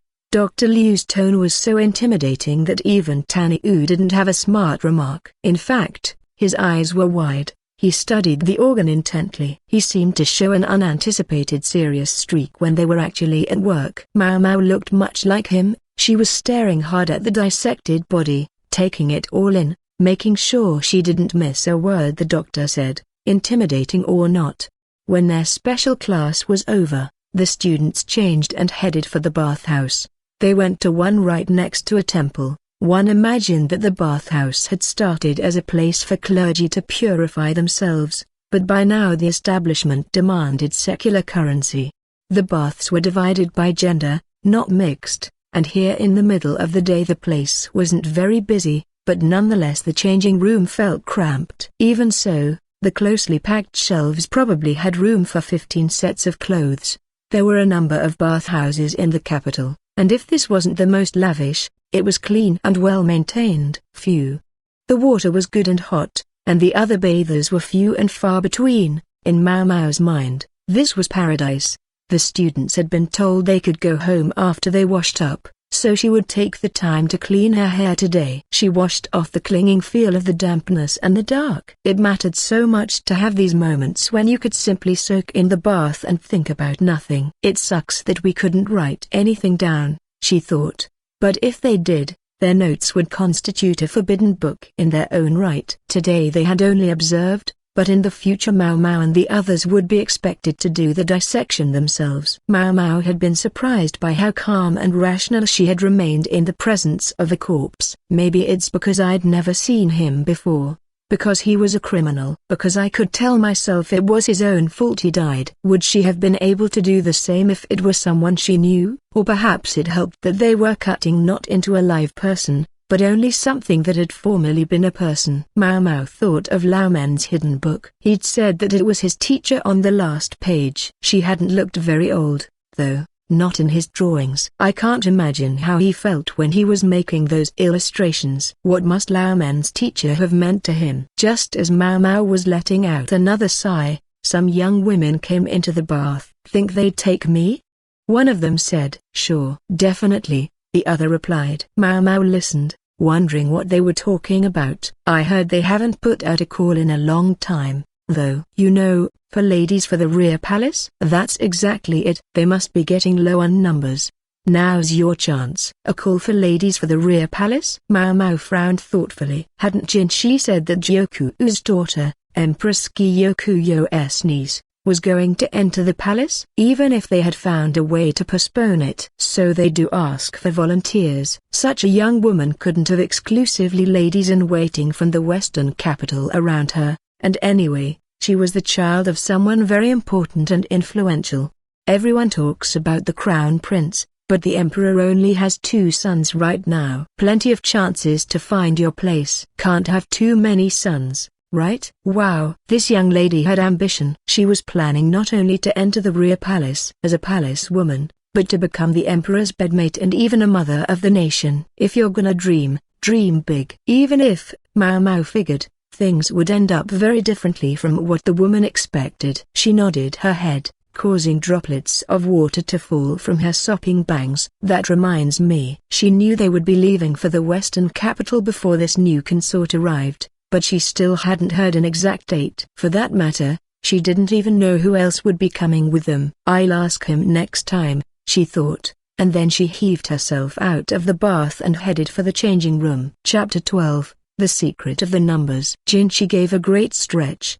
His just reward for finishing a chunk of his work. He was alone in his office. No, that wasn't quite true. From behind a screen came the sound of someone shuffling papers. Who? Barryu, he of the social anxiety disorder. Jinshi was almost done with his work, but there was something he wanted to ask Barryu. Barryu, may I ask you something? Yes, sir. What is it? Came a thin voice from behind the screen. How'd the love start? How'd what love start? If I said chew, would you understand? Love might sound like an odd thing to be talking about, but despite his screen and retiring attitude, Barryu was in fact a married man. A man married, in fact, to someone who had recently entered service as one of Jinshi's ladies-in-waiting. Jinshi's main condition when choosing his attendants was that they never spare him so much as an amorous glance. Chu certainly met that requirement. Yes, she hardly seems human, does she? Barryu replied. Another statement that seemed apt to invite misunderstanding. Isn't she your wife? You have children, don't you? Jinshi had to admit, it was difficult to see how a woman with such a forceful personality ever worked with Barryu. The curiosity had driven him to ask about their love story, but he didn't quite expect the answer he got. It was a bit of scheming on the part of my mother and my elder sister Maomao. They looked at me, and they looked at Barsen, and they picked the surest way of continuing the family line. Jinshi was struck dumb. I accepted, on the condition that she and hers would handle all the child rearing, and so the marriage was decided. We only see each other face to face once every 2 weeks, and we don't talk much, but I must say, I think we get along rather well. Yes, I mean, if you say so. The Bao brothers seem to be polar opposites of each other. Jinshi could see how one might consider the exceptionally frail Barryu a better choice than the exceptionally powerful Barsen. It was a political marriage through and through. They pointed out that there's no telling how long I might live, and ordered me to hurry up and produce some heirs. They even wanted me to put it ahead of taking the civil service exam. Barry had passed the civil service exam 2 years earlier, which implied that he had taken it only after conceiving children. She's certainly unique, but with Sui Rin to keep her in line, she's been quite a trustworthy helper, Jinshi said. It actually reminded him of when Maomao had been working under him. She comes from the Mi clan, albeit a subsidiary line. That would explain much. As the Ma clan provided bodyguards for the imperial family, the Mi clan produced an information network that served the emperor and his kin directly. They both guarded the royal family, one in the light, one from the shadows. It made sense that they might sometimes marry their members to each other in order to strengthen the bonds between them. I see it's not easy being you, Jinshi remarked. I dare say you have far more troubles than I, Master Jinshi. In terms of both your looks and your rank, as for me, my sister told me to simply lie down quietly at night and my wife would take care of the rest. Once again, Jinshi had no answer. Barry had said something rather impudent, and followed it up with something Jinshi distinctly felt he shouldn't have heard. How easy life would be if Jinshi could accept a political marriage as readily as Barry. Their chat was interrupted by the sound of someone coming down the hallway. The hall outside Jinshi's office was specifically designed to make footsteps echo audibly. Ah, speaking of my sister, there she is now, Barry said. Then he added, if you ever find yourself unsure how to handle Chu, just ask her. The footsteps came from a woman's shoes, and because Jinshi went out of his way to keep most court ladies at arm's length, fewer problems that way, it was natural to assume it was Maomao approaching. Thank you. But forget about Chu, Jinshi replied. He'd simply been curious about how love took root. Unfortunately, the inquiry hadn't gained him any useful insight. There was a knock on the door, and indeed, Maomao appeared, with paperwork in one hand and tea supplies in the other. Hello, I'm back. What's with you two? She asked when she saw them both staring at her. Jinshi had no intention of asking her about Chu at that moment. If he wasn't careful, there was even a chance that Maomao would get the wrong idea, and he would never live it down. Barry and Barsen weren't the only ones who found themselves cowed by this formidable woman. Instead he tried to think of some way to distract her. You're trying to think of some way to distract me, aren't you? Maomao said, fixing him with a glare. Who, me? No, number. I was just wondering if we had an answer yet regarding what I asked you about. What he had asked her about was the tie attached to Joku's recent letter. Flummoxed by the sheet of numbers, Jinshi had called in an expert. Ah, you mean Master Lahan? I happen to have a letter from him right here. When you thought of numbers, you thought of Lahan. It had been the obvious solution, and in this case, it appeared it had also been the right one. Jinshi opened the letter, which indeed detailed the truth behind the numbers. May I see it? Maomao asked, coming over. Jinshi placed the letter on the desk. Even Barry was apparently intrigued enough to emerge from behind his screen. What is this? An account ledger? Maomao said. So it would seem, replied Jinshi. Lahan had sent them a copy of some sort of ledger. It appeared to be related to taxes levied on crops. Some percentage of the taxes collected in the western capital were sent to the national center. The tie seemed to have been made of several battered pages, presumably records from the same area covering several years. Perhaps this is it, said Maomao. It looked to be the first half of the previous year. The western capital didn't produce many crops, but there were some: wheat and grapes, cotton and sugar beets. For example, sheep's wool was another major export of the region. As Maomao indicated, the records matched up with the mysterious numbers they'd been sent. The numbers, between 2 and 4 digits, showed harvest quantities. Multiply them by the tax rate to get the amount of tax collected. Look here, the numbers are different. Maomao's finger had stopped over the data for wheat. There, and there alone, the number in the ledger was bigger. If the numbers are different, it implies someone doctored the ledger. But this doesn't make any sense. I agree. I don't understand, said Jinshi. If the number in the ledger had been smaller, it would have been simple. The impropriety would be exposed. But the number they reported was bigger. meaning someone had reported more than had actually been harvested. Naturally, that would mean more taxes would be collected. They're deliberately paying too much in taxes? Jinshi couldn't fathom why they would do that. It could only harm them. It might not make sense to him, but it seemed Lahan had decided that the numbers they had been sent pertained to taxes levied on the harvest. That's very nice of them to pay more than they owe, but I'm sure it smells fishy, Maomao said. Is wheat the only number they doctored? Barryu asked, looking through the several years of registers. It seems all the harvests were smaller than average last year. If this message or whatever it is to be believed, wheat was particularly scarce, Jinshi said, squinting at the rows of figures. The Western Capital region had been warned to take precautions against insect plague. If they were seeking to hide the true state of things, this would be one way to do it. When is wheat harvested?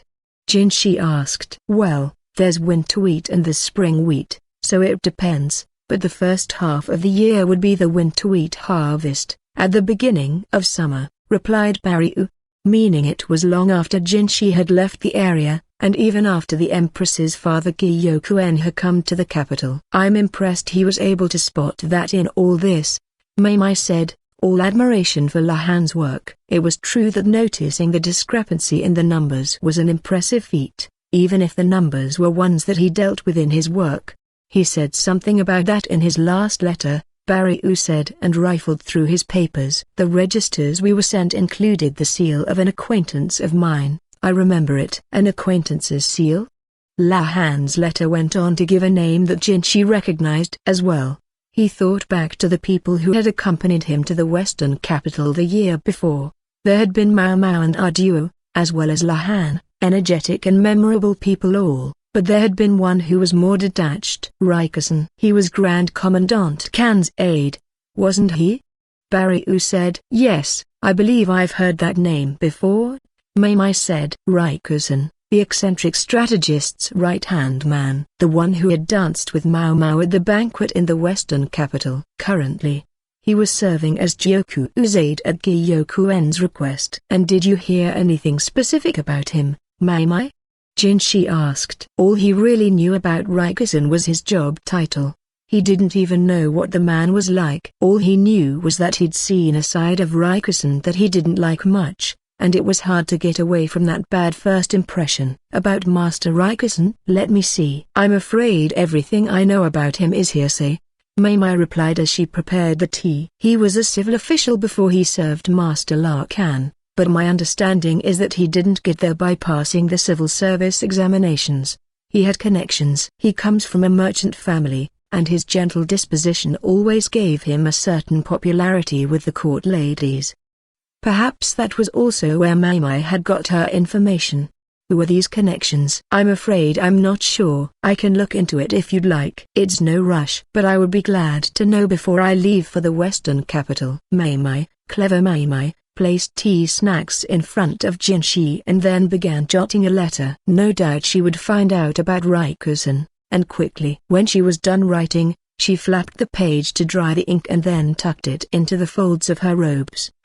Couldn't we simply ask Sir Lahan directly? Barryu asked with a hesitance that implied he felt he might be out of line to suggest it. Jinshi frowned. Sir Lahan has already done me several favors, including this one. I see. If I'm to incur yet another debt, I would rather not go to him as a blank slate. Better to have some knowledge, and pay only for what I can't get myself. Yes. Why yes, of course. Lahan was no paragon, but he didn't go in for dirty dealings. He would have considered them unbeautiful. All the same, the fewer favors Jinshi owed, the fewer weaknesses he had that could be exploited, the better. I'll leave the rest of the paperwork here, Maomao said, setting it down alongside the tea. Her less than subtle way of telling him to get back to work. Good, thank you. I'll trade you for this. Have a look at it, if you would. Jinshi handed her something. She wasn't the only one who could fling paperwork around. Maomao's usually narrow eyes became quite wide indeed, and she swept them over the paper several times, making sure she was reading it right. Is this true? She asked. And this when there's no need for you to go to the Western Capital yourself, Master Jinshi. Not another word. I'm well aware of the danger.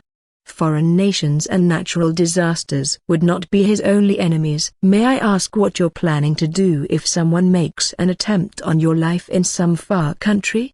Said Maomao. That was the point of greatest concern to her. I'll be traveling with picked physicians and warriors for exactly that reason. Yes, I heard you ordered Dr. Liu to get us more capable doctors. What about your bodyguard, then? As far as the soldiers? The soldiers are exactly what I'm concerned about. Are you sure you'll be safe with ... with whom you've chosen? Jinshi tugged at his hair. Maomao gave a look that showed she thought that was uncivilized. Chosen, Jinshi echoed. That implies I had a choice. I'm saying. Well, now, piped up Barryu, glancing at the papers from beside Maomao. Is he really going with you? Master Lahan? Yes, I've asked Sir Lahan to come with me. You've what? Maomao's face contorted in a way Jinshi wouldn't have thought possible. Such open disgust wasn't typical for her. May I ask what you're thinking? He'll go on a rampage. This is terrible. The moment you turn your back, you'll find his blade in it. I know. And your guards, they're all Master Lahan's men through and through. They can kill you and make it look like an accident. Does he really hate me that much?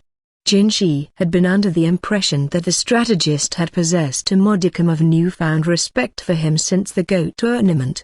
Who's going to hold his reins? That's what I want to know. You can bring Master Lahan, but you certainly can't keep him under control. Then again, if Master Laomen were among the physicians. Maomao. She knew how the game was played. Not Sir Laomen. I can't ask him to come. His age won't permit such a lengthy journey, especially not with his bad leg. In any event, he would be an absolute last resort. In fact, this had all been settled long ago. After what Jinshi had done, he had to go to the western capital. Who, then? Maomao asked, but then she stopped. You can't mean. Her intuition was excellent. There was no need to explain. If Lahan couldn't come and Laomen couldn't either, that only left so many people. One, in particular, simultaneously the best and the worst. You're talking about Maomao. Maomao's face twitched. Jinshi offered her a wan smile, but he couldn't meet her eyes. Chapter 13, Joku. The quill in Rikusen's hand ran swiftly over the parchment. How many of these signatures had he affixed by now, in the compressed form so conducive to quick writing? He occasionally compared it to the original just to make sure his version hadn't changed. Back in the capital, all he'd had to do was press a chop to a piece of paper. It didn't tire his hand out the way this did. He took a moment to shake out his wrist and regarded the paper. Master Rikusen, if you would handle these as well? A functionary arrived with more paperwork. He was the fifth such bureaucrat to come here. From his minimal accent, Rikusen assumed he came from Kishu. His earlobes were somewhat large, a shape traditionally associated with blessing. His left shoulder also leaned slightly lower than the right. Maybe he had a habit of carrying everything on the right side. Thank you. You can put it here, Rikusen said. Yes, sir. This new stuff was, well, busy work, or at least, the governor viewed it as such. Most of the population of Ishu was concentrated in the cities along the trade routes that linked the east and the west. This busy work involved petitions from peasants living in the rural reaches far from the main trade routes. In villages, not cities, hamlets. Most of them were farmers of some description, livestock herders or grape growers, things that could survive the arid climate. Some of them wanted irrigation canals built. Others complained that increasingly frequent nighttime bandit attacks saw them bereft of their livestock. The wheat harvest had been terrible as of late, and there were several petitions asking for someone to come and look. Ha ha ha.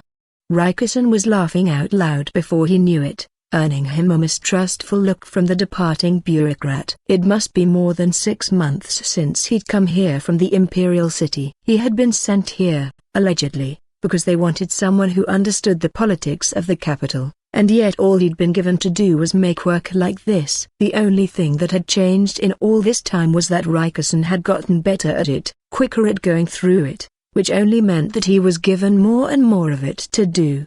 I almost get the feeling they don't trust me, he grumbled to the empty room, the office he had been assigned. He worked his right hand again.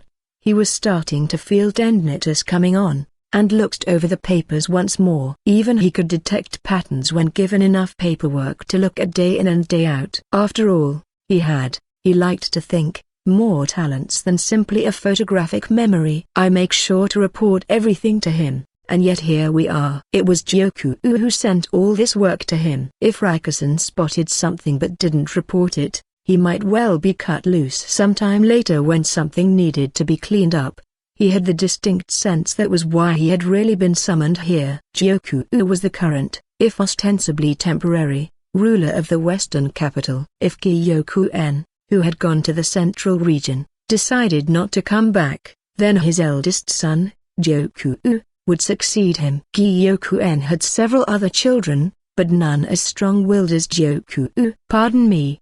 Another bureaucrat appeared with more paperwork. Not more petitions, but papers Rikusen had sent to his superiors that were being sent back. This particular bureaucrat served directly under Joku, and Rikusen had seen him exactly twice before. The first time was when they had taken their trip to the western capital last year, and the second was when Rikusen had gone to give his formal greetings to Joku. He and this man had seen each other in passing. "These are being returned," the man said. There was nothing written on the papers, no signature, no seal. "May I take this to mean permission has been denied?"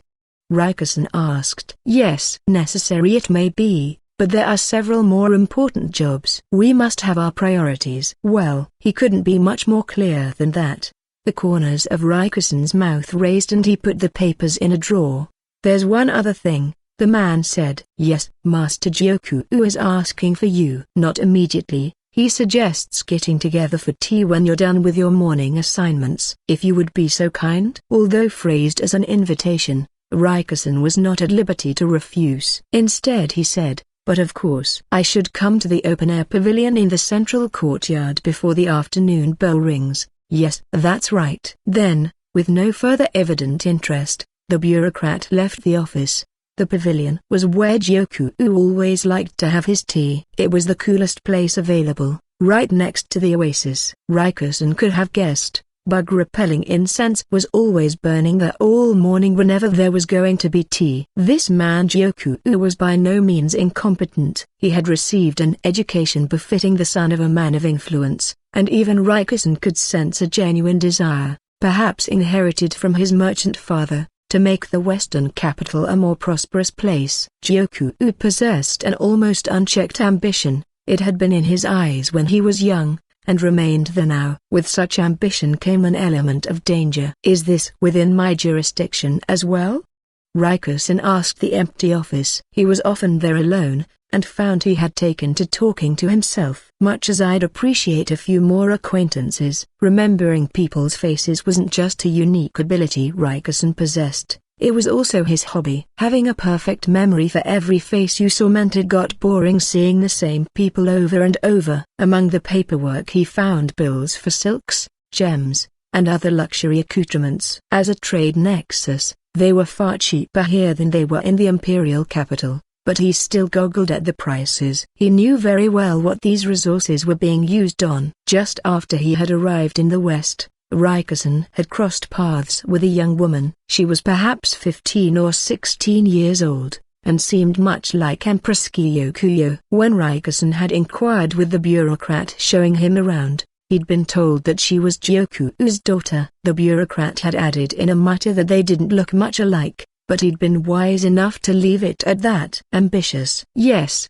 he is that. Rikusen no longer saw the young woman anywhere. She had probably been on her way to the capital for days now. He felt the corners of his mouth lift up again, and then he went back to his work, the quill rushing over the pages once more. Other than his tanned skin, the honorable personage across from Rikusen didn't look much like someone from the western capital. He had a rich, dark beard, and other than some uncommonly deep wrinkles, he could have passed for a perfectly ordinary person from Lee. His straight hair framed a round face. He was slimmer than the average inhabitant of the western capital, but toned and muscular. This was, needless to say, Joku. If the father, Gyoku-en, looked like a friendly merchant, the son looked like a warrior. He was somewhere in his 40s, but he looked at least 10 years younger than that. Here among the inhabitants of the western capital, where it was so easy to get a paunch. His perfect, white teeth probably helped him make a good impression. Raikusen looked at Joku's straight front teeth, then averted his eyes. "I'm honored by your invitation," he said with a long, slow bow. "Oh, you don't have to grovel. Have a seat." A manservant pulled out a wicker chair and Raikusen sat. There were glasses of juice on the table. "Would you have preferred tea?" Joku asked. "No, sir. Desk work does make one crave something sweet." There was condensation on the glasses. Raikusen wondered if they had been chilled with underground water. "You're trying to be deferential again." "What, do you think I have some sort of ulterior motive here?" "Ha ha ha." "No, but I am nervous." Raikusen chuckled and took a sip of the juice. "I confess, I worry you must be disappointed that I was the best the capital could send. I'm in no way suited to your station." "Ha ha ha." "My father would never pick the wrong man, of that I assure you." "You served under Sir Lahan, didn't you?" "I'd say that alone is proof of your competence." "Sir Lahan, was it?" Raikusen set down his glass. There was a whole array of different fruit juices on the table. "If I may ask," Joku said, getting to his feet and turning around. His gaze settled on a group of merchants. "Is there anyone you recognize among that group?" "3 people, sir," Raikusen said after a second. "2 of them run the caravans that come to the capital each year. The other does his trading primarily by sea." The manservant reappeared and placed writing utensils in front of Raikusen. He put down their names. "I only know the names of the 2. Everyone else in that group is new to me." "Understood. I'll have the names checked against our records." Maybe Joku suspected one of them of something, or maybe he just wanted to put Raikusen's powers of recall to the test. A short while later, a bureaucrat came and whispered in Joku's ear. Joku said, sounding satisfied. He stroked his beard. "Impressive. You were right on both counts." "I simply happened to recognize them," Raikusen said with another humble bow. "Funny thing, that you must see dozens or hundreds of faces every day, and yet you remember them." "You know, in the capital, they claim that members of the Lahan are all gifted with rather unusual skills." "Are you sure you're not one of them?" "It might explain why you were serving Sir Lahan." What a notion, sir." For the first time that day, Raikusen laughed from the heart. It might have been the funniest thing he'd heard since he'd come in the West. No traveling comedian could have told a joke funnier than that. Raikusen might have blood flowing through his veins. That clan is packed full of people who break the mold, let us say. As for me, what I do is more of a habit." "Habit?" "Yes, sir. My mother always told me I mustn't forget people's faces." Yes. I seem to recall you come from merchant stock, don't you?" "I do, sir, and to forget a customer's face is to risk a vital business relationship. My mother warned me that to remember was to live." Raikusen's laugh seemed to have dissolved his fear, for he spoke easily now. "It sounds like you had a strict upbringing." "Yes, sir." Raikusen let the moment breathe. He took a sip of the juice. He was just thinking back on the honored strategist's habit of juice drinking when Joku said something unexpected. "Do you suppose Sir Lahan would like that juice?" "You know Master Lahan is a teetotaler." "Who doesn't?" Raikusen was aware that the story was well known. After all, whenever that man passed through somewhere, it was like a typhoon, and it fell to Raikusen to clean up after the storm. "I'll make sure there's some of this juice available when he comes to the western capital," Joku said. "When he comes here, sir?" Raikusen repeated, caught off guard. He suddenly became aware that he was covered in a thin sheen of sweat. "Ah, you're tense again." "Yes, I suppose it's the first you've heard of it." "Let me tell you a little secret." It seemed they had finally reached the heart of what Joku wanted to discuss. "Sir Lahan is coming to our city, with the imperial younger brother in tow." He almost made it sound like the imperial family member was ancillary. Raikusen forced the corners of his mouth into a smile, but inside, he heaved a sigh. "Question: how much do 300,000 people eat in a year?" Answer: it depends on what they're eating. The answer was so absurd that Raikusen passed through anger and arrived at sheer incredulity. After the abrupt tea party, he'd had an opportunity to talk with several people, all of them conversant with commerce. He'd hoped they might have more thoughtful answers for him. It's impossible to say for certain. The western regions aren't as fertile as Key province. Rice is far more of the luxury here than it is in the central region. He'd heard the reasoning. He'd heard it many times. If not rice, then wheat. If not wheat, buckwheat. He was looking for possible substitute foods, wanted to know how much of each they were likely to be able to procure. He'd done the calculations over and over, but he wasn't a mathematician. He couldn't find the answer. Truth be told, however, none of the bureaucrats in the western capital were going to go that far out of their way for Rikusen. He was simply put off, treated as an outsider, or else they claimed someone higher up the chain had stopped them, or else that they were too busy and couldn't spare the time. I suppose this is how the Moon Prince always felt, Rikusen said, unable to contain a sigh. For such a young man, that noble, so often the victim of Lahan's interference, worked hard. Unfortunately, hard work wasn't enough. Being part of the imperial family meant you had to shine brighter than anyone in order to gain acknowledgement and acceptance. Rikusen trotted back to his office to find a messenger waiting outside. A letter from Key province, sir, the man said. He gave Rikusen a small box, hardly a letter, in Rikusen's estimation. The box was kept shut with a string tied in a decorative bow. He'd often received such letters in the capital. A variety of esoteric rules governed how the string was to be tied, and once undone it couldn't easily be retied. There was an knack to undoing these bows, and Rikusen possessed it, but to be perfectly honest, at that moment, he didn't have much energy for such things. Instead he grabbed a knife and simply cut the knot. Topmost in the bundle was a sheet bearing a wildly stylized L, a playful little touch Lahan liked to add to his correspondence. Lahan was Lahan's nephew, so they were often working toward the same ends. Rikusen had thought of Lahan as more of a friend than a colleague, but in the end, he reflected ruefully, they had only ever talked about work. At least he knows what he's doing. Lahan was a numbers man, and he had furnished Rikusen with exactly the data he wanted. For rice, each tan would yield about 150 kilograms, roughly enough to feed one person for 1 year. Of course, it could be stretched if the rice was mixed with other foodstuffs. There were detailed calculations of how the yield would be affected if they added in wheat, soy, or potatoes. Furthermore, Lahan indicated how readily each could be preserved, the liquidity of the various crops, and even the current market prices. I was afraid he would just try to foist his potatoes on us. Guess I owe him an apology. Lahan's father grew potatoes, but they didn't keep as well as rice or wheat, and Lahan's family was presently trying to develop ways to make them last longer or otherwise process them. The winding columns of numbers made Rikusen's head spin. He had no doubt Lahan had organized them neatly, but it was a rare person who could look at a bunch of numbers and perceive the truth of things. Rikusen had become conversant with numbers as a matter of necessity, but for most people, the ability to pass prices at the shop was all the numeracy they needed. Rikusen flipped vacantly through the pages. Most of it was sheer data, but one page bore an inscription. Interesting things will happen soon. I guess he knows, Rikusen said. Lahan would be coming to the western capital. Lahan had probably scrawled the note in hopes of giving Rikusen a little shock, but unfortunately for him Joku had pulled the rug out from under his surprise. Rikusen smiled as he put the letter back in its box. Then he picked up the tie he'd cut.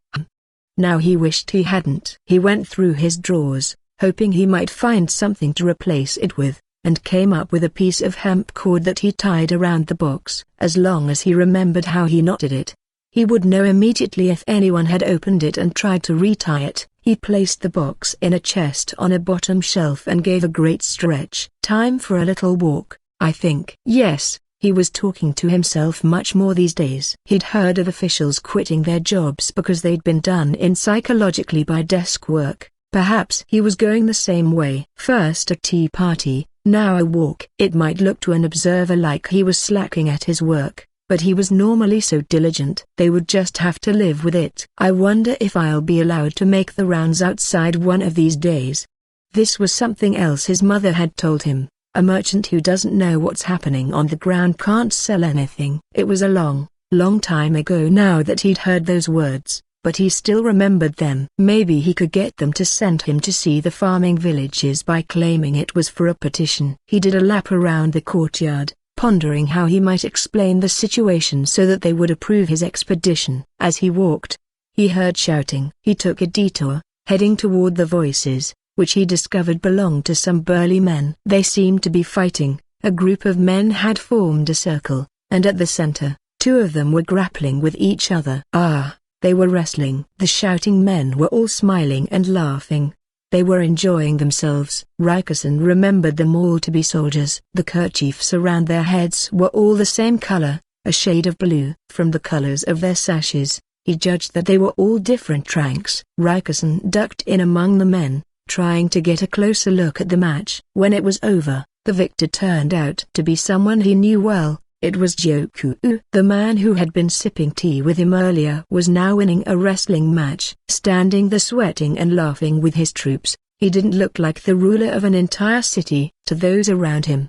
He must have appeared as someone who shared the sentiments of those under him. Rikusen swallowed heavily. He didn't think Joku was wrestling with his minions just to earn brownie points. He enjoyed it as much as they did. Rikusen didn't want Joku to notice him. If the governor invited him to wrestle, he feared he might be snapped in half.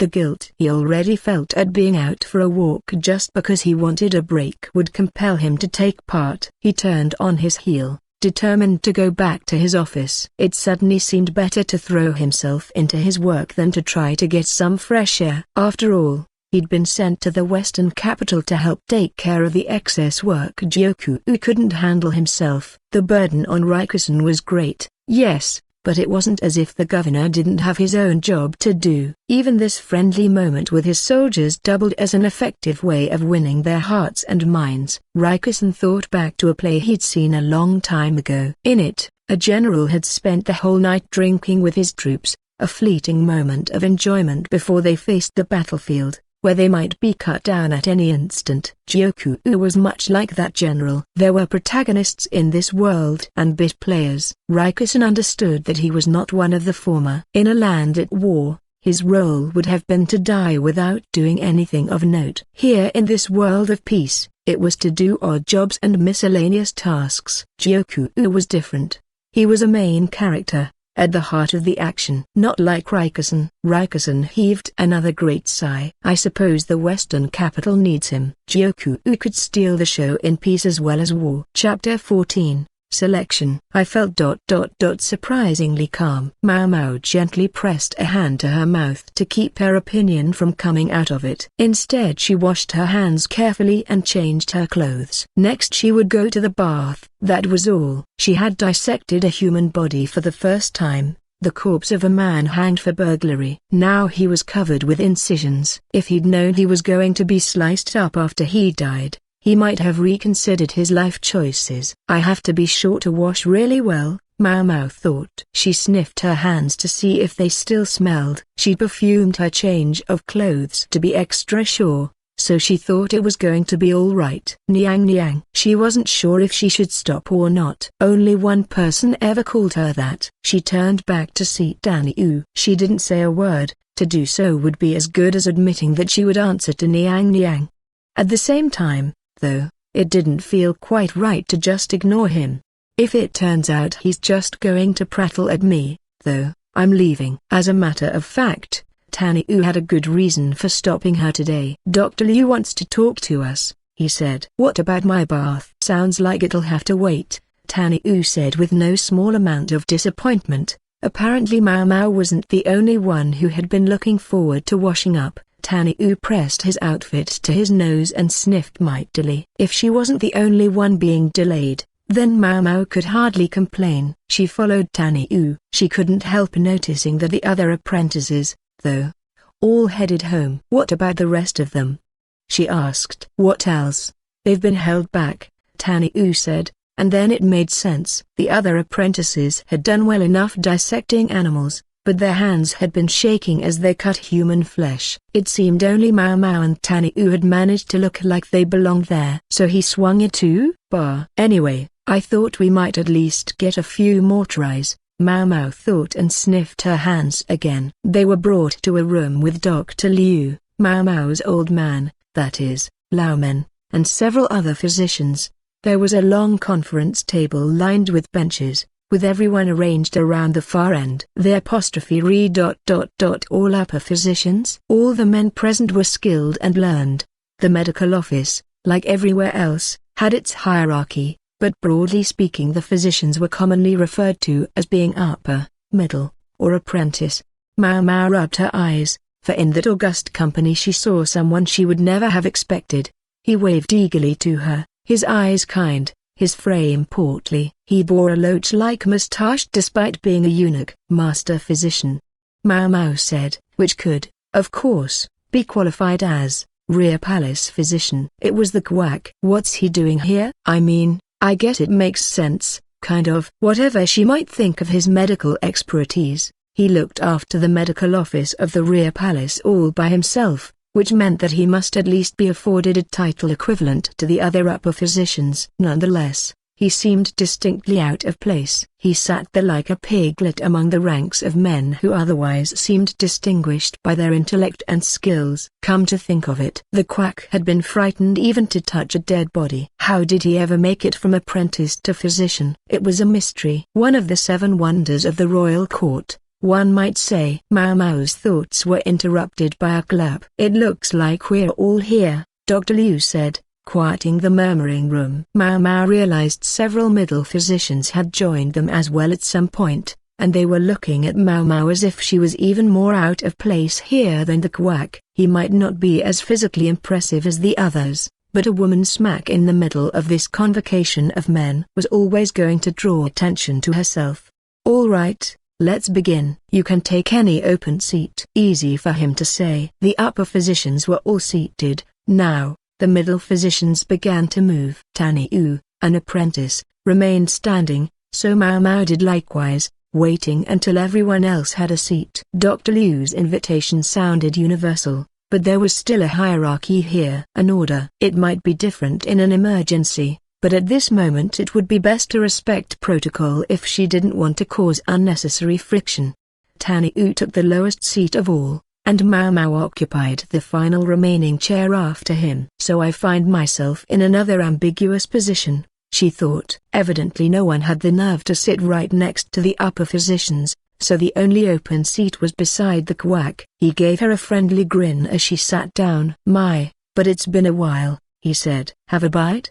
He furtively showed her the candy he was hiding under the table. What is he, the neighborhood auntie? Maomao thought, but she said, maybe not right now. It was best to politely decline. She would never be able to concentrate on the discussion with candy rolling around in her mouth. Plus, Dr. Liu was glaring at them. The quack hadn't noticed that he had been noticed. Dr. Liu proceeded to explain why he had called them here, evidently choosing to overlook the quack's full cheeks. I've gathered you together so we can decide who's to go to the Western capital, he said. The same subject Maomao had overheard him discussing with Jinshi. Jinshi had wanted physicians to accompany him on the long journey, 2 more, if possible. 2 more. So I wonder how many there already are. In the heat of the moment, Maomao had suggested herself as a candidate. She didn't know whether anything would come of it. She knew, however, that if she wasn't chosen, it would mean trouble for her. Lots of trouble. Is there anyone here who specifically wants to go to the Western capital?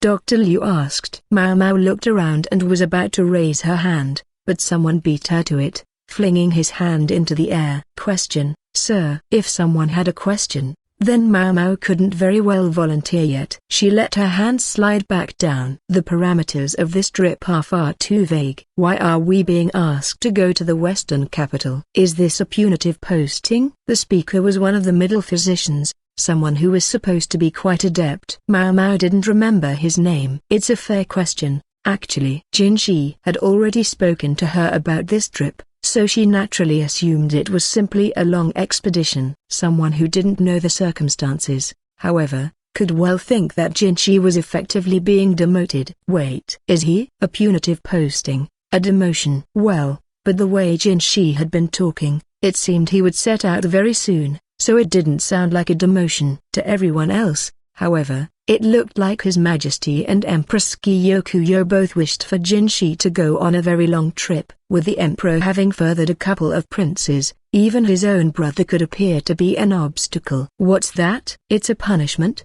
The quack said quietly to Maomao, concerned. He hadn't heard. It seemed like all the other upper physicians were familiar with the matter. Maybe the quack had been left out of the loop specifically because he was a quack, or maybe he'd been so busy sucking on some candy that he'd missed it. Dr. Liu coughed pointedly. Maomao was left with no choice but to pretend she hadn't heard the portly doctor. This assignment is not punitive. It will, however, be a long trip, considering the destination. Even at the most optimistic estimate, you should expect to be away from the capital for at least 3 months. Is there a war starting? It was a tricky subject, but this middle physician didn't mince words. The assembled doctors began muttering, and the quack clung to Maomao in fear. She could practically feel everyone looking at them. My dear G, if you'd be so kind, Lahan said, nudging the quack. He has a name? It's G. Maomao had never had a chance to find out his name in the rear palace. Everyone simply called him Doctor. Okay, maybe she'd heard it somewhere along the line, but quite frankly remembering people's names was not one of Maomao's special skills. That soldier would never forget, she thought, picturing Rikusen. He'd been sent to the western capital, hadn't he? In his case, it was definitely a demotion. The quack released Maomao, but clutched onto Laomen instead. What do you make of all this, Laomen? HRM. Well, let's hear him out and see where this goes. Dr. Liu was so thoroughly sick of the quack's antics by this point that he'd stopped even looking at him. Being totally oblivious was, in its own way, a sort of genius. I can't believe they haven't fired him yet. How he still had a job was one of life's mysteries. I can't speak to the prospect of war, Dr. Liu said. Our business is to treat the sick and the injured. We do as we're told. What's more, this trip promises to be a very large-scale one. Dr. Liu was not finding a warm reception among the physicians. It seemed unlikely that anyone would volunteer. They might change their tune if he told them who was at the center of this expedition. Jinshi was a member of the royal family, and a physician who went with him might have the opportunity to speak to him personally. But I'm not sure it's been made public that Jinshi's going. Considering his status, the matter would probably be kept quiet until the last moment, and so nobody would raise their hand. Maomao, feeling more or less comfortable, was once again about to raise her hand, but she saw Dr. Liu glare at her. What's with him? She wondered. Was he telling her not to put herself forward here? Did her lowly status indeed ultimately stand in her way? No volunteers. I figured as much. I've come prepared with a list of 3 candidates, but I'd like to fill one more place. Nobody wants that final seat. Despite Dr. Liu's prompting, no one reacted. The upper physicians looked outright tired of this. Maybe they had already heard the story. Yes, sir. One person raised his hand. Danny. I know I'm still an apprentice, but if no one else will go, may I do it? He sounded chipper as ever, as happy as if he were dissecting an animal, or a human being.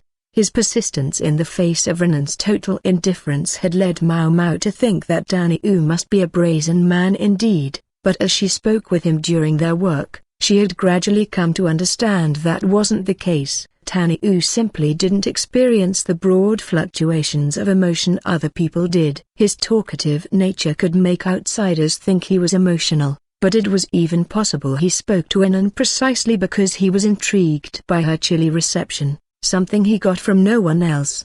He's a twisted guy, Maomao thought. Not that she felt inclined to push the matter, everyone had their foibles. Anyone else? Dr. Liu asked. No hands went up. The upper physicians collectively exhaled. I'm sure he could get one of them if they knew Jinshi was coming. With Dr. Liu in charge, though, it would never happen. Maomao thought her father Laomen would be a good candidate. He was deeply knowledgeable about the western reaches and knew the language as well. But she shook her head. He's too old, and he's not strong enough anymore. Becoming a eunuch had left him even more aged than simply being old. Having a missing kneecap didn't help, either. Such a long journey was beyond him. If 3 people had already been chosen, however, What would happen to Maomao? I guess I just have to have faith that I'm already on the list. It seemed a shame. Many people dismissed the western capital as a rural backwater, but nothing could be further from the truth. It was a thriving city, a nexus of Western culture. Not to mention a place where it would be much easier to acquire the newest medical skills and technology. Am I sure Pops won't go? Even as she asked the question, she knew it wouldn't happen, knew it was impossible. As for Lahan, the quack was still glued to him. Lahan didn't look thrilled but couldn't disentangle himself. Anyone else at all? Dr. Liu asked again, whereupon the overachieving middle physician raised his hand once more. Are you volunteering? Dr. Liu said. Another question, sir. The physician looked straight at Maomao. What is one of our court ladies doing here? No doubt the question had been on everyone's mind, but they all sensed this was not quite the time to ask. Surely her exceptional presence shouldn't be taken to mean that she's to be counted among the physicians? Boy, I hope so. If Maomao could finally get her answer right here and now, that would be wonderful, but the rest of the room didn't share her enthusiasm. The upper physicians didn't betray much reaction, almost as if they weren't listening anymore, but the looks from the middle physicians were scathing. Taniu watched the scene unfold with no particular change in expression. She's not to be considered a physician. She is, however, coming with us, Dr. Liu said. Maomao felt a wave of relief. So he'd found a compromise. The point was, she was able to go along. Sir, I'm not sure a court lady is suited for such a protracted trip. The middle physician wouldn't give up. I grant she may not have the stamina of a man, but she's passed the practical examination. She has the skills of a physician, if nothing else. What's more, to be quite frank, her knowledge of medicines is probably better than yours. If and when we run out of medical supplies at our destination, it will be helpful to have someone who can make substitutes using the ingredients at hand and without recourse to a textbook. Dr. Liu could be harsh, but he was also a firm judge of character and ability. The middle physicians still seemed less than pleased. A few of them gave Maomao disbelieving looks, as if to say that examination. And are we sure about this? Still not happy that a woman gets to come along and be treated the same way as you lot? Then think of it this way. It's going to be a big group this time. There will be plenty of other court ladies accompanying us to help with other administrative duties. You don't object to a bit of extra help, do you? It's still the case that this is the first time a lady has ever been brought along specifically in a medical capacity. And to make her take the examination. That's going too far, Dr. Liu, even for you. HRM. This middle physician seemed to be the opposite of Taniu. He was a bit of a pest, but he did seem to be concerned for Maomao. Even his most oblivious outbursts were things that she might have been grateful for under other circumstances. Right now, however, was not that time. I didn't make this decision, said Dr. Liu, dangerously close to sounding petulant. His next announcement, meanwhile, was enough to silence any dissent. Grand Commandant Kan will be joining us this time. That sent a buzz amidst the middle physicians. Maomao felt all her hair stand on end. She looked at Lahan, who looked back at her mournfully. Maomao was no Anan, but she was on the verge of grinding her teeth. You all think you can handle him? Asked Dr. Liu, dangerously close to sounding despairing. It was enough to silence any further objections. Maybe Dr. Liu should have kept this confidential information to himself, but regardless, the other physicians would certainly take anyone they could get to help them with this particular person.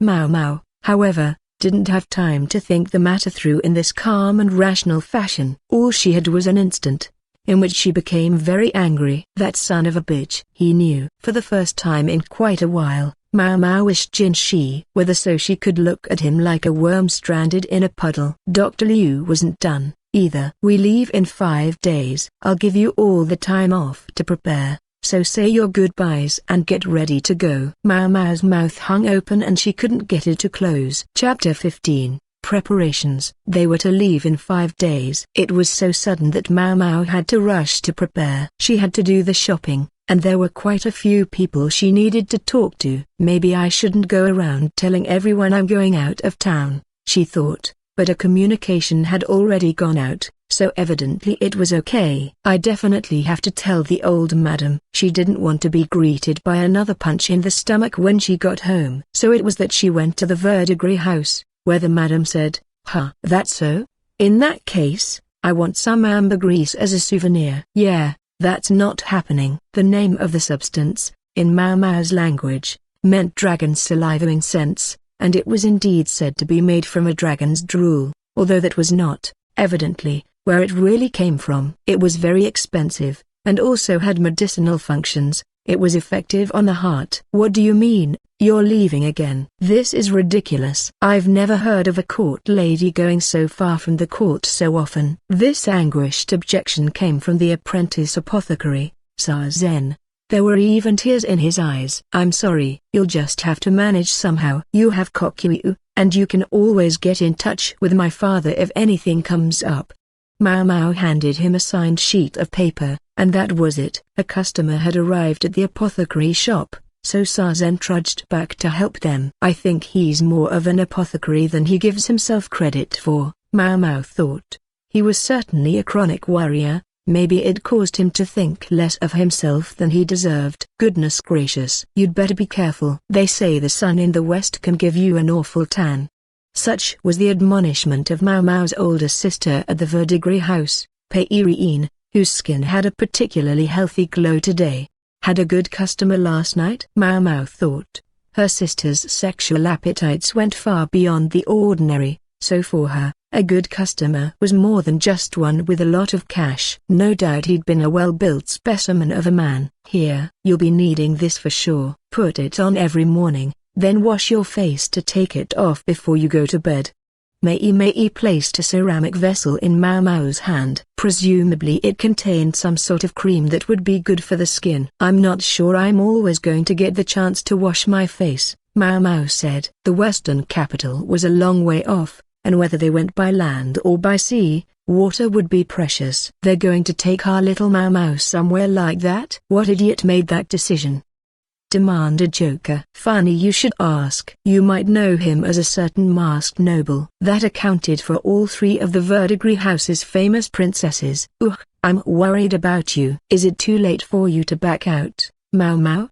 Pei said, hugging her close. She really had been busy the night before. The warmth was still radiating off her. "Just think about it. The money we work ourselves to the bone to earn, the nobles are pissing away on a vacation." Joker spat. "Not at all. Those nobles help our business thrive. We'll just have to ring them for all they're worth. Make sure the cycle continues," Mei said, her laughter clear and loud, in pointed contrast to the vulgarity of what she was actually saying. Then she gazed out the window. "I admit, I'm as worried as any of you, but I think there's someone along who will be ruthless if anyone dares to lay a finger on Maomao." Now she looked at Maomao, her gaze sorrowful. Mei, said Maomao. "I'm going to keep this indirect, but I'm more worried about him than anyone." The freak strategist was going with them. Maomao didn't know why, but if the people in the western capital had understood who they were dealing with, they would have asked for him to stay home. Or maybe they weren't in a position to refuse. Don't tell me they actually invited him. His absence wouldn't be an issue in the capital, as his subordinates could keep his office running smoothly for months without him. Maomao's real fear was about what kind of trouble he might cause on the road. Just picturing it was enough to make her head hurt. "Is this what they're really using me for?" She ground her teeth. She'd always known he could and would use anyone available to him. It was her fault for forgetting. In fact, oddly, she felt some small sense of relief to realize that the way he handled people hadn't changed since the rear palace. Those who stood at the top couldn't afford to be swept away by sentiment. Jinshi's behavior could be emotional at times, but Maomao believed there was still some trace of rationality at work in those moments. At least, she wanted to believe. No, not possible, she thought, immediately dismissing the idea. Otherwise, he would never have burned a brand into his own skin. Having said all that, maybe this wasn't really Jinshi's fault. His hands might have been tied in his selection of personnel. It didn't really matter. In the end, it meant trouble for Maomao, and nothing but. She was putting away the cream Mei had given her when a smart alecky voice said from behind her, "Hey, Freckles." "Yeah? What, you?" Maomao turned, annoyed. "You're dumb," he shouted, and with that the smart-mouthed brat ran off. He still dragged one partially paralyzed leg, but it obviously didn't dampen his spirits. His lackey Zilin likewise stuck out her tongue at Maomao, then ran after Chuyu. "What was that about?" Maomao muttered. "Chuyu misses you, Maomao," Mei said. "HRM. And it looks like Zilin is still following him around." "That just started again recently." Mei looked troubled. "Started again?" "She's got an older sister, you remember? The girl you brought in with her. She was training as an apprentice, and this year she began taking customers." "She did, huh? So many women came and went in the verdigris house. Maomao didn't really keep track of them all." "Isn't that a bit early?" She recalled the young woman being awfully thin. "She's 15. A decent diet went a long way towards putting some meat on her bones, and our customers started taking notice. She had everything she needed. She must really have been eating poorly where she came from." Moreover, the girl herself was full of ambition. She'd been eager to make her debut. It all must have inspired conflicting feelings in her younger sister. "She's not very cultured yet, but I think she'll grow into it, that girl." "You think so?" "I think she's a bit too prickly," Joku said. Peirin laughed openly at that. "That's the last thing I want to hear from a woman who took the name Joker." It was not the name her parents had given her. The madam had been known to rename girls in order to encourage them to forget their past lives, but Joker had given herself a name that was a parody of the name of the goddess who had created the world, and it audaciously included the supposedly forbidden character Ka. "My mother always told me my father was someone very important. I have every right to use it," she sometimes said. A father who would justify the use of that character? The only people who could do that were the imperial family. About the only person fitting that description whose age would make sense with Joker's was the former emperor, but Maomao was well aware that that was impossible.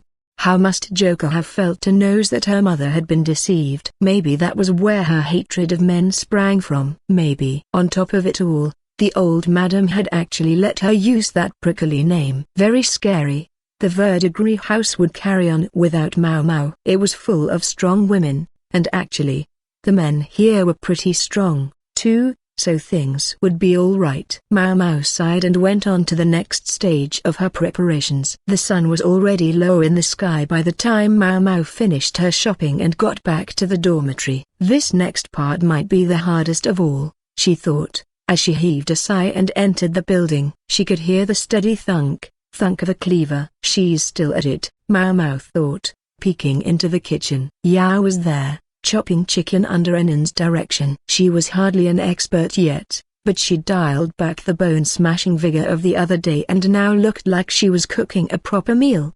Maomao didn't say anything. Anan didn't say anything. Yao was too focused on her chicken to notice Maomao. Anan saw Maomao there and shot her a pleading look. "I think she's saying, 'We're concentrating right now. Please don't interrupt.'" Maomao was heading to her room instead when she met the woman who ran the dorm coming the other way. "Maomao, is it true you'll be going away for several months?" "I can leave your room for you, but do you want me to clean it?" The woman's voice carried well, easily all the way to the kitchen. The result was predictable, an ouch, followed by a mistress. Maomao peeked through a crack in the door and saw pretty much what she had expected. "Don't do that, young mistress," Anan said. "You mustn't put your finger in your mouth. Raw chicken meat is dangerous." "Here, I'll give you some first aid." Even meat intended for food could contain poison or bugs. "I think that's a bit much, Anan," said Maomao as she watched Anan wrap so much bandage around Yao's hand that it was practically immobilized. Maomao had involved herself now, but Yao looked peeved. It was obvious Yao wanted to say something, but Maomao wasn't exactly the most socially adroit person in the world and wasn't sure what she should say to Yao. Given that she was still learning how to hold the cleaver properly, it seemed highly unlikely that Dr. Liu had invited her to join the special classes yet. Finally, Maomao said only, "I'm sorry. I'm going to be going away for a while." "I understand," Anan said, and she had the good grace to look sorry about it. But just for an instant an expression passed over her face that Maomao couldn't quite put a name to, one that said, "Now it'll be just me and Lady Yao." Yao, thankfully, was looking at the floor and didn't notice. Yao understood as well as Anan did. Maomao suspected she was a smart woman, and would get what was going on intellectually. It was just taking her emotions some time to catch up. She's still only 16, Maomao reminded herself, 4 years younger than Maomao. Figuring she'd said all she could say, Maomao was about to go back to her room when she heard another thump, this time of someone stomping on the floor. Maomao. Yes. Yao's breath whooshed out her nostrils like an angry boar. She stood tall, resolution clear on her face. Young mistress. Anan had produced 2 folding fans, one inscribed Yao, the other inscribed Go for it. Where had she gotten those? Truly, this was a lady-in-waiting of sublime accomplishments. Yao gave one more great snort and stood in front of Maomao. Here, young mistress. Anan handed her some kind of booklet. Amen. Yao pressed the booklet at Maomao. What's this? What do you mean? What? Yao couldn't quite seem to get an explanation out, so Anan helped. She copied things out of the books in the library. She collected as many examples as she could find that aren't in the textbook, so I think even you'll be surprised by some of what's in there. Maomao. Wow. Holy shit, I want that. See, can I really take this? Well, I said you could have it. Yao shot back, although she had not, in fact, said that. If she was offering, though, she didn't have to offer twice. Maomao took the book and immediately began flipping through it. Wow. No, don't look now. Listen, I didn't do anything that's, that big a deal. Anan insisted, so I copied out a little bit, just a little bit. She was as sweet as she was sour, this girl. It was almost too much. Unfortunately for Yao, Maomao could tell the difference between her handwriting and Anan's, but she was decent enough not to point out which of them had done the copying. Instead she bowed her head and said, "Thank you very much." Almost before she knew what she was doing, she'd even grabbed Yao's hand in a handshake. To be perfectly honest, she was so happy, snot could have come pouring out of her nose. HMPH. Well, you'll need something to pass the time on your trip. Yao was blushing and her voice seemed very quiet. Behind her, Anan was giving the handshake an icy look. "I'll be sure to get you something as a souvenir in return," Maomao said. "I don't need any souvenir," Yao said, and went back to the cutting board still looking annoyed. "You can't chop anything in that condition." "At least let me tend to your injury," Maomao said. If she let Anan do all the treatment, Yao seemed likely to end up as a bandage mummy. Yao submitted to Maomao's ministrations, but Anan loomed threateningly nearby the entire time. Chapter 16, A Voyage by Sea. On the day they were to leave, Maomao found herself riding in a carriage with a single bundle of belongings on her back. It's as emotional as it is ordinary. By now, Yao and Anan had been there to see her off, Anan looking about the way she always did and Yao a bit sulky. Maomao did feel sad to say goodbye, but it wasn't like she was never coming back. Her medical supplies had all been prepared in advance and packed. Other necessaries were also with the cargo, so all she had with her specifically were some fresh clothes and the book Yao and Anan had given her. Maomao didn't suffer from carriage sickness, so she looked forward to passing the time by reading. I heard there were 4 doctors going, she thought, but in the end no one had told her exactly who. It nagged at her. There was every indication that they were hiding something. No sooner had she boarded the carriage than she found out who one of the doctors was. Is that the ship we'll be on?" Taniu stuck his head out. Maomao had been expecting him. After all Dr. Liu's prodding, he had still been the only volunteer. Awfully inexperienced for an assignment like this. "Guess I'm not one to talk." Maomao had been chosen as well, although she wasn't counted among the physicians, so there were 4 doctors and 1 helper. Dr. Liu had talked about a shortage of personnel, so he must have put a lot of thought into this selection. Maomao had to constantly remind herself that she was ultimately only there to help, while also not forgetting what she was really there for. The imperial younger brother, aka Jinshi, would be on this trip, as would the freak strategist, so this was going to be a bigger affair than last time. 3 large sailing ships waited for them, the biggest Maomao had ever seen. She was told they would be going by sea, and the ships looked the part. Each had 4 or 5 masts, and she saw cannons as well. The ship's construction suggested they had been heavily influenced by Western technology, but gaudy red, green, and gold coloring marked them out as Lionese vessels. Maomao didn't know how large the ships were inside, but they looked like they could easily hold several hundred people each, maybe even 1,000, if everyone squeezed. Is it really going to be faster than going overland? Maomao asked before she could stop herself. She'd taken a boat home from her last visit to the western capital, but this time they would be going by sea, not river. The route was definitely longer by sea, but you could also travel uninterrupted, day and night. It's probably because of all the cargo you needed when you have such a big VIP staying somewhere for so long, plus all the gifts they have to bring. The explanation, offered with a touch of resentment, came from one of the upper physicians, a man with a beard and a rugged face. His skin was noticeably tanned despite the fact that he probably spent most of his time at a desk. He had light hair that suggested at least some foreign blood in his veins. Maomao vaguely recognized him, but because they worked in different medical offices, she didn't know his name. Evidently he was one of the 4 doctors chosen to go on this trip. Yes, that makes sense, Maomao said. Under any other circumstances, she could have simply tried to gloss over the fact that she didn't remember his name, but this time she was going to need to learn it. She would have to find it out later. I'm going to be in charge during the trip, the physician said. I look forward to working with you. He seemed to have his feet on the ground, Maomao thought. Knowing Dr. Liu, he would have chosen his people not just for their skill, but their attitudes as well. This man gave the sense that he came from the western capital himself. The other 2 physicians are already on board,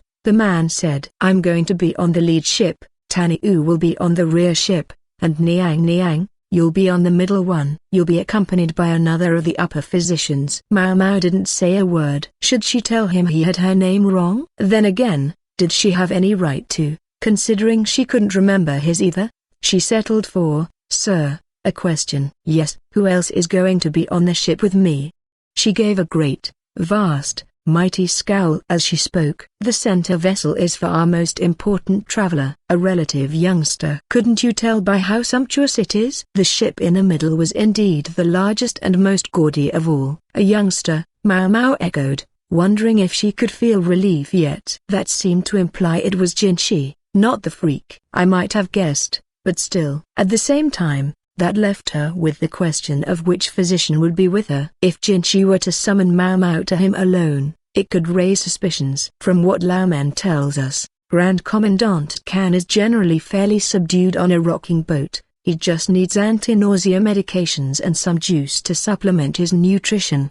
Is that so, sir? If he got seasick, that would make him much like Lahan. Evidently it wasn't just alcohol that made his head spin. They've told you what you need to know about the ships? Yes, sir. They said there's a medical office on board where all the necessary equipment will be stored, and where I'll be sleeping for the most part. That's right. Although you're welcome to sleep with the ladies in waiting if you like. Niang. The office, please. The presence of ladies in waiting was natural enough. Jinshi could hardly travel without them. But will Sui Rin be there? Sui Rin, Jinshi's attendant in the first flush of old age. A trip this long would be hard on her, but if she wasn't here, the only other candidate Maomao could think of would be Ba Sen's older sister Maomao.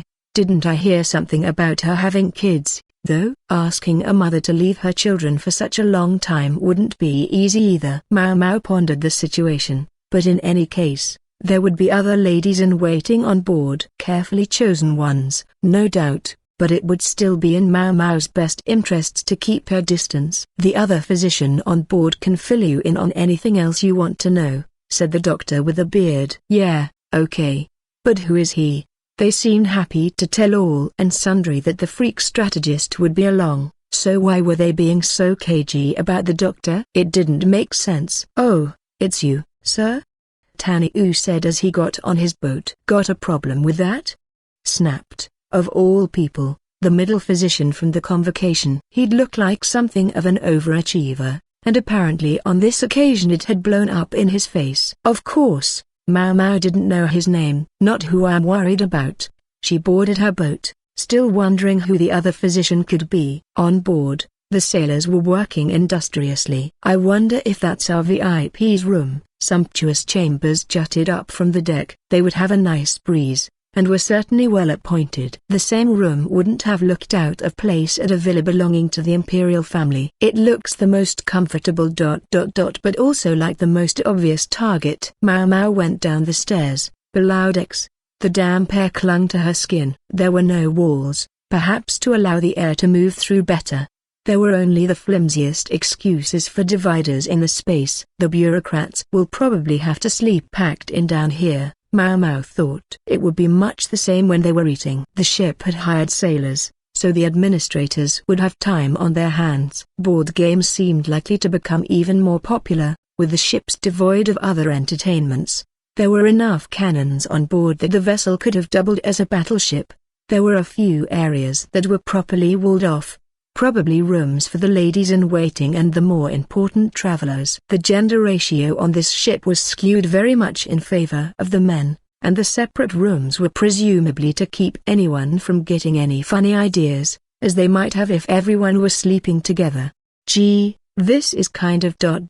exciting." Admittedly, she was probably going to be sick of this ship after seeing it all day, every day for the duration of the trip. But anybody wants to explore a new environment. There were stout ropes and wooden flotation devices here and there on the walls. The ship had 3 levels, 4, if you counted the VIP chamber above a deck.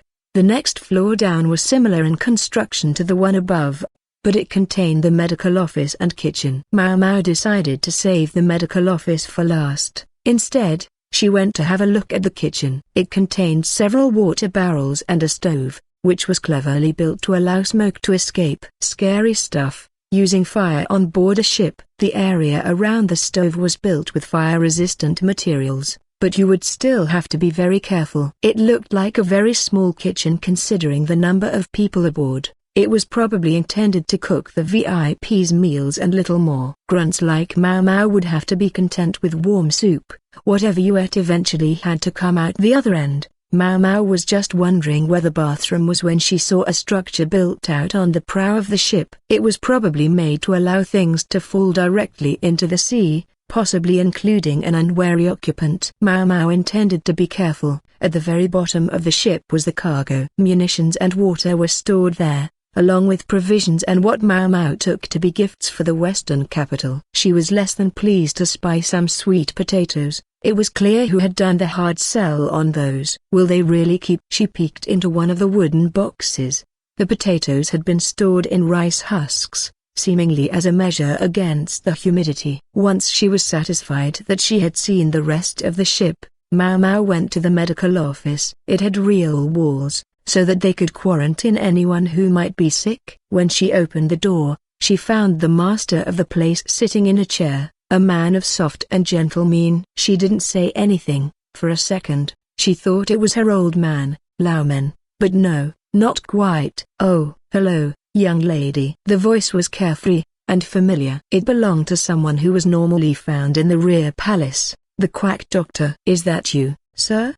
Maomao asked. It came out as a question, and with good reason. The quack's trademark loach moustache was missing. His face was smooth as a baby's behind. "Don't look at me. I'm too embarrassed." The quack blushed and pursed his lips, as if he were a young woman just old enough to start trimming her bangs. "What happened, sir?" "That moustache was your pride and joy," he sniffled. "They told me I had to shave it. They said it wasn't normal for a eunuch to grow hair like that. I admit, it's somewhat unusual." Eunuchs were missing what made them men, so they also tended to lose distinctive male physical characteristics. Facial and body hair grew thinner, but of course, there could be exceptions. In some cases, it even seemed that the male part actually remained inside the body. In any case, the quack had succeeded in growing a moustache despite being a eunuch, and had appeared to take great pride in it, frequently stroking the thin strands of hair. "That still doesn't explain why you're here," Maomao said. "Well, you see, there are no consorts at the rear palace requiring particular attention right now. Consort Liu is really the only upper consort, and Lahan is more than capable of taking care of her. I heard there might be a new consort coming, but I guess it fell through. Was he talking about Empress Kyokuyo's niece? So she wasn't going to enter the rear palace after all. A demotion, indeed. Dr. Liu was a very thorough man. He'd found Jinshi his physicians, on the grounds that there weren't enough of them for a trip to the western capital, and if they had one capable upper physician, it wouldn't look right if they didn't have at least one more. So he had chosen to use the quack, who had the rank and title. If nothing else, it was even possible he'd gone so far out of his way to equip Maomao with medical knowledge because he knew she got along with the quack. Alternatively, maybe he'd chosen the quack because he knew Maomao would be going.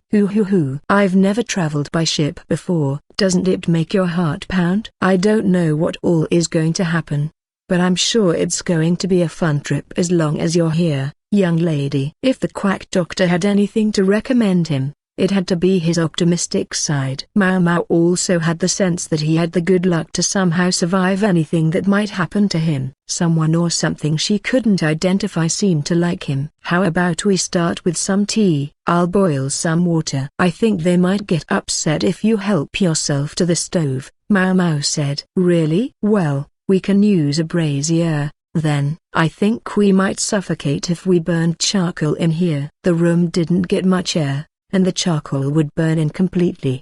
There was a window, but it was very small. The room itself was rather dim. The quack's face fell. I'm starting to think traveling by ship might be less cozy than I thought. Needless to say, sir. The quack buried his disappointed countenance in the cot nearby. Sigh. And the beds are hard, I see. I'm afraid there's not much to be done about it, sir. Just be glad you don't have to sleep packed in with everyone else. Oh, here. We can use this shelf for our cargo. Maomao put her change of clothes on the shelf and opened the book Yao had given her. She set herself up so she could use the light coming in through the window. It was at the perfect angle to allow her to sit on the bed.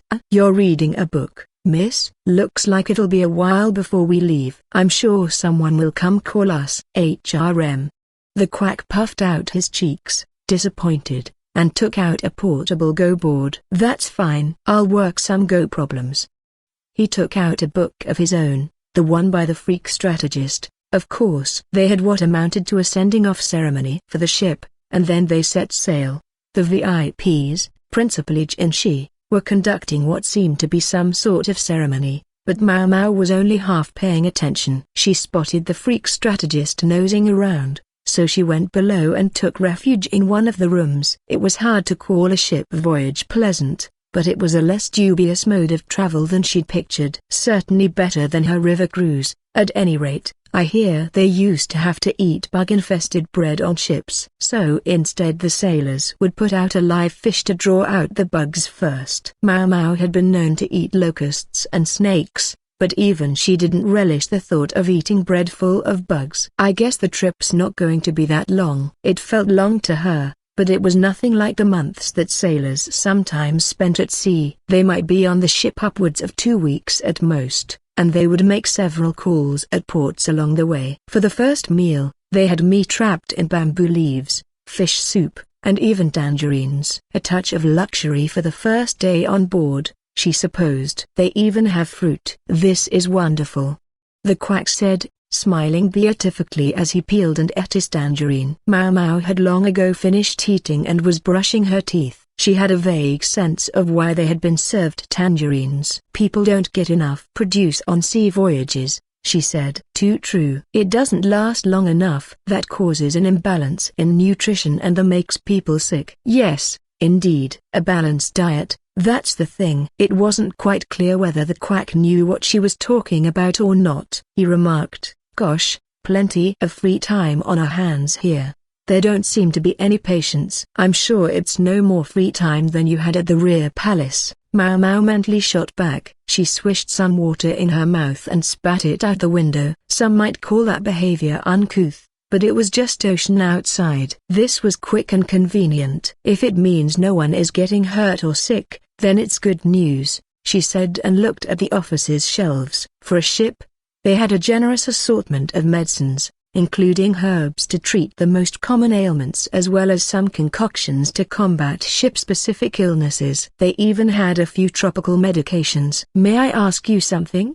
Maomao said, deciding to broach a subject she'd been wondering about for some time. "I seem to recall once when you didn't even want to look at a corpse, so how did you manage to pass the test to become a doctor?" "The test?" "Ah, the test." "Yes, I passed it."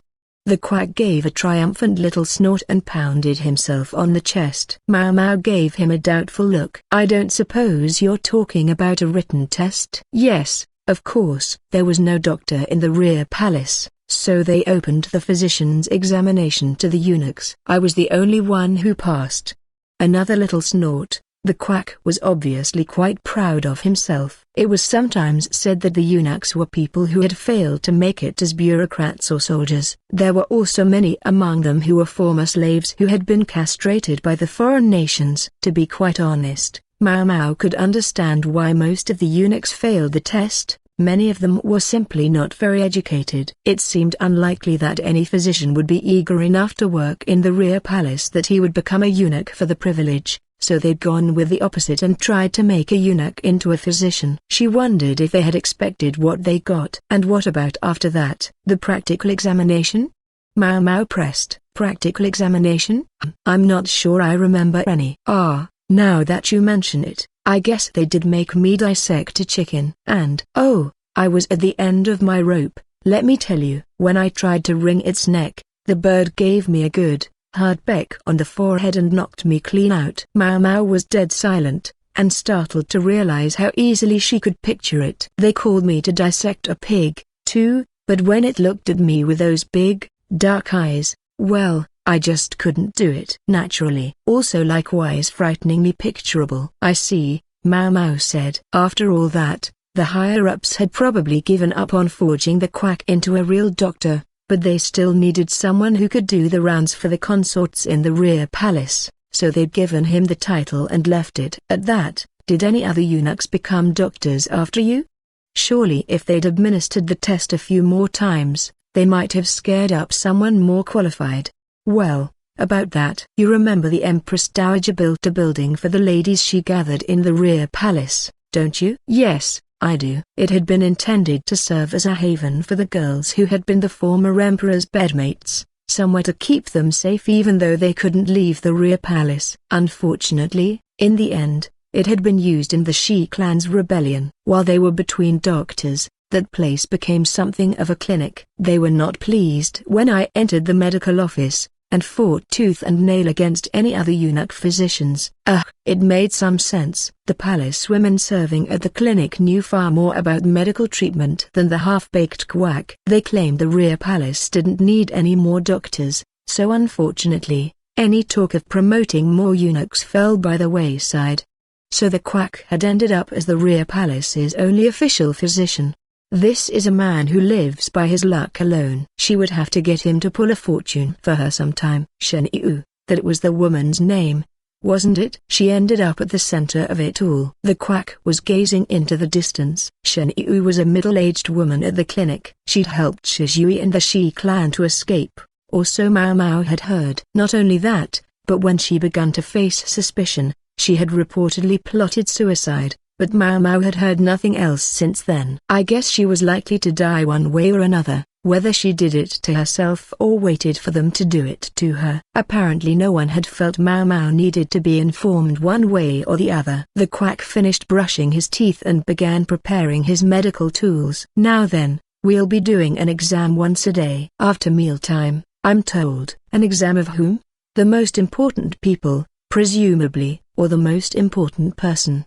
I haven't seen Master Jinshi, I mean the Moon Prince, in ages." "I'm so nervous." Maomao hadn't heard anyone else call him Jinshi in quite a long time. He was the Moon Prince now, or more accurately, he was the Moon Prince once again, and had been for more than a year. "Yes, of course." Granted. The quack had blushed just as hard back when he'd believed Jinshi was a fellow eunuch. They'd made Maomao his helper, not that they'd asked how she felt about it. Jinshi's room was far more sumptuous than any other part of the ship. "He gets a nice breeze in here." Spacious, too. And bright. Of course, all that came with being above a deck, but anyway, it had to be pretty pleasant, Maomao thought. "This way, please." a woman said mildly. Sea travel can't be easy for someone so old. It was the somewhat elderly lady-in-waiting, Sui-rin. Maybe there hadn't been anyone else they could bring. She let the quack doctor into the room without flinching,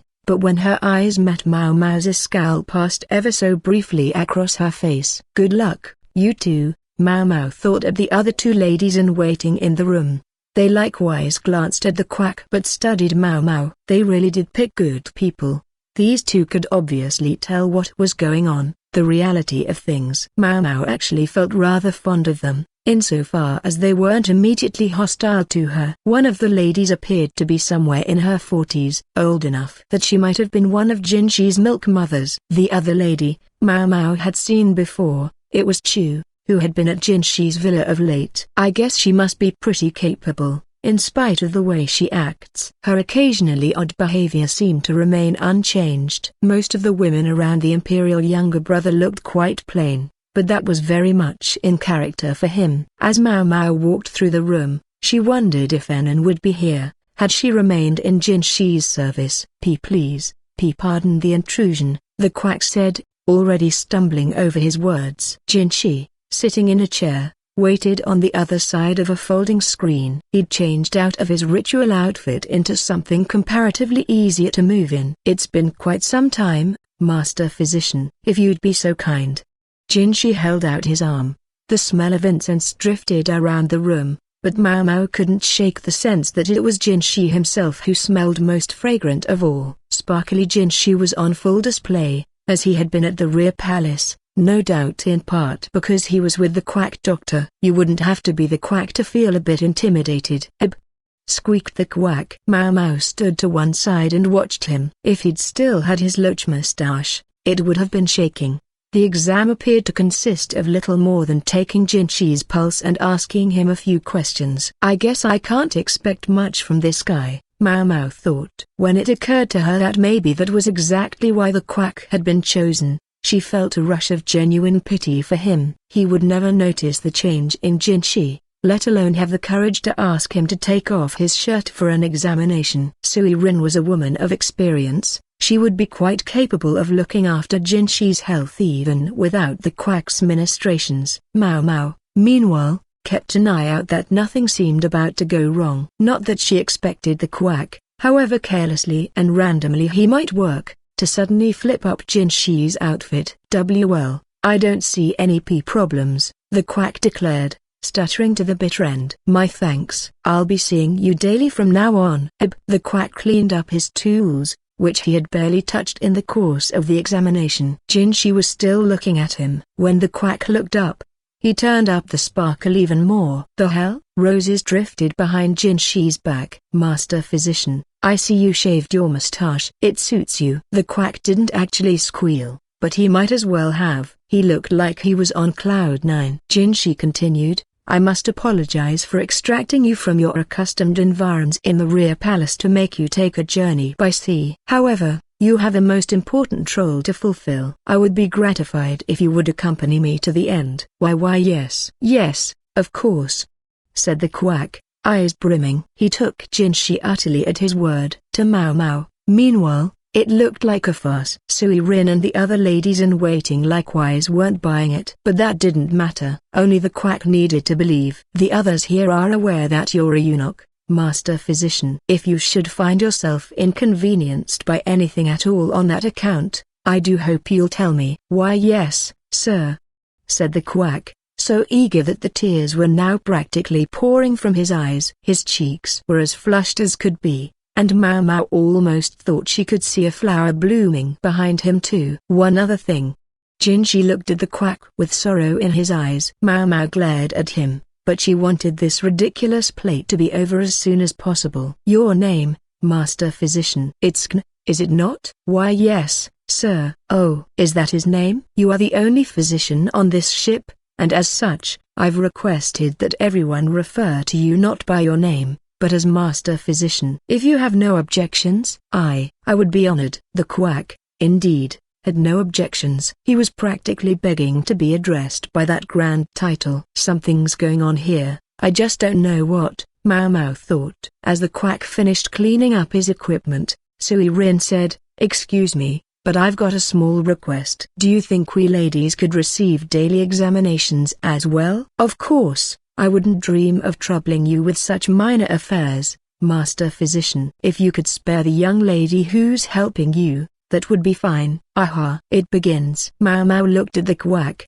I'm sure you're very busy, sir. You go on ahead. Yes, of course, said the quack, who didn't stumble over his words when speaking to Sui Rin. Well then, young lady, can I trust you with this? Maomao took the bag of medical supplies from the quack. Of course, sir, she said, with all the enthusiasm of someone reading from a script. She politely accompanied the quack to the door, and when she was sure she couldn't hear so much as his footsteps in the hallway, she turned back to Jinshi, who suddenly looked very gloomy indeed. Maomao was about to snort at him, but Sui Rin forestalled her with a smack. How about something to drink?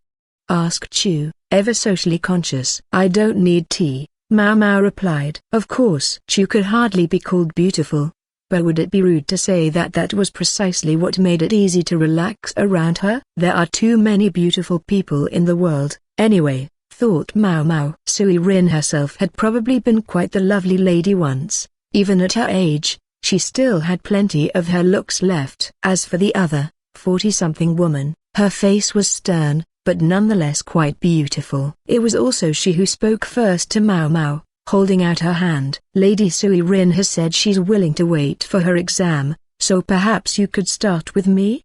Maomao was sure she'd seen the woman somewhere before. If she were just a bit younger. What? Is there something on my face? That face made Maomao think of a predator. She'd definitely seen it before. Maomao, Tomai is Barsen's mother, Sui Rin said.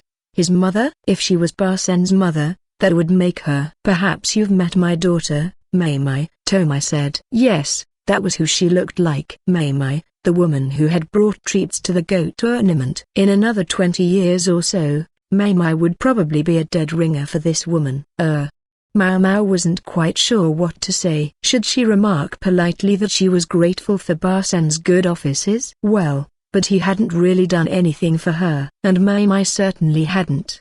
But wait, one person related to Tomai had. I'm always grateful for Gao Shun's good offices, Maomao said. A man attentive to every detail. If this woman was Barsen's mother, that would make her Gao Shun's wife. Shit, that means I should be careful. Maomao had once offered a lady of the pleasure district to Gao Shun, who had refused on the grounds that his wife was a scary woman. Maomao didn't actually expect Tomai to find out what she had done, but it still gave her a sick feeling in the pit of her stomach. Oh, that's good to know. He's on this trip as well, you know. Master Gao Shun is? Maomao stole a glance at Jinshi, but she saw no sign of Gao Shun. Maybe he was patrolling the ship. There were guards at the entrance to Jinshi's room, but it was all women inside, which made her a bit uneasy. What about Master Barsen, then? He's taking a separate route to the western capital. Overland. He had to go by himself? Didn't that bother him? Barsen had been carefully and deliberately distanced from Jinshi recently. He was no political animal, but even he must have noticed by now. He has his own job to do, Tomai said and then chuckled, demurely hiding her mouth. As she did so, she seemed vaguely amused by the entire situation. What kind of job? Maomao wondered. She had half a mind to ask, but right now, she needed to prioritize her job. Give me your arm, please, she said. Of course. Tomai offered her arm, and Maomao took her pulse. It was good and strong. She seemed to be in excellent health, but Maomao did notice something odd. Tomai's left and right eyes seemed to be slightly different colors. She studied them for a moment. Is something the matter? Tomai asked. No, said Maomao. The two eyes also appeared to move slightly out of sync. On an impulse, Maomao moved her left hand round. Then she did the same with the right, and only then did she see Tomai's eyes move. Is she blind in her right eye? Sometimes people were born with differences between their two eyes, but the color could also change later in life, often because of blindness. Was that some kind of test just now? Tomai asked. She must have spotted the thoughts on Maomao's face. She pointed to her right eye. She was every bit as sharp as Maomao might have expected of Gao Shun's wife. I'm sorry, Mom. I didn't mean to be rude. You don't find it to be any hindrance in everyday life? No, it's nothing to be concerned about. It happened a long time ago, and I'm perfectly used to it by now. Very well, Mom. In that case, is there anything else that's bothering you? No, nothing. May I look at your eyes and tongue? Maomao pulled down the skin under Tomai's eyes and looked at it. The right eye was definitely blind, its color cloudy. There were conditions of old age that could cause the eyes to become cloudy. But since Tomai said she'd lost her sight in that eye a long time ago, Maomao suspected it had been from an injury. Please be especially careful on this voyage. Everything rocks on a sailing ship, I'm aware, Tomai replied. Maomao felt a little silly for having said something so blatantly obvious. I must say, though, don't you think the Moon Prince's traveling garden rather lacks any flowers of note? It was as hard to agree with her as it was to disagree with her. If only my daughter Maomao could have come on this trip, an old grandmother like me could have stayed home. We could hardly send her with her entire family, though. Goodness. If you're a grandmother, I must be a dried-up old husk, rejoined Sui Rin. I have 3 grandchildren. I can't go around pretending to be a young woman anymore, can I? Tomai said. The way she faced Sui Rin's jibe head-on showed her stubborn streak. Perhaps Maomao thought she could almost see the sparks flying between the two of them. It seemed Jinshi had a way of whittling down the women around him to only the strongest and the most capable. Maomao finished her examination promptly, then moved on to the younger ladies in waiting. My name is Chu. Yes, I know, but you can just call me Miss Chu, like friends do. She looked dead serious. Right, Maomao said. She was a special one, all right. She was Gao Shun's daughter-in-law, which made her Tomai's, too. A rather frivolous young lady for such a stern mother-in-law. Maomao wondered if they got along. With her dumpling-like nose, small eyes, and tanned skin, Chu looked much like her namesake, the sparrow. She's not exactly beautiful. But at the same time, now that Maomao saw her for a second time, she realized it was hard not to find Chu charming. She seemed like she might be better suited hawking wares at a street stall than serving the emperor's younger brother. Chu is my son's wife, Tomai explained. Yes, Master Gao Shun told me. Your older son? Yes, that's right. Not Barsen, but Barryu. Much as I wish Barsen would hurry up and settle down. Tomai had that same amused look on her face as earlier. There seemed to be quite a bit going on in this family of Gao Shun's. Since we're on the subject, let me introduce my older son, Tomai said. She strode over to a curtain in the corner of the room and flicked it back, revealing a pale-faced man working Go problems. There was someone else here this whole time? Maomao hadn't even sensed him. Why yes, mother. Can I help you? You could at least say hello. Barryu. Hello? Barryu looked much like Barsen, if he were smaller, scrawnier, and hadn't seen the sun in at least 6 months. Why yes, hello. Barryu hardly even looked at Maomao, but he did slump to the ground, holding his stomach. He looked sick, and Maomao was about to trot over and work on him. But Chu got the first, summarily shoving Barryu back behind his curtain.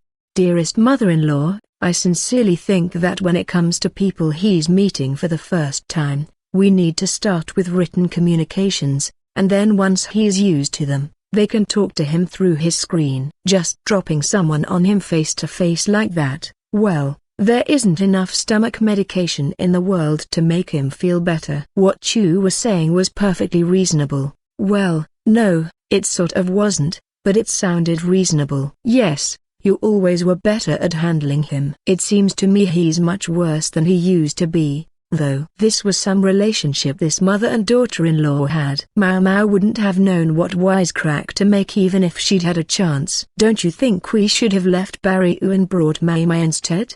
Tomai said. Yes, but then who would have watched my child?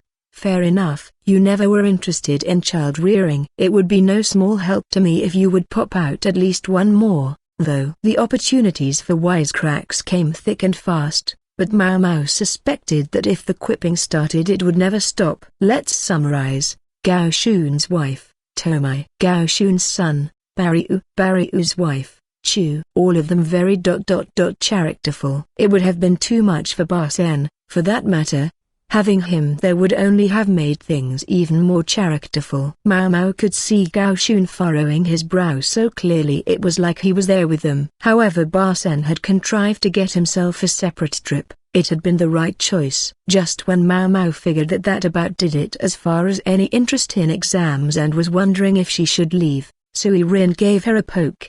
"Yes, Mom?" she asked. She turned to find herself faced with a gaze as friendly as a swarm of bees. Jinshi was glaring at them from behind his fancy screen. Maomao had completely forgotten what she was really here for. "Shall I call you Master Jinshi?" After a beat he replied, "Yes." Apparently, he had been waiting behind that screen the entire time. He'd finally peeked in when the women's exams never seemed to end. But all the same, she questioned his judgment for looking when the women were having examinations. "But only here," Jinshi added. "Don't use that name anywhere else." "I understand, sir." "But the examinations are still." Sui Rin was making tea with a smile. Maomao had said she didn't need any, but apparently the other party here did. Well, the exams were a facade, anyway. Jinshi beckoned her behind the folding screen, and she had no choice but to go. Behind the screen was a door, and behind the door was a bedroom. "Take your time, then," Sui Rin said, giving Maomao the tea. None of the other ladies in waiting followed them. Incidentally, the click of stones could be heard from behind the curtain. Evidently Barry had resumed working his problems. The bedroom was dark. There were no windows. Instead there was flickering candlelight. There must have been some sort of ventilation, because despite the absence of windows, there seemed to be plenty of air in the room. "Lock the door, please," Jinshi said. Maomao set down the tea and obligingly locked the door. It was a swinging door, not a sliding one, perhaps reflecting the Western influence on the design of the ship. She placed the bag she'd taken from the quack on the table and took out fresh bandages. It was actually Maomao who had packed the bag, so she'd made sure to include them, along with salve. "I'll tell the quack I was replacing my bandage." If she showed him the one wrapped around her left arm, he would accept the explanation without thinking too hard about it. "If you would, then," Jinshi said. He sat on the bed and took off his overrobe, as he always did. "Yes, sir." "Pardon me." Maomao wiped her hands clean, then reached for Jinshi's flank. She touched the red, raised flesh and Jinshi flinched. "It looks like it's progressing well." "I'm starting to get sick of that salve." "We need to watch it a little while longer." "I'm going to wipe it down, okay?" Maomao wiped the old balm away and applied new. Jinshi twitched a little. Maybe she was tickling him. But he did the same thing every time, so she paid it no mind, just kept working. Maomao had several burns of her own on her arm, but she had never really treated one as serious as Jinshi's. She could only evaluate the scarring, trying to remember what Lahan had done. "I wish Yao had copied a few pages about burn treatment for her book," she thought. She'd flipped through the volume, but hadn't seen anything offhand. She could conceivably ask the other physicians, but she would have to be careful to do so without arousing any suspicions that Jinshi was involved. Once the medicine was applied, she replaced the bandage, again as always. "Done already?" "Done already," she confirmed. "Don't you have anything else to talk about?" Well, there was nothing else to treat except maybe his head. Life would have been so much easier if she could have tightened down the screws he obviously had loose. Sure, there were plenty of things she wanted to say. Would it be rude to tell him, though, that there was nothing she wanted to talk about? Jinshi was silent. Apparently he was as lost for conversation topics as she was. Maomao cocked her head, then said, "May I be so bold as to speak first, sir?" "Go ahead." "This trip to the western capital, how long do you expect it to last?" She didn't expect him to have an exact answer for her, but she was grasping at conversational straws. "To be honest, I don't know. I believe we talked about it being at least 3 months. Didn't we?" "Yes, sir." "Another question, then, about the merits of bringing me on this trip. Do I have any value at all here other than to treat your wound?" Jinshi didn't say anything to that, but he averted his eyes. "Arg, I knew it." "Did you use me to lure in the freak strategist, sir?" There was another pause, and then Jinshi replied, "Would it help if I said I felt bad about it?" Maomao wanted to give him a good glare, but she held back. "There's no way I'm getting paid enough for this." She couldn't believe it. They had better give her some very expensive alcohol or she would never put up with this. All she had at hand, though, was the tea Sui Rin had served. She took the first sip, before Jinshi. Her tiny way of getting back at him. "You thinking you're not getting paid enough for this?" Jinshi said. He could be quite perceptive when he wanted to. He took a cloth-wrapped item out of the folds of his robes and unwrapped it to reveal a whitish-gray stone. "Is that what I think it is?" "It should be." "Would you kindly confirm?" Jinshi took a needle out of a drawer beside the bed. "Confirm? You mean?"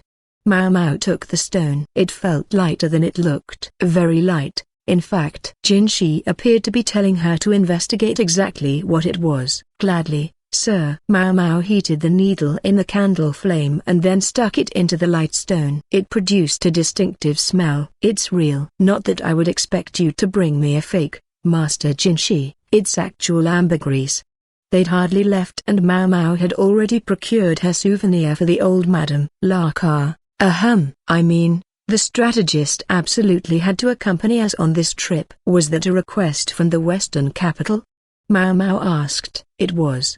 But I also wanted to get his opinion on the place." "So that's what's going on." The strategist was a freak, trash, and pretty much set the low bar for humanity, but when it came to strategy he had no peer. "I heard there might be a war," Maomao ventured, looking around. She hoped that, this being Jinshi's room, it had been properly soundproofed. "The best thing to do isn't to win a war," Jinshi said. "It's not to start one at all, but doing what's best is sometimes very hard." In other words, the potential for war was very much on his mind. She was starting to see why the doctors had been brought along, whether they liked it or not. "I don't think having me here is going to make it any easier to handle the freak strategist. My father might have been another story." Yes, Lahan seemed to have a way with the strategist. If he were younger, if his knee weren't bad, he might have come with them on this trip. Unfortunately, life wasn't that simple, and it was the quack doctor who had come instead. "He'll never be a substitute for my..." Maomao thought back on how Jinshi had behaved with the quack. He'd talked the man up, made him feel good. To those watching, in fact, he'd appeared downright unctuous. He'd particularly complimented the quack's newly shaven face. Knowing the quack, he wouldn't let that beard grow back for a while. Moreover, Jinshi hadn't used the quack's name at all, but had insisted on referring to him as Master Physician.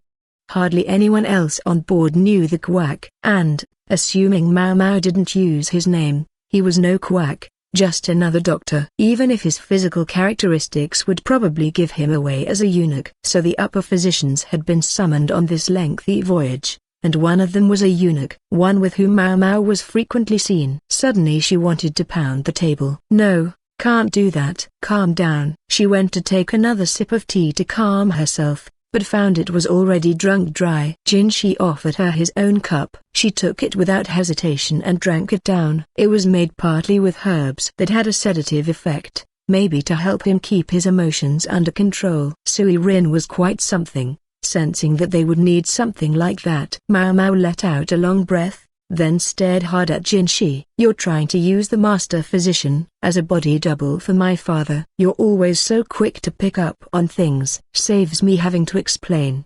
He looked at her the same way he had back in the rear palace. Lahan and the quack were both eunuchs, but they looked very different and were nothing alike in age. To those who had heard only rumors, however, all they would see was a eunuch doctor, and there were only so many of those. They would never imagine Jinshi would deliberately bring along the doctor from the rear palace. If they expected anyone, it would be Lahan, who had emerged from humiliation to serve in the royal court. This was the reason they had kept Maomao in the dark about the chosen physicians until the very last moment. The Western capital, or should I say, Sir Joku, was insistent that Sir Lahan should come. "You understand what that means?" "I don't suppose it's as simple as that they have a patient they'd like him to see." Lahan was an extraordinary doctor. No doubt there were plenty of sick people in the Western capital who could benefit from his services. But it seemed likely there was something else going on. "From my perspective, I think they may be under the impression that this will keep the honored strategist tame." "Of course,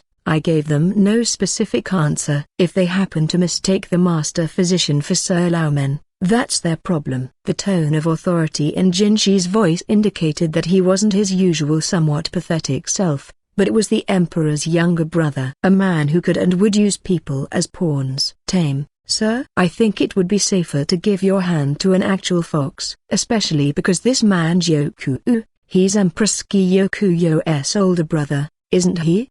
Maomao asked. Many people assume that they can do what others cannot. Sometimes they grow desperate enough to try anything. Not every adherent of a sage is a sage themselves, however. Most of all, there's no shortage of countries that have been brought to their knees by their queen's relatives. A beat. Maomao felt herself get goosebumps. Should you really be telling me this? I'm not telling you anything. I'm only speaking of possibilities. Yeah, but not ones you doubt. At the same time, not being told anything would have irked Maomao as well. Jinshi raised a pointer finger, then pointed it at Maomao. When they get desperate enough to try anything, who'll they target? You're saying I'm a weakness that could be exploited? You obviously are, and the strategist's form raid now serves Sir Joku.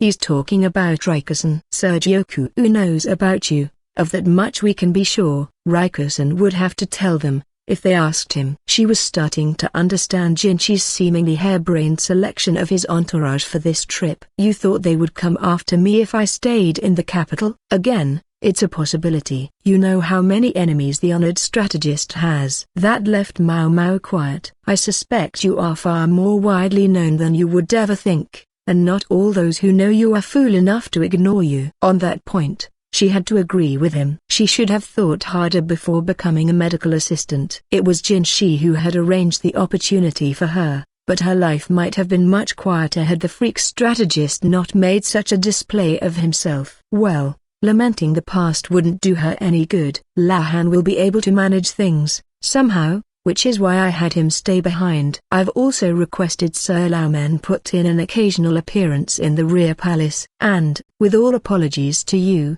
I needed you to come with me. I thought it would be better for you somewhere the strategist could see you. Not easier, perhaps, but safer. You this, you that. Just when she thought he'd finally started using her name once in a while. It also happened to be quite convenient for me. You son of a. Maomao almost exclaimed, but instead she took a sip of tea, exhaled, and said simply, is that so, sir? Much as they might have disturbed her, Jinshi's words showed that he had done what he'd done out of consideration for Maomao. He had taken into account her web of personal relationships, the people he needed and where he needed them, and above all what he had thought would be best for her safety. I've assigned an old friend of yours as the master physician's bodyguard. One Lahaku. Yes, sir, Maomao replied coolly. She gave the ambergris a distant look. I'm not quite sure that explanation sits right with me. She gathered up the tea supplies and made to leave the bedroom. She hadn't even touched the snacks. Won't you take some snacks with you, Maomao? Suirin, ever ready, had some baked treats all wrapped up and ready to go. It will make the quack happy, Maomao thought, so she said, yes, thank you. She took the snacks, bowed respectfully, and left the room. Are you quite sure about this, young master? Suirin was saying something to Jinshi, but Maomao ignored it. Oh, Jinshi reached out, starting to say something to Maomao, but to be frank she had had quite enough talk for one day. Pretending she hadn't noticed, she left. Gao Shun had returned and was waiting outside. Diligent supporter that he was, he seemed to sense something when he looked at Maomao, for his brow furrowed, but there was nothing he could say. Maomao gave him a quizzical look but decided to head back to the medical office. Chapter 17, Chu. Maomao wrote industriously in the daily report, 3 cases of seasickness, 2 injuries, 1 person feeling unwell. Gracious, it's been busy, said the quack, whose idea of work was a quick exam and handing out some medicine. He wiped at some more or less non-existent sweat on his forehead. For some reason, he seemed more energized than he had back at the rear palace. He really did have too much time on his hands, Maomao thought. They had been living on the ship for several days now. Some people still hadn't quite become accustomed to the constant rocking, but cases of seasickness were down overall. If the first day at sea had seemed quiet, by the second, the seasick travelers had come knocking at their door in droves. "It certainly has," said Maomao. She was used to the medical office by the military camp, which frankly saw more action than this. But the quack was used to the rear palace office, which saw more tumbleweeds than patients, and it must have seemed like a madhouse to him. They'd prepared plenty of seasickness medication ahead of time, but the stuff was only good for taking the edge off it. When it came to those who showed up pale-faced and queasy, Maomao figured that the best treatment was to give them a bucket and lead them to a well-ventilated area. No wonder Lahan isn't here. She'd thought he might be, considering the freak strategist was coming, but that penny pincher got the worst seasickness. He might actually be useful to have around on this trip, much as she hated to admit it, but he must have found some excuse to weasel out of it. Besides, he was, whatever she might think of him, next in line for the family headship, so he and the strategist probably shouldn't be away from home at the same time. She'd been concerned that the strategist would somehow notice her and make his way over to her ship, but so far nothing had happened. He was probably down with seasickness. "Now, then, how about a quick snack, if you'd be so kind, miss? Go call our friend." The moment there were no more patients in the office, the quack began making tea. Use of fire was strictly limited, however, so he couldn't boil water. It had to be served cold. There were 3 cups, and 3 snacks. Snack food was at a premium aboard ships. This was the one the quack had received when he went to examine Jinshi. In fact, each time since then, snacks had been available upon his visit, and each time he was sent home with a few as souvenirs. "I guess he wants to reinvigorate himself." Maomao sighed and opened the medical office door. "What's the matter, young lady?" Standing in the hallway was a man at least 2 heads taller than Maomao, Lahan. He had been assigned as their bodyguard, and at the moment he held a large weight in each hand. He was just standing around most of the time, so he seemed to have decided to take the opportunity to work out. "It's snack time, sir." "Thanks, that's great news." He put down the weights and came into the office, although his presence there made it significantly more cramped. "You don't mind sweets, do you, my dear Lahan?" asked the quack. "I'll eat anything," Lahan said. Good, good. "Do you take sugar in your tea?" "What? Does anyone do that?" "I hear it's the way in the south." "Very interesting." "Plenty of sugar, please." Lahan was so taken by the question of how this drink would taste that he was about to put a generous portion of the ship's precious supply of sugar into his tea. Maomao snatched it away. "I'm afraid I can't let you. Sugar is extremely valuable." "Oh, phew." The quack pursed his lips. He was a regular offender. Maomao would have to hide the sugar and honey. It was one thing when he was just killing time at the rear palace, but on a trip where their supplies could only dwindle, she needed him to exercise some restraint. That wasn't the only thing. "Sweet tea? That can't be for real." Maomao liked her food spicy and her alcohol dry. In other words, she was not going to put up with any sweetened tea. "Surely a little bit would be all right." "The flavor's so weak when you make it with cold water," said Lahan, pouting too. "What if you ground up the tea leaves in a mortar?" "That makes them more flavorful," Maomao said. "Hey, that's not a bad idea." "Do we have a mortar?" "We do, and maybe you can handle the physical labor for us?" the quack ventured. The talkative eunuch and the amiable soldier couldn't have looked more different, but they had soon become friends. Lahan had been the right choice for this job. Still, there was the matter of the quack, who had unwittingly been made Laumen's body double. What would he think if he ever found out the truth? "I guess silence is golden," thought Maomao. She knew the quack, and she knew it wouldn't do him any good to be told something so unpleasant. Anyway, if only Jinshi would treat me the same way. She rejected the idea almost as soon as it came into her head. She was sure Jinshi had told her what was going on because he thought that would be best, and Maomao couldn't deny that it was easier to grasp the options available to her with more information. The Emperor's handsome younger brother was quite a capable man, at the very least. He thought about things rationally, acting on analysis rather than instinct. It was much easier to accept the answers he arrived at, even if they weren't perfect, knowing he thought things through, Even Maomao couldn't really complain. Except about that stupid brand. That, she still couldn't believe. She let that thought lead her back to the question of the quack. Was she angry that Jinshi had used him as bait, or, not going to eat, miss? I'm eating, Maomao said, picking up a snack. It was a bun filled with something pickled, a good way to make sure it would keep. It gave the snack a fairly powerful flavor, but when offset by the tea, it was perfect. She couldn't resist a little HRM. As she ate, it was really good. It's not sweet at all, the quack said, his face downcast. He'd taken his first bite expecting something sugary. Wow, that's good. It doesn't look like much, but this thing means business. Lehaku said. It should be. It's a gift from the Moon Prince himself, the quack replied with a little snort like he was very proud of the fact, and here the snacks had technically been given to Maomao. Maomao got more tea and looked out the little window. I can see land, she said. Ooh, can you? The quack came over and squeezed in at the window. I heard we were supposed to make port by noon, but it looks like we're running a little late. Nothing unexpected, though, Lehaku said, checking a notebook to be sure. We'll stay 2 nights, then leave the next morning. It's going to be busy. Which ship is the old fart on again?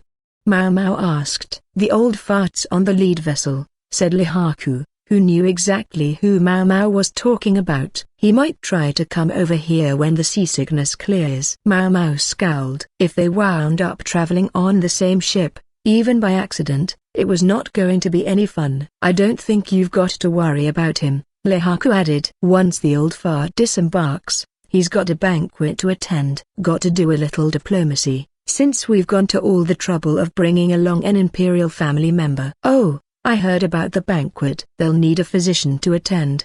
But since I'm not going, you don't have to either, miss, the quack said. Then he gave them a questioning look and said, by the way, who's this old fart? Maomao was distracted by another thought and didn't answer him. Diplomacy? Of course. Sure. Want to have a look? Lehaku pulled a simple map out from the notebook. It showed the coast along with the ship's route. We're in a foreign land here, even if they do serve Li, he said. Indeed. The map also included borders. The princess of this country lived in the rear palace a number of years ago. I heard she was given away in marriage, though. Yes, that did sound familiar. Very familiar. Ah, consort Fa'ayo, the quack said. Well, she's not a consort anymore. I remember her. Maomao clapped her hands, her memory jogged by the quack's interjection. It was the woman who had been seen dancing on the walls of the rear palace. Do you suppose Miss Fa'ayu will be there as well? The quack asked. I don't think so, Lehaku said. She's the one who was given to a soldier who distinguished himself with his service, right? I think so. I'm not so sure it was the right thing, though. You can't go giving away princesses to just anybody, even princesses of a vassal state, the quack said. If I had to guess, I'd say the authorities knew very well that there was more to it than that. If the soldier was an old friend of Princess Fa'ayo, there was every chance that her family was as well. They might even have felt that if Fa'ayo wasn't going to be able to fulfill her role at the rear palace, then the sooner she was out of there, the better. The thing is, we can't just send our best soldiers back to their home countries, either, said Lehaku. Yes, that makes sense. A bride from the rear palace. If I was going to get a reward for distinguished service, I think I'd prefer cash, Lehaku went on. I must say I'm surprised, my good Lehaku. You don't seem like the money-loving type. Oh, everyone's got things they'd like to spend on. Like buying a high-priced courtesan out of her contract, right? Maomao wondered what Lehaku's current salary was. He seemed to be moving steadily up the ranks. But if he didn't strike it rich pretty soon, Pei-Rien was going to end up as a madam herself. Maomao looked out the window again. If we don't make land until evening, I guess all the shops will be closed. They were in a country just to the south of Li, but they couldn't expect to get off the ship the moment it docked. Judging by the height of the sun in the sky, they wouldn't have much time for shopping. If they were lucky, there might be a night market or something. But places like that didn't tend to sell the items Maomao was after. They're usually grilled treats, or skewers, or fruit. Sure, those things were fun, but they weren't what she wanted. She hoped they might have some free time the next day. "Is someone coming?" the quack asked as they heard distinctive footsteps outside the office door. Shortly thereafter, there came a knock. "Please, come in," said the quack, and in walked Chu. "Hello." "Pardon the interruption. What's the matter? Is the Moon Prince feeling poorly?" "I have a favor to ask, if it's all right." She turned her small eyes on Maomao. "We've been told they want to borrow a food taster for the banquet tonight." Lahaku's and the quack's eyes joined hers. "I mean, I don't exactly dislike that work." What she did dislike was being in the same place as the freak strategist. She was trying to devise some way out of the request when Chu took something out and showed it to her. Maomao didn't say anything. She couldn't, however, keep her gaze from drifting to the mushroom Chu was holding. It appeared to be dried shiitake. HNGH. Was this Jinshi's clever little touch, or Suirin's? Shiitake were a luxury even as mushrooms went, rarely found growing in the wild. Anan used them in her cooking every once in a while, but generally speaking, they were all but unobtainable for Maomao. "If I could cultivate them, think of the business I could do." Under the name Xiangyu, they were also a medicine, used for treating anemia and high blood pressure. Maomao could use it for medicinal purposes, or she could rehydrate it and use it to add some extra flavor to her cooking. It could even be turned into a soup or stock. Was this lady in waiting, Chu, teasing Maomao? After a quick glimpse, the mushroom disappeared from her hand, only to reappear in the other one. Then it disappeared again, only to reappear with a second, and then a third. It was like she was doing some sort of magic show. "What do you say?" Chu asked, as polite as could be, but it was clear she wouldn't be taking no for an answer. She had the good grace to look chagrined about it, but she would do what she had to do, or rather, make Maomao do what she had to make Maomao do. A very Jinshi-esque approach. "All right," Maomao said after a moment. "I understand. This is for you, then." Chu promptly produced a set of clothing, again seemingly out of thin air, and handed it to Maomao. "It's for you to wear to the banquet. We'll be making you up to." Makeup tools, including a brush for rouge, appeared clutched between her fingers with a snap. Like you might see from the villain of a stage play. "She's so characterful, I can hardly stand it." A simple descriptor like Barsen's older brother's wife was never going to suffice to explain this person. She stands out even with all the characters around her. Chu's looks might have been plain, but maybe she had bolstered her inner self to compensate. Maybe you just had to be mentally strong like that to survive with the powerful Ma women. "I think I'm going to get buried here," Maomao thought, wondering if she should do something to up her individuality so as to keep pace. Then again, she thought, there was no reason to go out of her way to stand out. Ending all her sentences with some distinctive speech pattern would only grate before long. "I'll pass on the makeup, thanks." "Just the mushrooms, please." "If you're sure," Chu said, a bit disappointed at Maomao's very ordinary reaction. Nonetheless, she handed over the shrooms. "Now they have me wondering exactly how many medicinal plants they brought along," she thought, staring at her prize. When Maomao got off the ship, she was greeted by the reek of fish and the bustle of activity. It was already getting toward dusk and many of the shops were closed, but she could see a few people rushing from place to place trying to do evening shopping. "Do be careful, now," called the quack, waving a handkerchief from the ship. "She'll be fine, she has me with her." Lahan called back, wasn't he supposed to be the quack's bodyguard? Maomao thought. Evidently she was also part of his mandate, as far as it went. The clothes Chu had given her were of fine fabric, but they were unadorned and the color was plain. A reasonable compromise for a food taster. The smooth linen felt good on her skin, here in this humid land. "I'm going to wear this all the time starting tomorrow." Maomao had hardly packed any clothing other than underwear, so this was perfect timing. Plus the material would dry quickly after washing, very convenient. She had her medical helper's uniform, but the thick cloth made it unsuitable for the muggy conditions. Chu had taken several more opportunities to ask Maomao if she wouldn't like some makeup, but Maomao had consistently declined. Still, it would have been rude to show up completely barefaced, so she put on a dusting of whitening powder and a touch of rouge. They said there would be a carriage waiting. Lehaku said, looking around. "Do you think that's it?" Maomao asked, pointing to a carriage stopped in front of one of the other ships. "That one? It's already got passengers. I don't think there's room for us." People were piling in. Women? The ladies in waiting of the important folk, she supposed. There seemed to be so many of them, though. She and Lehaku were standing there, at a loss for what to do, when Chu popped up. "Hello." "Yikes. Where'd you come from?" Lehaku yelped. He hadn't noticed her approach at all. Usually her distinctive footsteps gave her away, but this time they hadn't heard anything. "There's a carriage waiting over that way, all ready for you." "Right this way, please." "You're pretty light-footed, Mom." Miss Chu is as nimble as she is plain. That's what makes her great. "You can feel free to call me Miss Chu, by the way." She grinned, spun around, and struck a nonsensical pose. "Well, don't mind if I do, Miss Chu." "Of course, Master Lehaku." Incidentally, Miss Chu is a married woman, so she must decline any advances. "That's a shame. You're my type." "If I'd met you before I ran into the woman I'm destined for, I would definitely have tried to make a move on you." Which was another way of saying she wasn't his type. "It's too bad for you. You don't meet many women this good," Chu said. "She just rolls with everything, doesn't she?" All that cheerfulness. She was a kind of person, a type, that Maomao hadn't had around her to this point. Chu, meanwhile, had somehow pulled a string of tiny flags from the folds of her robe. "I'd like to make a sarcastic quip, but I don't even know where to start," Maomao thought, and then she got into the carriage, ignoring the somewhat lonely-looking Chu. This country they were in, situated to the south of Li, was called Anan. It had been a vassal for more than a century. Even the name Anan wasn't its original name, but had been foisted on it by an old emperor.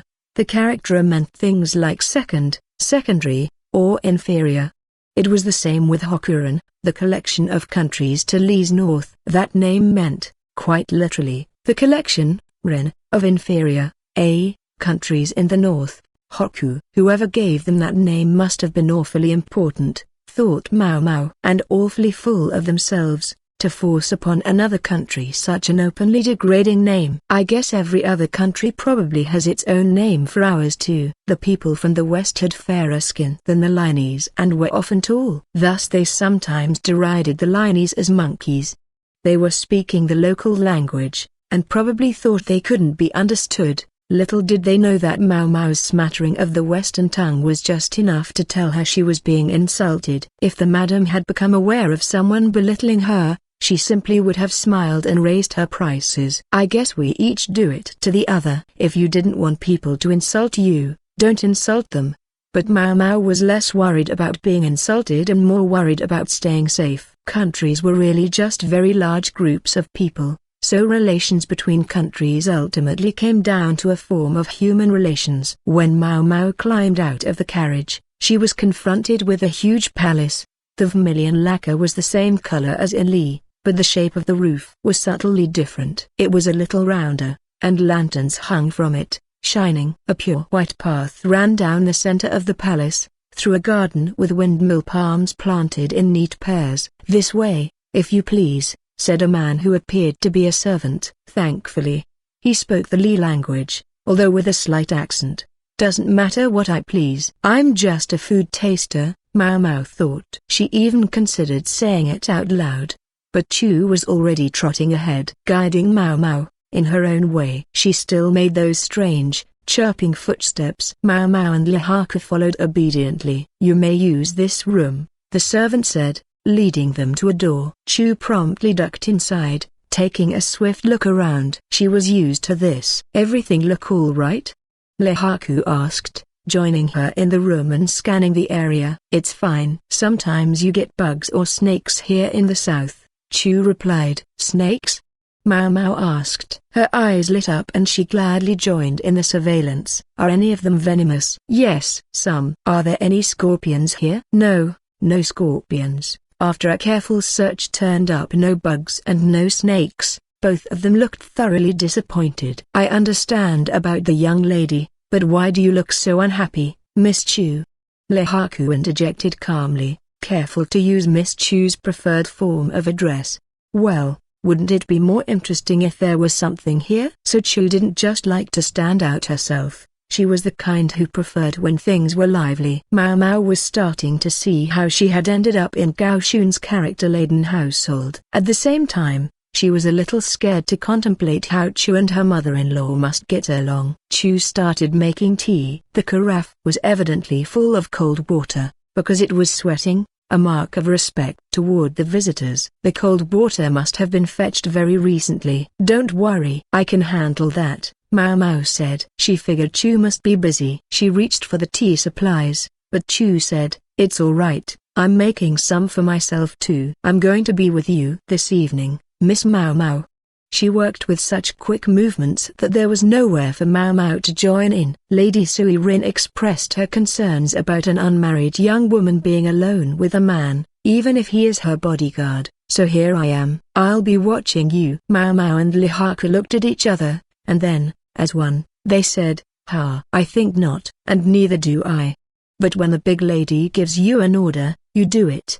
Besides, you've met my mother-in-law. I think I handle her quite well, but it's exhausting to be with her every minute. You've also met my husband. Do you think he ever sticks up for me? I can tell you I don't mind leaving him to her and getting myself a break every once in a while." With that, Chu flopped on the couch and sipped her tea. She looked absolutely relaxed. She even grabbed one of the snacks, some kind of rice cracker, and started munching away on it. Maomao and Lihaku decided there was no reason not to make themselves at home as well. Lihaku, seeming at a loss for anything else to do, found a post in the corner of the room and started doing pull-ups. Muscle brain, Maomao thought.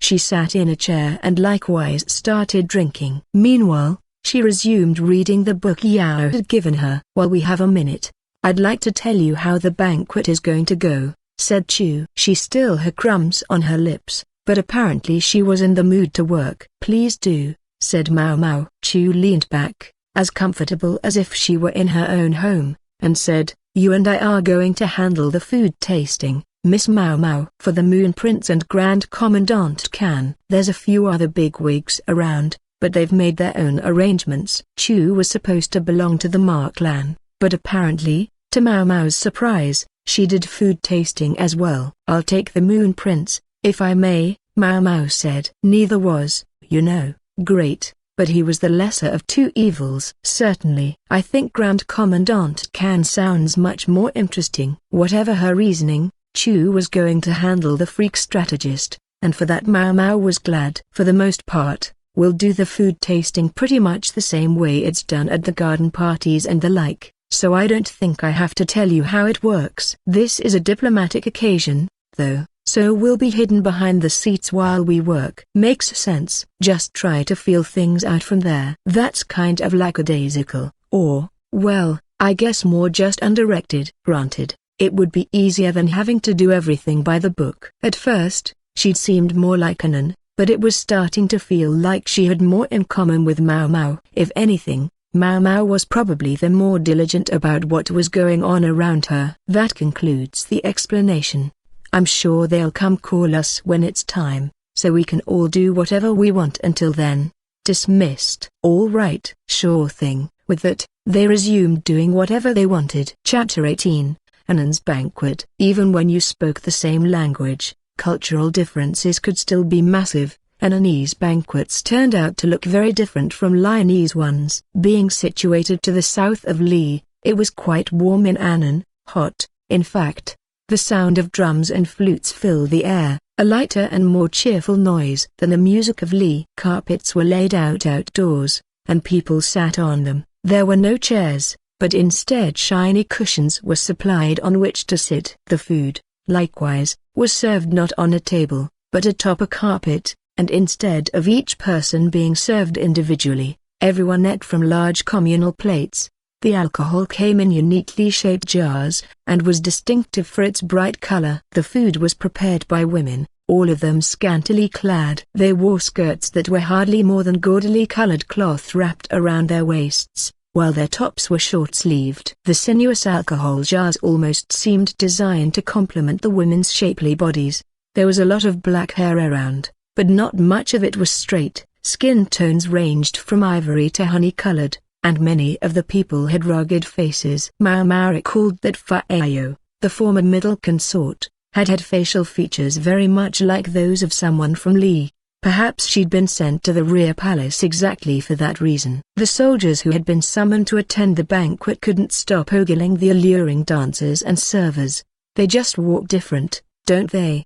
Chu said to Maomao, swinging her hips demonstratively. No one saw her. The food tasters worked behind a curtain. I think I'll buy one of those outfits tomorrow and give my husband a little temptation. Does he like that sort of thing?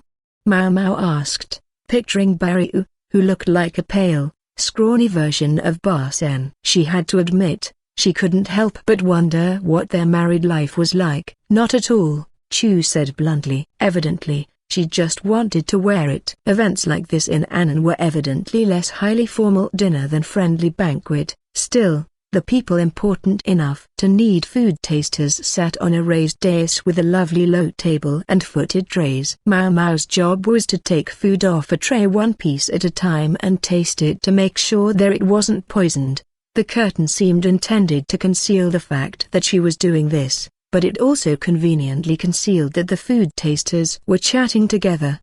There's a lot of undistinguished faces in the royal family here, Chu remarked impertinently. I guess it's only natural. All those political marriages were bound to introduce a lot of foreign blood. That answered Maomao's question. Fa'ao looked relatively Lionese, it seemed, because she had a fair amount of Li heritage. Such matches were a common way for two countries to forge a stronger bond, by making themselves family. Alternatively, a ruling country might seek to thin out the bloodline of a vassal state with such a tactic. Everything looks peaceful here, but I'm starting to wonder if maybe Anan doesn't like Li very much. She couldn't stop the thought. After all, the people of Anan knew that the very name Li had given their country was meant to mock them. Maomao peeked out from a gap in the curtain at the person who seemed overwhelmingly the most likely target of any such resentment. Jinshi sat holding a cup of alcohol and smiling. From behind, she could only see his face in profile, but the scar in his right cheek looked redder and more prominent than usual, maybe because of the heat. Jinshi had his diplomatic smile on. He had been poured a hefty serving of alcohol, but there was scant sign that he had drunk any of it. Maomao could see servers at the edge of her vision, hovering and keeping a sharp eye for any empty cups. It wouldn't be easy to get close to him, huh? They kept stealing glances at Jinshi, but he seemed to have an assigned server, and not just anyone could wander up to bring him something. Here you are, said a mild voice. It was Gao Xun, passing some food through the gap in the curtain. It would eventually make its way to Jinshi, but only after Maomao had taken a taste. This dish was glistening pork spare ribs. Carefully, Maomao ran a silver chopstick along the surface. She checked that it didn't cloud over, then began taking out the bone and dividing the meat into several slices of roughly equal size that she then put on a small plate. She sampled the food. It was a bit sweet, maybe stewed in fruit. It had the crisp, cool taste of tangerine. Very good, she thought. She swallowed her sample and resisted the urge to take another bite. She was on the job now, it wouldn't look good to eat any more. Very good, pronounced Chu, who was munching away. She was well beyond the point of tasting for poison. Miss Chu, what about your job? Maomao asked. I checked, and there's nothing wrong with it. It's quite delicious. She put a hand to her cheek, but it was obvious that she was just eating at this point. If only Hongniang or Sazen or Lahan's brother were here now, Maomao thought, thinking of the three best quippers she knew. It was too much work having to come up with sarcastic responses for everything Chu did all by herself. She would have appreciated some help. Maomao passed the tasted plate on, indicating it had met with her approval. It was Gao Xun who actually took the plate and gave it to Jinshi. By contrast, it was the freak strategist Sade who had to take Chu's plate, with next to nothing left on it, and give it to his superior. It was the same man who had been with the strategist when he'd poisoned himself with his own juice. For a long, silent moment, the aide looked at the plate. Then he looked pleadingly at Chu. Go right ahead, she said. There's no poison. Some fat still glistened around her mouth. The man was left with no choice but to take the beleaguered dish to the strategist. When the next course arrived, It was more spare ribs. A girl would like a little variety, Chu said with a sigh, polishing up a new pair of silver chopsticks. Something different came to Maomao, 3 things at once, in fact. Seems like a lot, she said to Gao Xun, who had brought the plate. She hadn't quite meant to let the thought out her mouth, but it managed anyway. Gao Xun's brow furrowed. It's from the honored guest over there, he said, sounding like he wasn't quite speaking of his own free will. From the other side of the curtain, the freak strategist waved. Help yourself, Miss Chu, Maomao said. Well, don't mind if I do. Chu dug in, started tasting it for poison, without a second invitation. The freak strategist might be let down, but Maomao's job was to taste food to see if there was poison in it, not to eat other things until she got full. This might be a fancy dinner, but Jinshi was really here to conduct diplomacy. He had on his smoothest smile and was talking and laughing. He ate only a modest excuse for a meal, so Maomao didn't have that much to do. If Jinshi had been a woman, his looks might have brought a country to its knees, and when it came to diplomacy, they were a weapon he could wield to his advantage.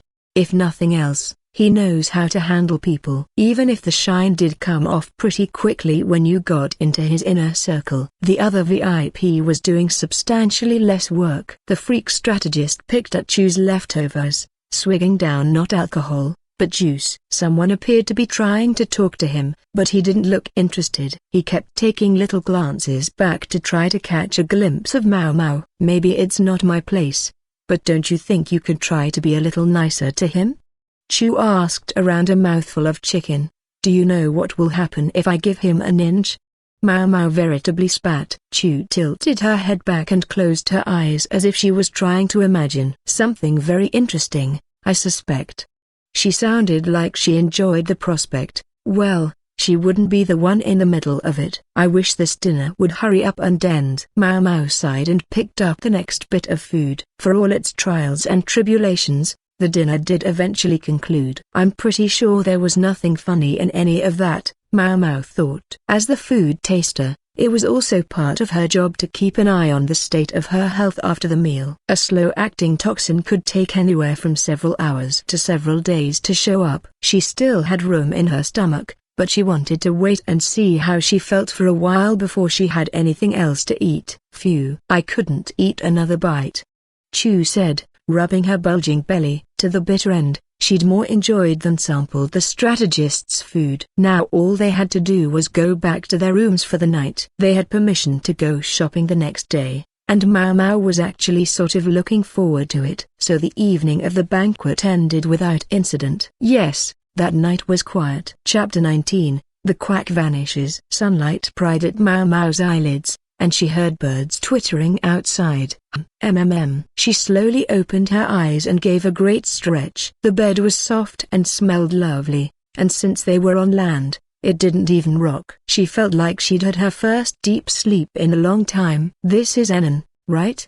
She thought, trying to recall where they were through the haze of a freshly awakened brain. When she got out of bed, she found breakfast, consisting of congee and a medley of relatively sumptuous dishes on the table. She also saw that Chu was already eating. You're prompt, she remarked. Yep. Miss Chu is an early riser, otherwise her mother-in-law gets mad. Come on, let's have breakfast.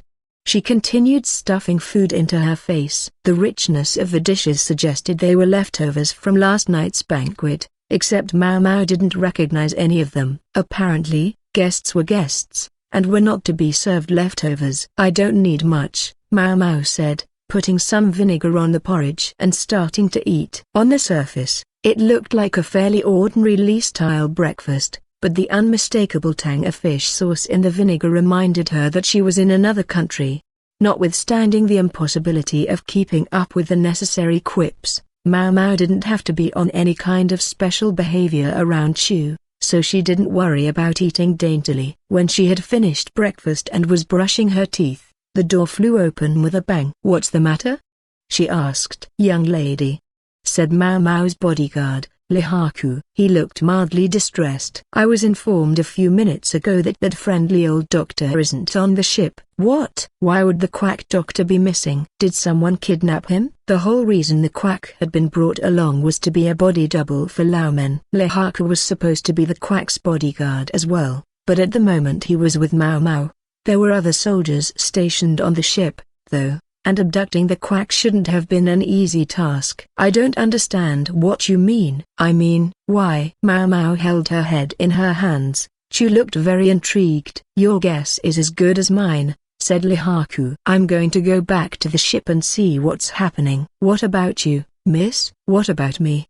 Maomao said. She couldn't just walk around on her own out here. Someone would need to know where she was going. All right, I've heard the story, said, of all people, Chu. This smells like a mystery. Don't you worry, I already went ahead and got permission.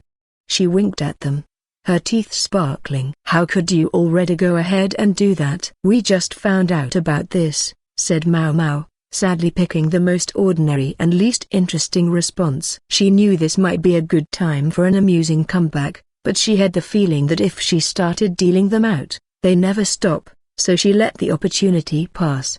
Simple. They told me that if you went outside, Mr. Lihaku and I could go with you. And since I figured you'd have nothing but time to kill today, I went ahead and got permission for you to go out. If you just stayed here all day, Miss Chu would have to stay with you, and then we would miss the chance to see Anan, and I would have to sit here fretting about whether my mother-in-law might drop in for a visit. In other words, she had been ready and eager to make herself scarce all along. Hey, if they'll let me go, I might as well. Chu's eagerness turned out to be rather helpful. If it's all right, I think I'll start by going back to the ship, Maomao said, looking to Lihaku for confirmation. Sure. I thought you would, miss. That's why I told you. As far as I'm concerned, there's no problem. But... He looked away. But what? Well, when I was talking with the messenger, I was spotted by ... someone I would rather not have been spotted by. Someone you would rather. With mounting dread, Maomao looked toward the entrance to the room. Chu pattered over to the door and opened it. Yikes! Said an eavesdropping monocled freak. Good morning, sir, Miss Chu said, although her greeting was purely for form's sake. Good morning. What lovely weather we're having, eh? She didn't say a word, only gave him her most scathing possible look. So, I hear you're going out. Maybe Daddy should come with you. Please don't. Maomao's expression was like ice, but it failed to dampen the freak strategist's spirits. All those stores. Oh, what shall I buy you? Some clothes? A hair ornament? Oh, or maybe you'd like some nice medicine. He was, as ever, not listening to her. Miss Maomao, Chu said, nudging her. It doesn't look like we can keep him from coming with us. Why not give in and let the nice wallet come along? Wallet? I think we'd be lucky if he had 2 coins on him to rub together. Maomao had the distinct impression that it was typically Lahan or the like who handled any money matters for the strategist. Well, then I'll go grab the aide. He must have the purse. With that, Lihaku was off to go call the man. Master Lihaku. Wait. Maomao called after him. I hope they have lots of medicines. We have to find a souvenir for my honored uncle too. The fox eyes arched excitedly. The purse. We need money. It'll cost time to leave him here, Chu said. If the master physician might be in trouble, we haven't a moment to lose. Also, I want a hair stick with Ananese coral. You're always ready to mooch, aren't you, Miss Chu? Chu was a very friendly person. Let it be said. I have to be. My husband's income isn't stable enough for anything else. By the time we'd gotten married and even had a child, he was still studying for the civil service exams. Once he passed them, I thought we were set, but then he didn't get along with his colleagues and retired. At least his connections finally got him a new job. But it all meant Miss Chu had to go to work almost as soon as the baby was born. Chu waved a string of small flags as she spoke. She certainly didn't look like someone who had it as rough as all that, but, well, who knew? Incidentally, ever since my husband got his new job, I've been under pressure to pop out the next kid. Sure, goes the logic. Maybe my brother-in-law will end up head of the family, but who knows if he'll produce a child. I think the big lady's just bullying her daughter-in-law. I can't say I don't see her point. If Parsen really was guaranteed to inherit, then it was understandable to worry about heirs given his distinctly shy attitude toward women. Even things with former consort Lishu could be over if he's not careful how he goes about it. Maomao thought of the luckless princess who had gone to a nunnery the year before. What was Parsen doing on that separate overland route? Maomao and Chu's conversation concluded when Lahan returned. "All right, I got him," he shouted.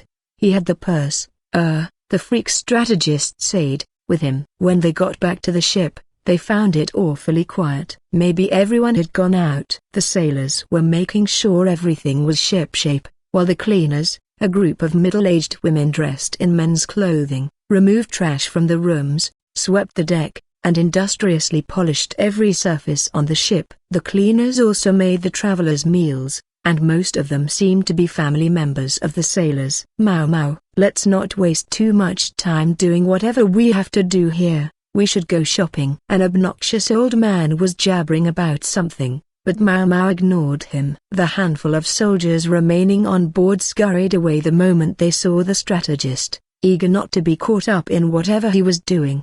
"Here," said one of the soldiers who'd been appointed to guard the quack doctor, the man who had informed Lahan of his disappearance. "What in the world were you doing?" asked Lahan, who seemed to know the man, slapping him on the back. I'm sorry. We only took our eyes off him for a moment, while we were changing the guard, and he vanished. Then we tried to get into the medical office." Maomao tried the office door, but it wouldn't open. "It's locked," she observed. With all the medicines inside, the door had to lock to keep anyone from waltzing in and helping themselves to the supplies. The office was always kept locked when there was no one there. "I tried to peek in, but I didn't see anyone there, so when the physician didn't show any sign of coming back, I thought I should tell you." The soldier bowed his head. "All right, I see. You said you were changing the guard. Go get the guy who was on duty before you." "Yes, sir." The soldier rushed off. "A locked room. This smells like a mystery," Chu announced with glee. "Where'd the old guy go?" Lahan mused. "If we're lucky, he just fell asleep somewhere," said Maomao. She had a backup key, so she opened the door, but the quack doctor was not in the room. "Nothing too unusual here," she said. If there was anything out of the ordinary, it was that the quack's sleepwear lay on the bed in a heap. "Not a very neat guy, I take it," Lahan said. "I don't know. That's not what he normally does with his pajamas. He might toss them aside for a moment, but he would be sure to fold them later. He might be incompetent, but he wasn't uncivilized." Out of the corner of her vision, Maomao saw the freak strategist reaching for the medicine cabinet, so she slapped his hand away. She would have sworn he looked happy about it, but it made her feel ill, so she ignored it. The aide bowed his head repeatedly toward her in apology. "If I were the quack, and I was in a hurry," Maomao muttered. She tried to picture what he would do once he had gotten up in the morning and changed his clothes. They'd spent the last several days living their lives with only a curtain between them, so she had a pretty good idea of what made him tick. "He probably went to the bathroom," she said. The bathroom was at the prow of the ship. A eunuch's missing equipment made the need to urinate more frequent. It was possible Quack had woken up and badly needed to go to the toilet, so he'd sloughed off his sleepwear in a rush. Last night, there had been classy food aboard ships as well as on land, and there was a good chance alcohol had been served. It was impressive that the Quack had even remembered to lock the door in his hungover haze. "I think we should try the bathroom," said Maomao. They took the quickest route from the office to the head, passing one of the cleaning ladies as they went. She was busily working near the stove, trying to get out some stubborn stain, maybe oil that had jumped out of a pot or pan. They eventually reached the toilet at the ship's prow, but there was no Quack there. "We're pretty sure he didn't fall in, right?" Lahan said, and he was mostly joking. But it was true that the toilet was a hole that simply let waste fall directly into the sea. "No, he didn't, with his waistline.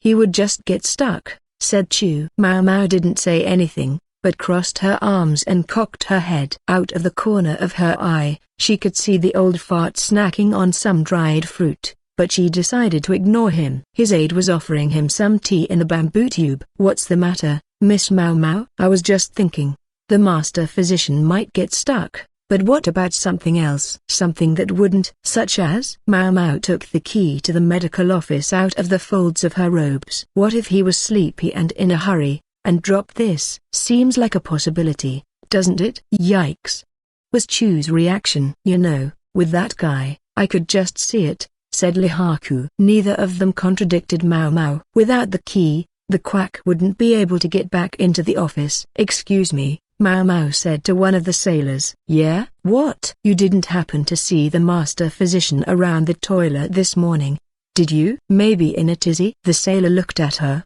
confused, then called over some of his mates. One of them clapped his hands. "I'd know if it was your physician or not, but I did see a fat little man in an awful hurry. He was getting in the way of cleaning the deck, so I told him to go somewhere else." "Do you know where he went?" "Well, he was going to be in the way of cleaning anywhere below decks, so I told him he could be on deck, just once I was done swabbing." The sailor pointed to the wharf. On it there was a wooden chest, and on that Maomao could easily picture a quack doctor, sitting and looking quite dejected. "Even if he thought of trying to get in touch with you to borrow your key, miss, most of the soldiers were away," said Lihaku. The timid quack would have had a hard time stopping one of the obviously busy sailors to ask a favor, and his qualms would only have been compounded by the guilt of having lost the key in the first place. Maomao sat down on the chest where she imagined the quack doctor had sat. Sailors and cleaning people bustled around the pier. As Maomao sat there, just looking around, several of them gave her dirty looks. She was definitely in the way. "I can see why the soldiers all left. It would be awfully awkward, being on the ship at that moment." No doubt the men standing guard in the halls had been the subjects of many a reproving glare from the cleaners, who saw them as mere obstacles. No wonder the guard hadn't waited for his relief to arrive before leaving his post. Where could he have gone? Maomao mumbled, as she sat there, staring into the distance. One of the cleaners, a plump middle-aged woman, bustled right up to her and her companions and said, "You wouldn't happen to be the extra help, would you? Number. Do we look like it?" If it had been just Maomao and Chu, it might have made sense, but Lihaku was standing right there. Not to mention the old fart and his aide, the former of whom had started climbing up the mast, the latter of whom had followed, trying to stop him, and both of whom had been dragged down by the sailors the moment they were spotted. "I can't say you do. I was just hoping for a few more pairs of hands. The lady we sent to do the shopping hasn't come back in all this time and I'm at the end of my rope. If you're not busy, maybe you could take a message for me?" The lady they sent to do the shopping? Maomao pictured the quack as he must have looked most recently, changed out of his sleepwear but not into his physician's uniform. A clean-shaven eunuch. Eunuchs often looked somewhat gender-neutral, so it was possible someone could have mistaken him for a middle-aged woman. It wouldn't have helped that the cleaners wore men's clothes for ease of movement. "Pardon me, but could you describe the person you sent to go shopping?" Maomao said. "Well, she was a helper sent over from one of the other ships. They told me they couldn't spare anyone too young. But even so, what a piece of work they came up with. Just sitting there, no idea what she should be doing. So I gave her this errand. And now here we are. It's been more than 2 hours and she's still not back."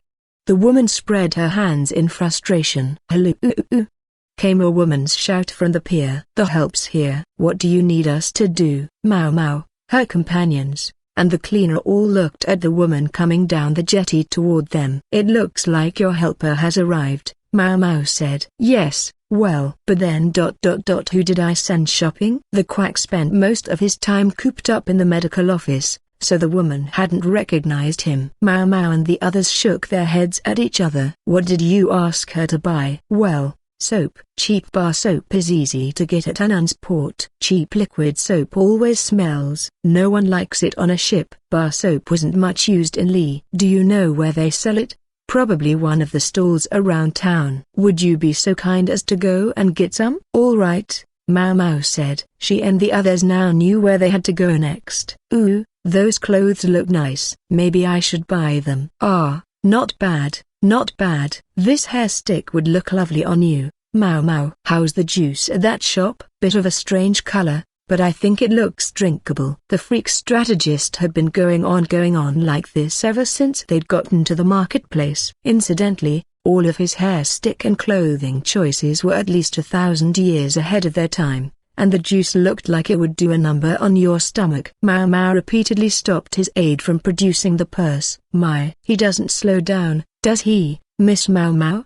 Chu, who seemed totally unfazed by the strategist's antics, had several skewers of grilled bird meat in her hand. It wasn't chicken, it was leaner and bonier, probably a sparrow or some other pest bird from the fields. I thought orders had gone out not to catch sparrows for the time being, Maomao thought. It was one of Jinshi's attempts to forestall the swarm of locusts. Maybe Anan wasn't subject to the command, even if it was a vassal state. Are you sure that's not cannibalism? Maomao asked. It tastes good, and that's what counts. Here, have a bite. Thanks. Chu offered Maomao one of the skewers, and she gladly took it. The meat was tough, but some people liked it this way. Excellent. Now, my good aide, I'll be needing another skewer. Chu stuck out her hand and the aide, looking defeated, dropped a few coins into it. It looked like the most natural thing in the world. She's not even paying for it. Chu was definitely too shrewd for her own good, or at least for everyone else's. The freak strategist was munching on fruit he'd skewered on a chopstick. Maomao, taking a bite off her own skewer, looked around for anywhere selling soap. Bar soap isn't cheap. Should they really be using it to clean the ovens? Lihaku asked. He was right. Even Maomao and the others had no better than ash, or maybe liquid soap, when they washed. Bar soap wasn't very familiar in Li and wasn't widely sold. I don't think it's the same in Anan. Maomao patted a nearby tree. It looked similar to a windmill palm, but it lacked the bushy trunk. Large berries grew high overhead. This is a palm tree, she said. She'd only seen them in pictures in books, but this one was also known as the beetle nut palm. The nuts could be chewed like tobacco, or ground into a powder to clean the teeth, and also to flush worms out of the body.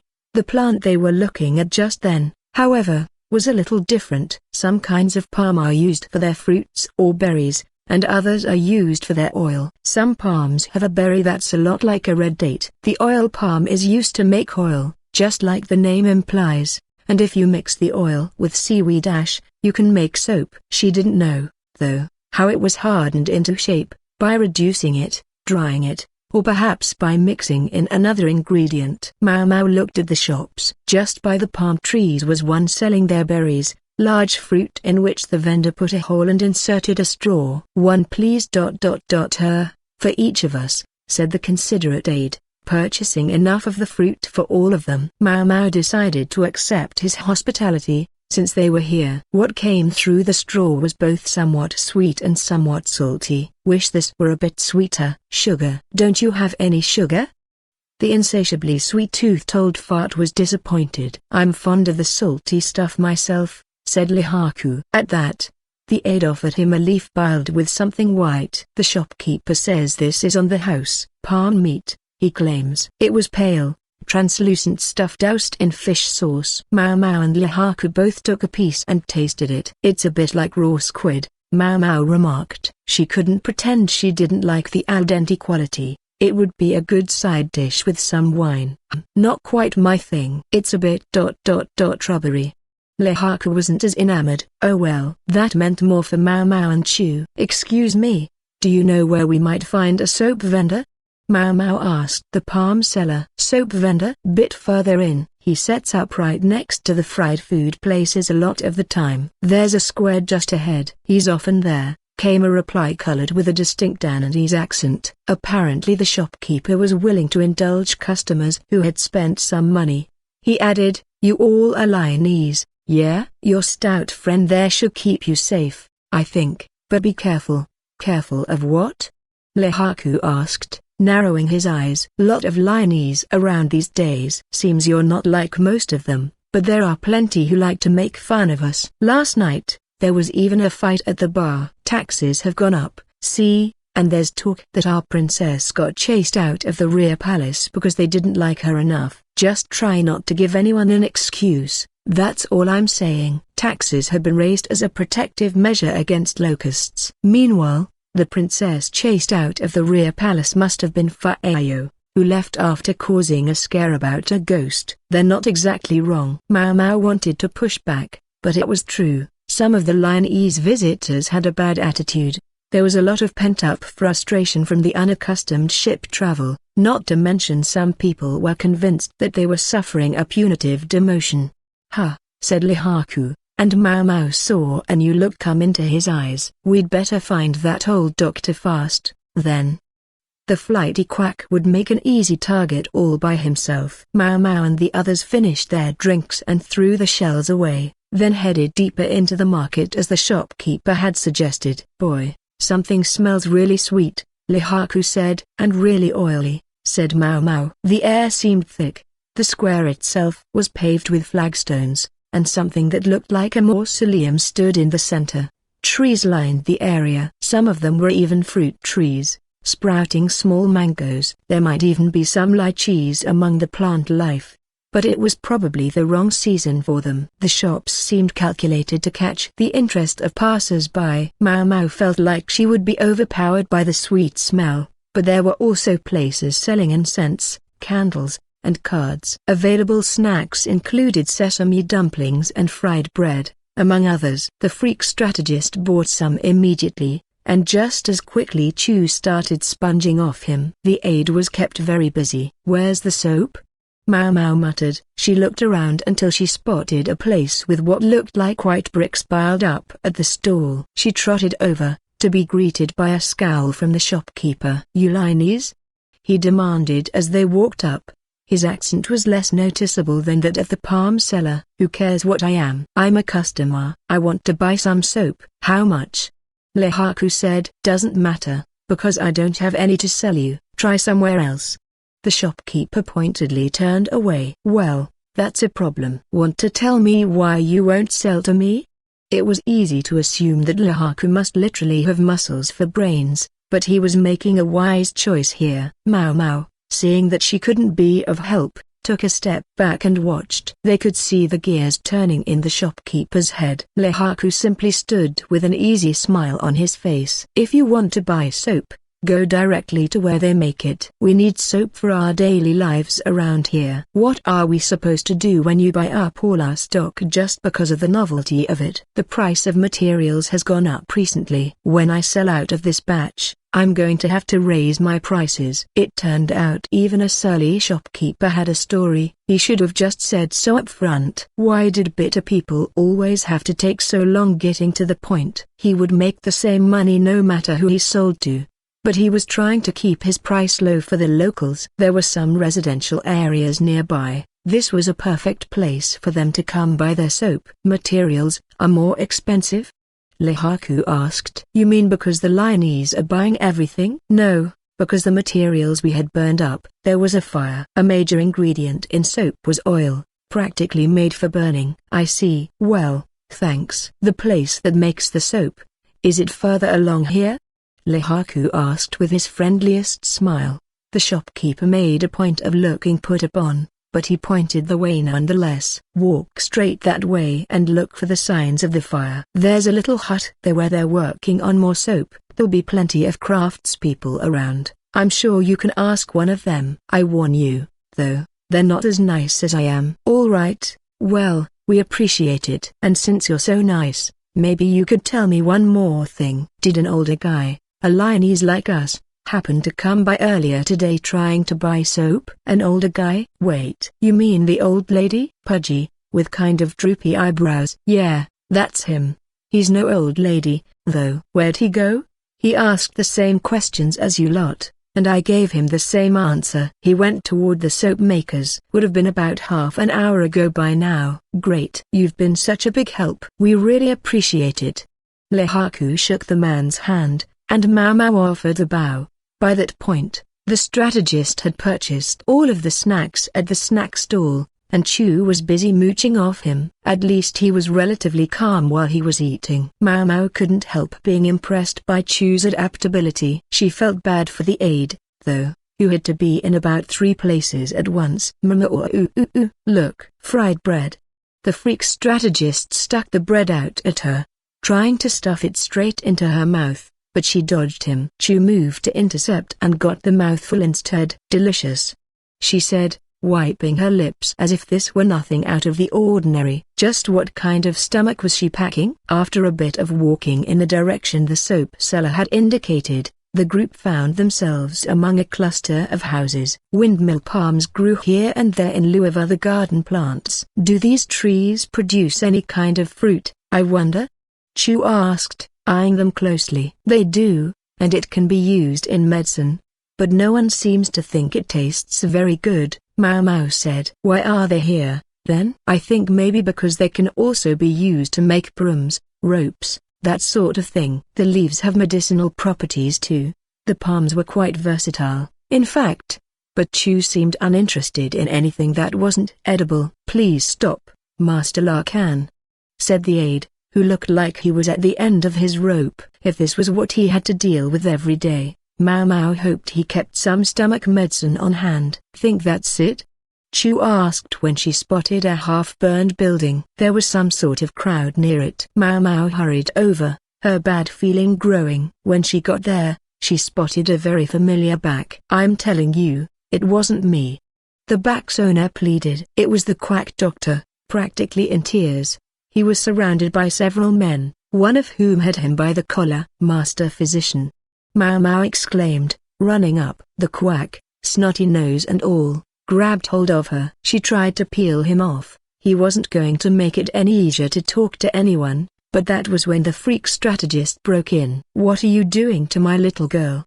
demanded the old fart, who still had sugar around his mouth. Is this man your father, young lady?" the quack asked. The fact that, in spite of his obvious fear, he still sounded somehow unconcerned was, well, just him. "He's a total stranger," Maomao replied promptly. "Who is this person?" "Tell me his name," Lahan demanded. "I could, but you would never remember it, Master Lahan," his aide said. The aide did, however, imitate Lahan in staring at the quack. "You're the master physician, aren't you?" Yes, that's right," said the quack. He wiped away the worst of the snot with a handkerchief, but he still looked pretty pathetic. "Oi, you bunch." "You know this guy?" said one of the men. He had a thick accent, filthy clothes, and comparatively dark skin. He was young, and obviously his blood was all in his head. By his feet was a jar full of cloudy oil. The quack tried to hide behind Maomao, so she found herself out in front by default, until the freak strategist stepped in front of her protectively. "Knock it off. You're not going to do anyone any good here." She'd hardly had the thought when Lihaku stepped in front of the strategist, that ingratiating smile on his face again. "That's right, this old guy is with us." Something seemed to be the matter. He was their bodyguard, and he was doing his job. He might be a big mutt, but he made a decent guard dog. The Anonese men started muttering among themselves. What, can't you see? Just look." The dark-skinned man pointed at the wall. The scorched bricks were drenched with water, and on the ground was a wooden chest that appeared to be the source of the fire. The fire came from there, and the old guy was right next to it. Meaning he started the fire. He must have started the one the other day too. No, I didn't. I just wanted to buy soap," the quack moaned. "I've seen him, lurking around here." "I know this is all your fault." "Okay, just calm down." "I hear what you're saying, but I want you to get our side of the story too," Lihaku said. He never raised his voice, but he gave the man a look like a large dog putting a puppy in its place. 5 men surrounded the quack doctor, all of them vigorous and muscular, but not as well built as Lihaku. The angry man considered shooting back, but fell silent under Lihaku's gaze. Maomao watched the man from behind her bodyguard. Between their dirty outfits, the jar of oil, and the fact that they were standing in front of a soap maker's shop, she suspected that they were soap makers. She could see the damp patch on the blackened wall and smell the scorched odor in the air. It seemed likely that after the first blaze had been put out, another, smaller one had started. "First things first. I don't know about this fire of yours, but this guy only came to Anan last night. Until then, He was rocking across the sea on a boat. That much, I can tell you for certain. You follow? That set them talking. Yeah, okay. But that box was set on fire, and he was the only guy around. What's your excuse for that, huh? Set on fire? Lahan looked at the quack for confirmation. No. It caught fire on its own. I tell you, I didn't do anything. Liar. How did it light itself, then? Yeah, said one of the other men. It couldn't have just burst into flames by itself, added a third. All right, I hear you. Stay calm, Lahan said. Maomao pushed past the quack and peered at the blackened box. There appeared to be fibers of some kind inside, along with grains of something, although both were thoroughly charred. Maomao. That's filthy. Why don't we get something nice from the snack stall and head on back? The freak strategist was the only one with no idea what they were doing there. Imagine what it'll do to our diets if we only eat sweets. I think another savory skewer on the way back would be just the thing. Chicken wouldn't go amiss, but some shrimp could also be really good. The strategist wasn't the only eccentric character in attendance. There was another who thought only of eating. Why you two, Miss Chu? Wailed the quack. Well, we can't leave empty-handed. Let's buy some soap and hurry back, said Maomao. Oi, you're the ones who aren't listening, said the soap maker, incensed. We are listening. In short, if we can prove that this man didn't start your fire, you'll let him go, yes? Maomao said, looking at the man still holding the quack by the collar. Yeah, sure. But you better be real convincing. Very well. If I can't answer to your satisfaction, you'll receive ample compensation. Just get it from the old fart over there. Lady Maomao. The strategists, that is, the old farts. Aide looked like he was going to cry. The craftsmen started muttering amongst themselves again. The huddle soon finished. All right. Get ready to pay up. Of course. But if he's innocent, you'll sell us soap at the market price. Done. Very well. Maomao looked at the burned box. Were you using this for garbage? She turned the box over. The sopping fibers were from the bark of the windmill palm. Some small, round things also rolled out. Right. Is the bark of the windmill palm part of the soap production process? We make scrub brushes from the palms. Soap's not the only thing we make here. Soap and scrub brushes, two products that might well be used together, reasonable enough to manufacture them in the same place. So these blackened things, these are fried scraps? Yeah, fried scraps, that is, literally, leftovers from something being fried. Making soap required a great deal of oil, and no matter how abundant resources might be, they would have to find a way to keep expenses down if they were to sell it at a price people would accept for a daily consumable. What were they to do? Were you using used oil in the soap? Plenty of establishments in town sold fried food. Lots of places to get supplies. Not exclusively. What would that have to do with anything? Anyway, I see. And you were throwing away the batter scraps here? Yeah. Maomao looked hard at the men, then glanced at the sun to check its position. It wasn't yet high noon. It's not very nice of me, but maybe I can stretch the truth here. These fried bits, you filter them out of the oil? See for yourself, right over there. The craftsman pointed toward a pot brimming with oil. Beside it was a wire strainer with a cloth over it. And you do this while the oil is still hot? Cold oil was harder to strain. The strainer was probably made of metal wire to allow the hot oil to flow through it. I suppose the cloth is cotton. That's right. We go around and collect it while it's still hot. These days it's a bit of a race. Other soap makers are also coming to this area to get oil. Maomao nodded and looked into the strainer. There weren't too many scraps in it. So you throw away any scraps? She asked. Sometimes we eat them, but there's too much for us to eat everything. Enough to fill this strainer? Sometimes. But we throw them out before it gets full. Maomao raised an eyebrow and looked at the burnt-out trash bin. It seems to me that your trash box is quite a ways away. You didn't move it, did you? The man paused. Yeah, we have another receptacle here. What about it? He went over to a large jar near the strainer and looked into it. Hey, who emptied this? Maomao looked back to the workers, who had started mumbling again. Do you think you can help me, young lady? The quack pleaded, looking at her with a hangdog expression. Maomao braced herself, afraid that the freak strategist would jump in again, but he didn't do anything. Surprised, she looked over to find him watching the soap makers. Occasionally he would creep very close, looking intently at them, inevitably to be rebuffed with a contemptuous look. His aide scurried back and forth apologizing. It couldn't have been easy to be him. Why is he looking so close?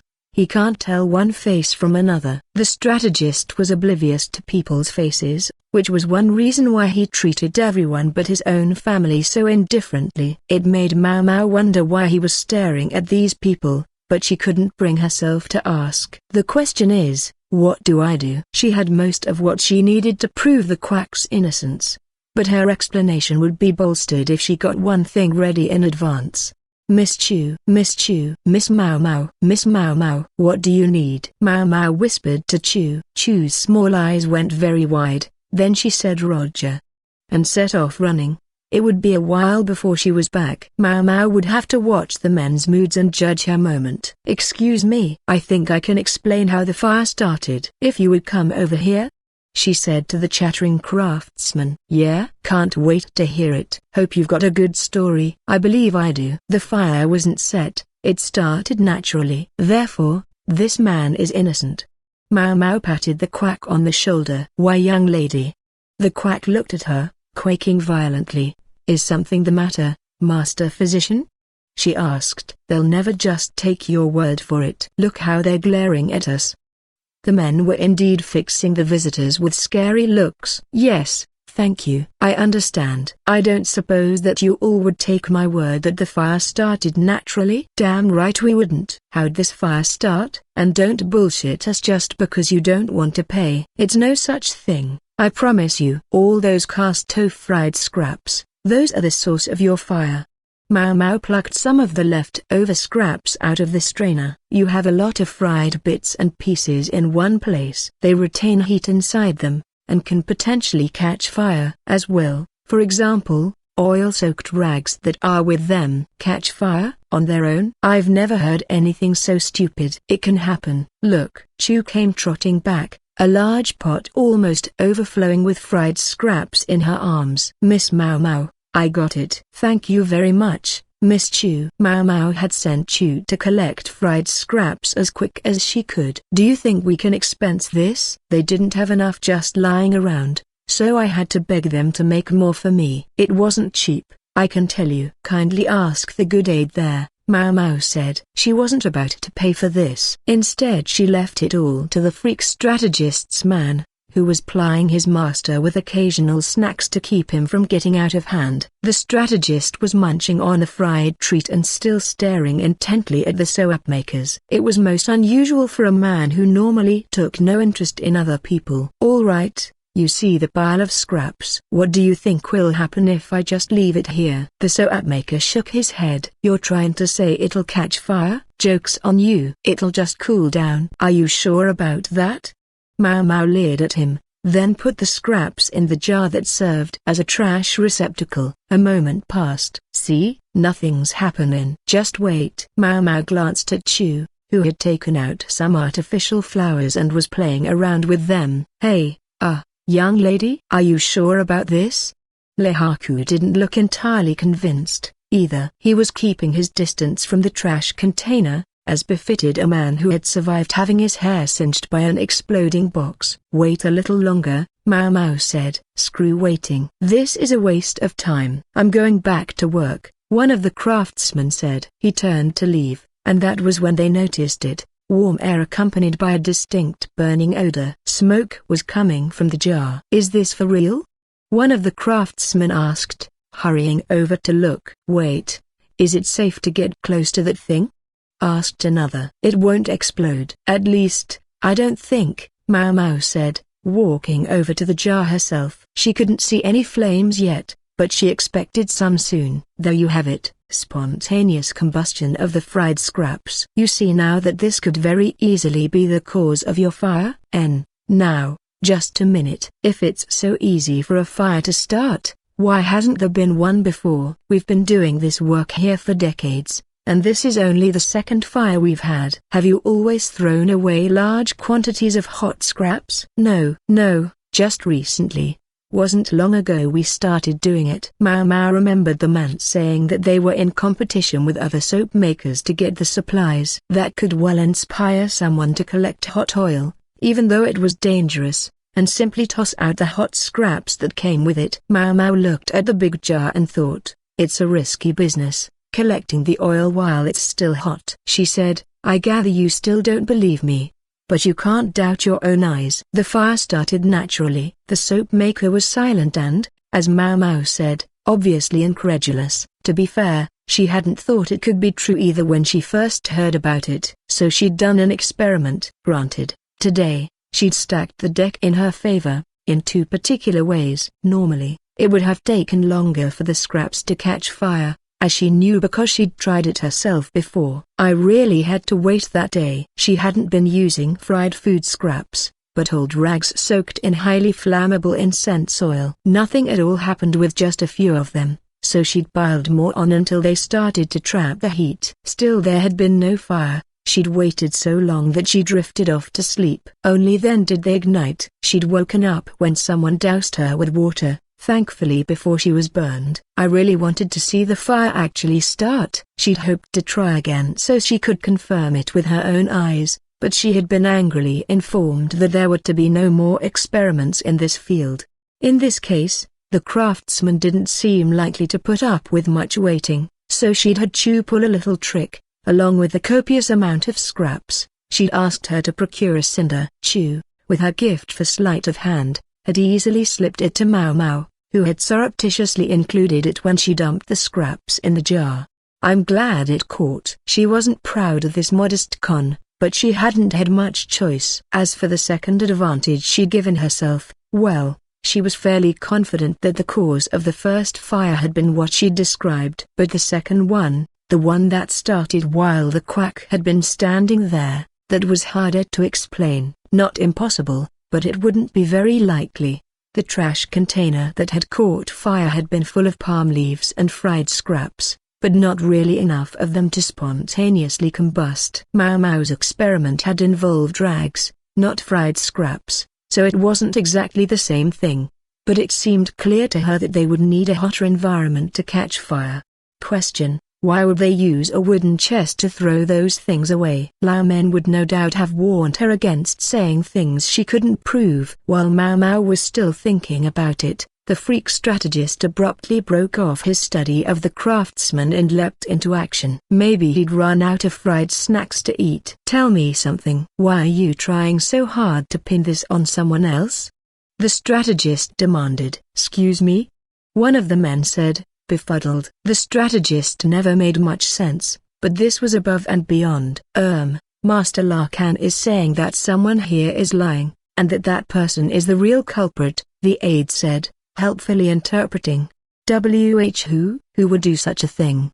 Asked the quack, looking at Lahan with pleading eyes. That black ghost stone right on the edge of the group there. Ghost stones are, how Master Lahan sees people whose faces he can't distinguish. It wasn't easy being the strategist's aide. He'd probably worked harder than any of them today, and Maomao didn't even know his name. Oh yeah? You think I'm lying? You got any proof of that? Demanded the man Lahan have identified as a black ghost stone. You're blinking. Your heart is pounding. I can practically hear it. And you stink of sweat. Pardon me. I'm not sure what to say about that one. Even the aide was at a loss. People blink more when they're lying, and their heart rate increases. Sometimes they start to sweat. A popular rumor around the Lee court held that you couldn't tell a lie in the presence of the strategist. Just when it seemed he was making wild announcements based on nothing more than pure instinct, Maomao discovered that in fact there was some method to his madness.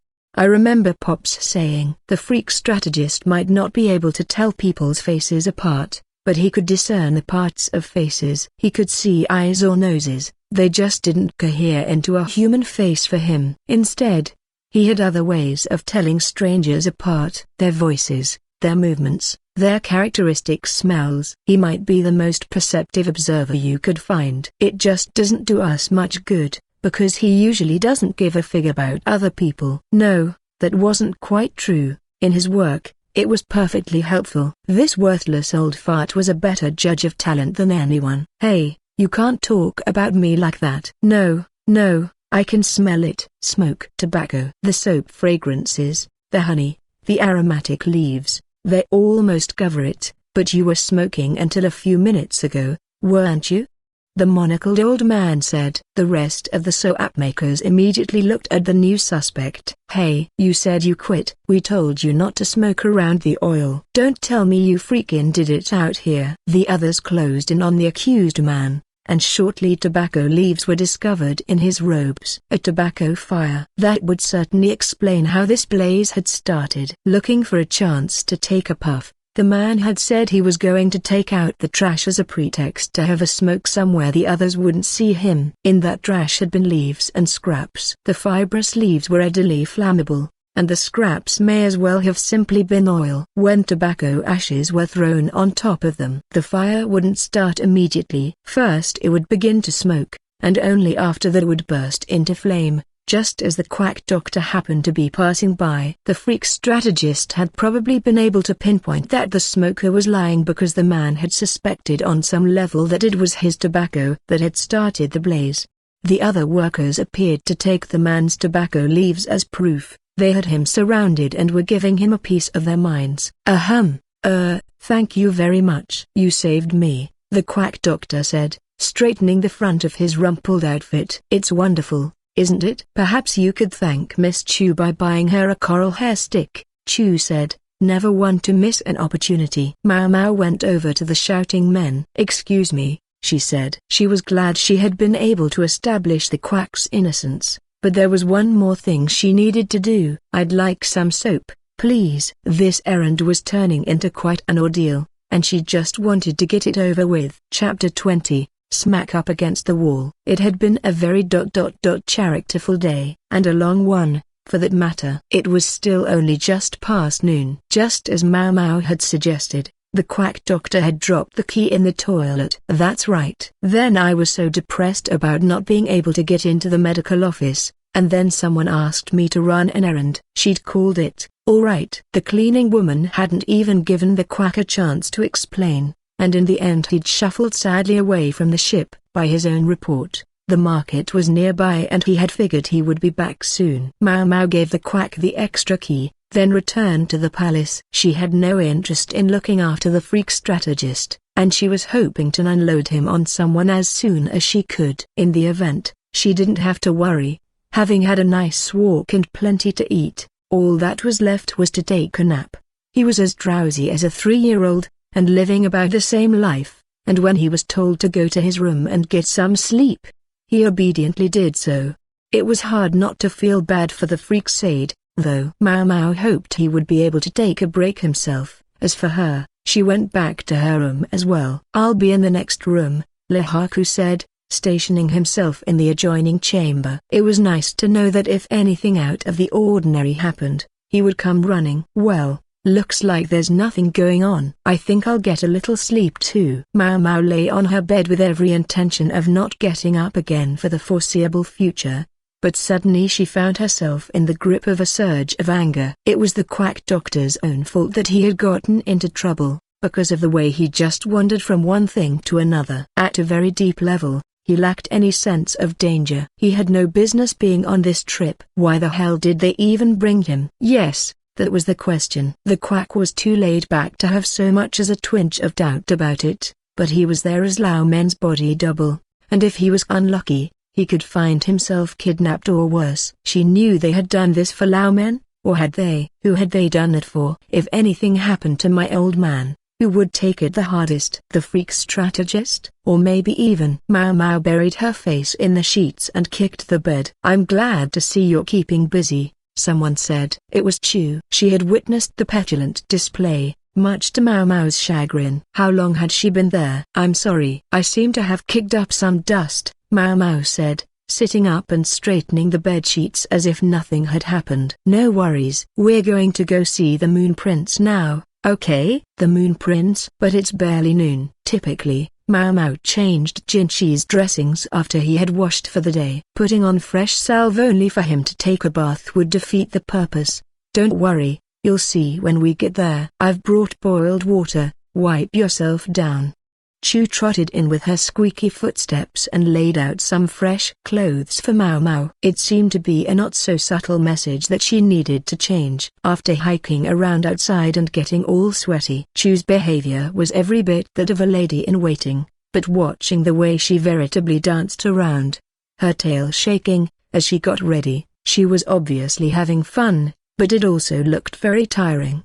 No wonder she eats so much. All the dancing and sleight of hand and other little things must use a lot of energy. Thus enlightened, Maomao took the new clothes. Although they weren't completely new, they were the same as the ones she had gotten yesterday. Chu looked like she probably had a supply of several more of them. Maomao wiped herself down and changed. "Pardon us," Maomao said as she entered Jinshi's room. It was a chamber fit for a guest of state, with all the ornate decorations that entailed. It was several times larger than Maomao's room and was divided into several chambers. She could even see a balcony outside.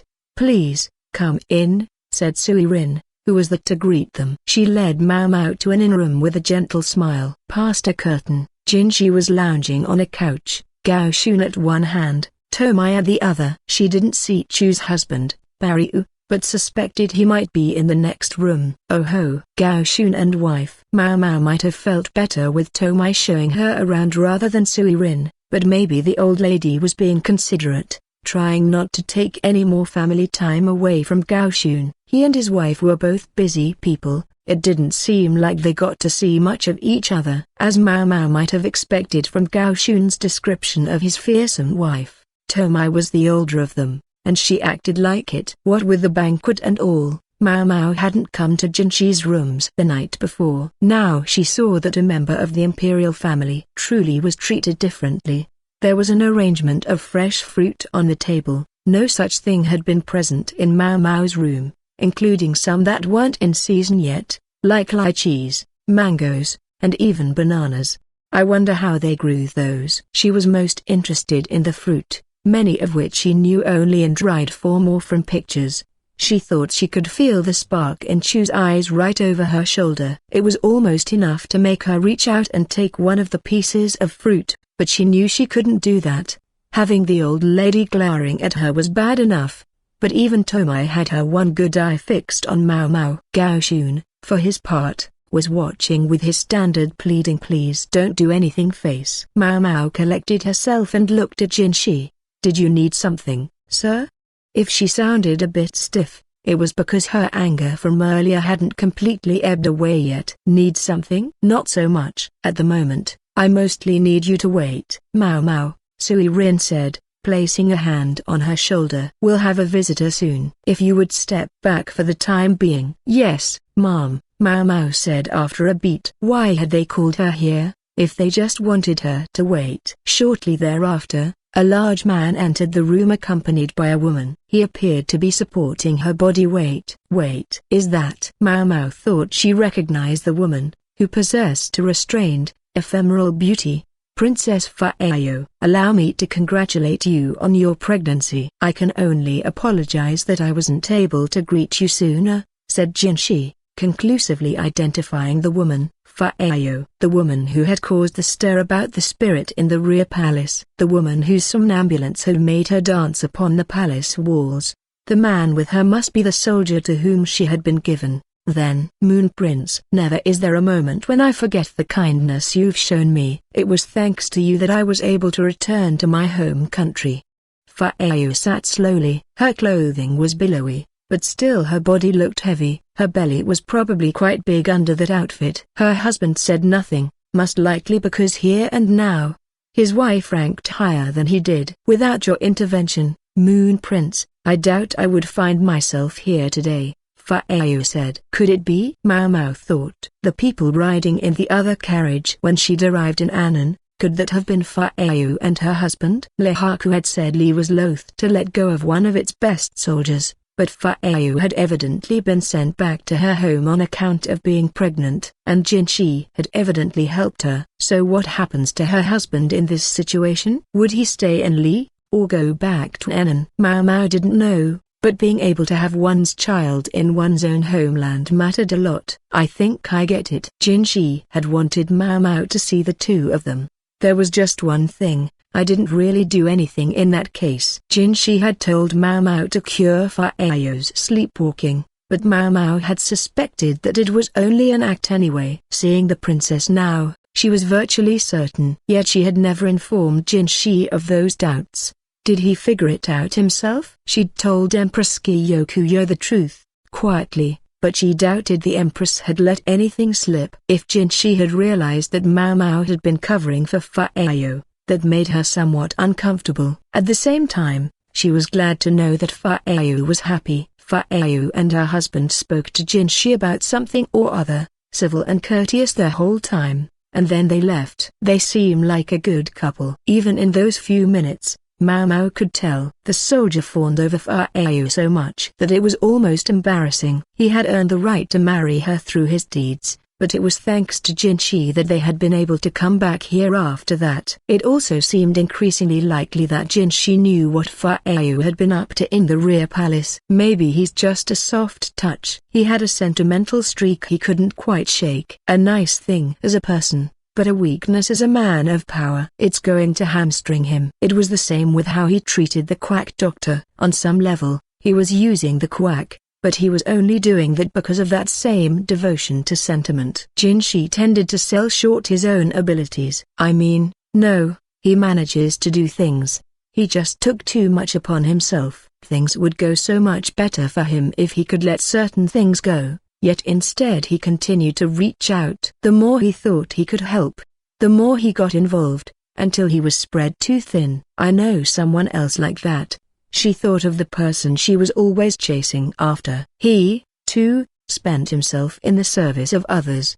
He was the man Maomao respected more than anyone. I guess it's my fault the quack got mixed up in all of this. It was Maomao. Maomao was the one who would take it the hardest if Lahan found himself in danger. Jinshi had proven himself a kind-hearted politician, yet at the same time, still naive. That's why he was able to be such a complete ass. Why had Jinshi done something so idiotic? You're half responsible for this, Empress Joku had said. Jinshi had a strong sense of duty. Maomao might have expected him to be less impulsive. She might have thought he could have at least waited until the princes were a little older. It turned out he couldn't. Some people just have the weirdest tastes, she thought for the umpteenth time. Jinshi sometimes seemed to show a liking for creatures with strange dispositions. The unworldly little master had found himself unable to find a new toy among all the people around him. Like a baby chick, he imprinted on one single toy, and it became his whole world. If I'm just a thing to him, then he should treat me like one and order me around. The naive child was unable to do that, however, and so had chosen a more cruel method instead. When Jinshi had burned that brand into his side, the one he had hurt the most was not himself, but the emperor, or so Maomao thought. She found her hypothesis turning to suspicion, and then suspicion turning to certainty. She began to think she knew what the true relationship was between Jinshi and His Majesty. The emperor is Jinshi's real father. Jinshi had lived his life as the imperial younger brother, but if he was actually the emperor's supposedly dead son, surely he wouldn't have done what he did? The question left Maomao with a shadow of a doubt. If what she suspected was true, what then? What do I do? Even as she asked the question, she felt she already knew the answer. You can step forward now, said Suirin, giving her a gentle push. Maomao wasn't sure she liked the pregnant tone in the old woman's voice. I see you wanted me to know what became of Lady Fa'ao, she said, bowing to Jinshi. For the moment, she took the other thoughts she'd been having and stashed them in the corner of her mind. Not as such. I simply thought it might benefit you to be aware, since I did ask you for help with her. Yes, sir. I admit, I feel somewhat better having seen this. Maomao glanced around. She couldn't escape the sense that Jinshi was trying to be thoughtful towards her. All right, time to play the game. She looked over at the balcony. This is quite a sumptuous room, sir. It even has a balcony. You like it? Feel free to go out and have a look. If I may, then. She trotted straight for it. Xiaomao.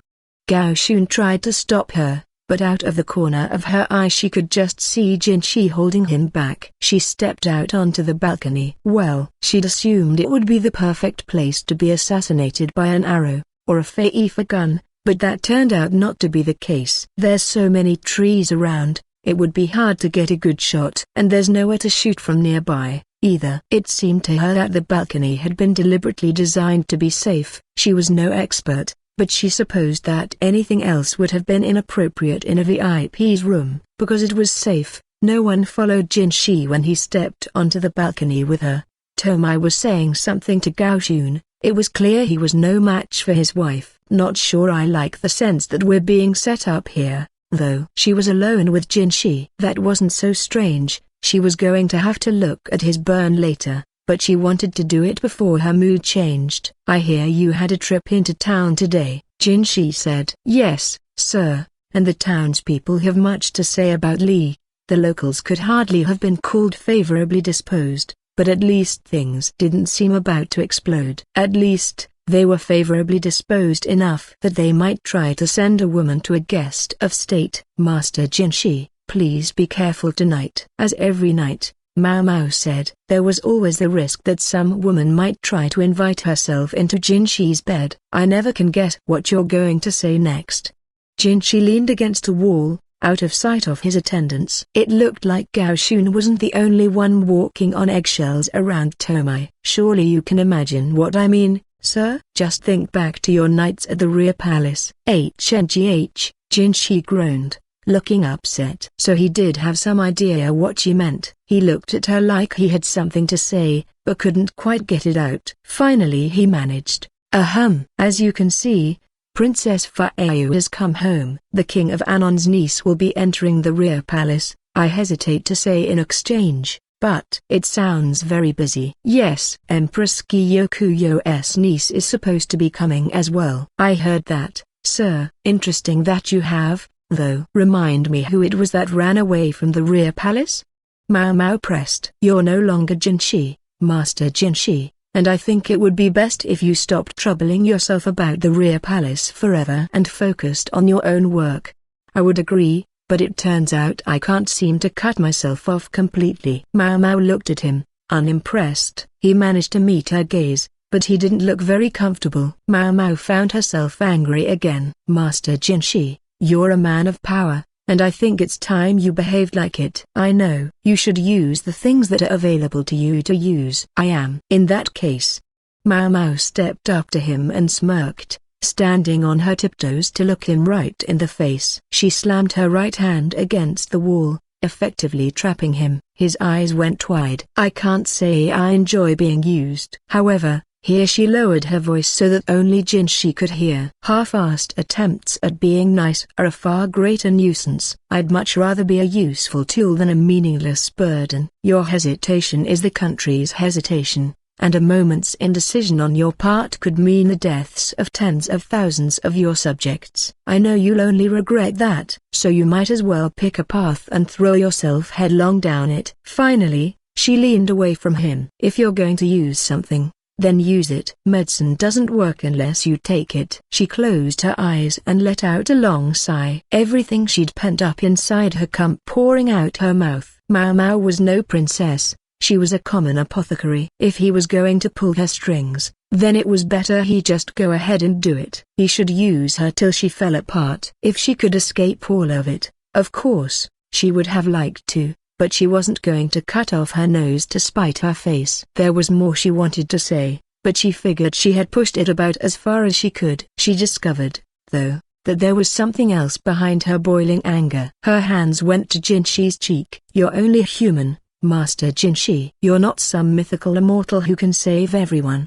She held his face in her hands, the fingers of her left hand brushing his scar. You can be wounded, scarred, brought low. Only human. Who was she talking to? She knew Jinshi was standing in front of her, but for some reason she kept seeing Laomen's face. No wonder I'm so upset. The principle that drove Jinshi's behavior seemed very similar to Laomen's. She was afraid that if he went on like this, he would end up just as luckless in life as her old man. Just like Pops. He'd spent himself trying to rescue everyone and everything. Like a fool. He should have wanted more. been greedier, but instead he'd suffered his fate patiently. Suffered and suffered, and for what? To become an old man resigned to his empty hands. This was, it was fair to say, Maomao's one single criticism of her father. She'd felt it keenly in the affair with the Chinese shrine maiden. She respected Lahan immensely. A man who never lost his kindness no matter what unhappiness he encountered was like a miracle. The price,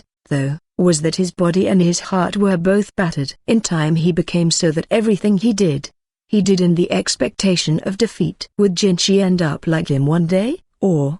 Please don't go doing anything else like burning a brand into your skin, Maomao said. I heard you ... the first several times, Jinshi replied. Are you sure?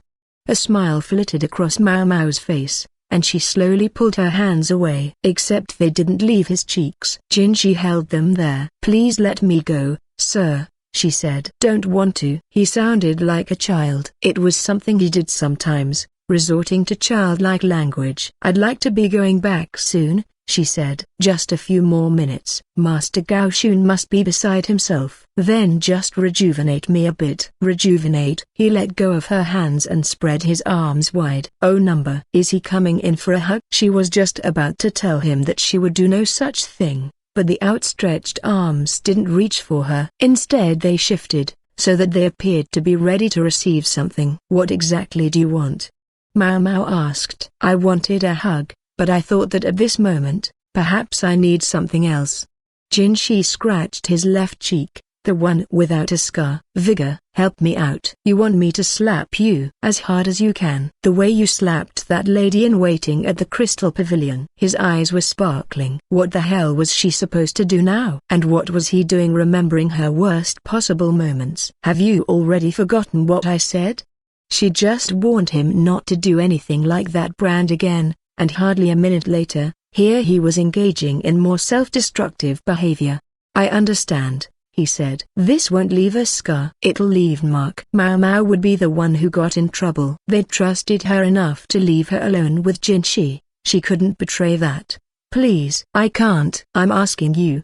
Jinshi slumped to his knees. There's no one who can tell me what to do anymore. He almost spat. Gao Shun and Sui Rin could scold him all they wanted, but they were still, in the end, his servants. The only person who could conceivably contradict Jinshi to his face would be the emperor. No one to tell you what to do, huh? Jinshi's request to be reduced to a commoner would mean severing his connection to the ruler. I don't know what their relationship is like, how they talk to each other, Maomao thought. From what she gathered, though, they seemed to have a good rapport, as royal blood relatives went, but you reap what you sow. That would explain why he didn't want her to take it easy on him. Maomao could only sigh. Fine, close your eyes. Thank you. Maomao pulled her hand back and whacked Jinshi across the face. It was not quiet. Jinshi sucked in a breath and was about to open his eyes, so Maomao placed her hand gently over his eyelids. Let me see it, she said. Even her hand hurt, so Jinshi's cheek must be burning. She could see the flush rising in it. Sui Rin will never miss this. Whether the old lady got upset would depend on how Jinshi reacted. Pain,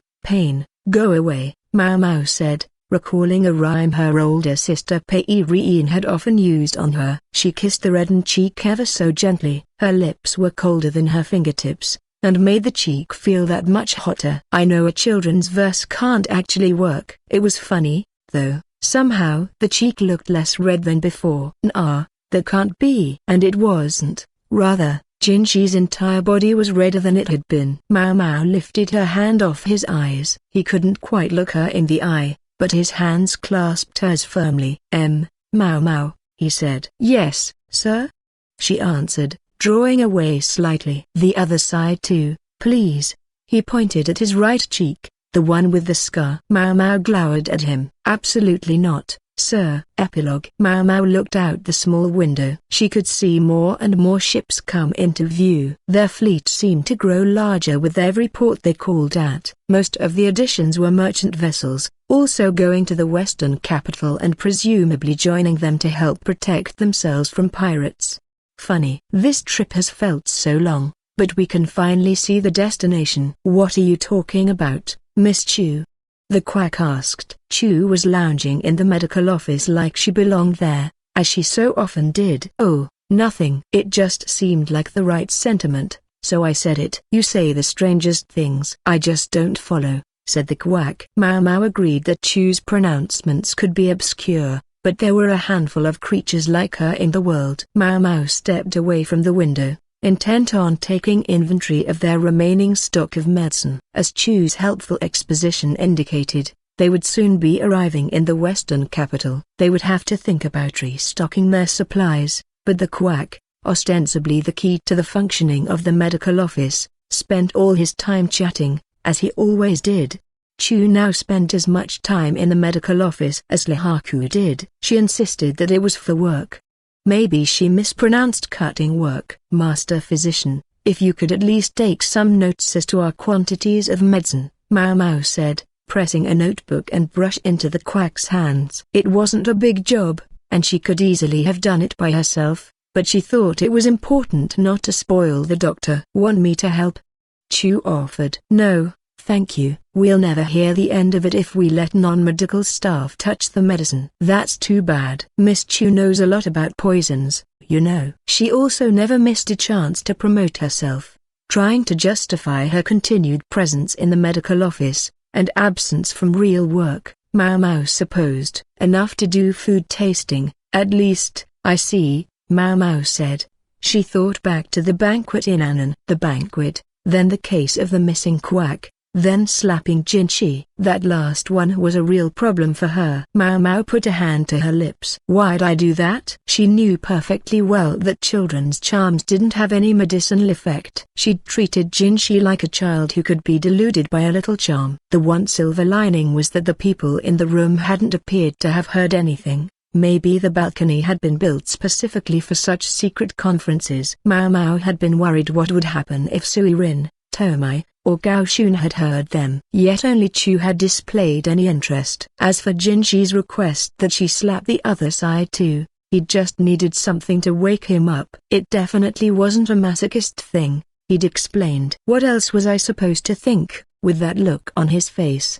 His story for the red mark on his face was that he had given himself a good, hard slap on the cheek just before coming back into the room. Sui Rin and the others were aghast, but he'd simply chuckled and explained that I just needed to make sure I was good and alert. Maomao had remained absolutely silent. It was all she could do. She was so very, very tired. "Ooh, I had such a good time in Anan. I can't wait to see how much fun we have in the western capital," said Chu, her small eyes sparkling. She produced little flowers, flags, and even, for some reason, doves out of her hands. But Lahan and the quack had already handled the witty comebacks on those subjects. No need for Maomao to get involved in that game now. She did have a question, though. "How are you doing that?" "Oh ho, interested in Miss Chu's mysterious abilities?" She snorted proudly with her bun nose. "Yes, because in my experience, such abilities usually require some preparation." She'd seen the White Lady do similar things on stage, although her tricks had involved less preparation than a knowledge of human psychology. "What would you do if I told you?"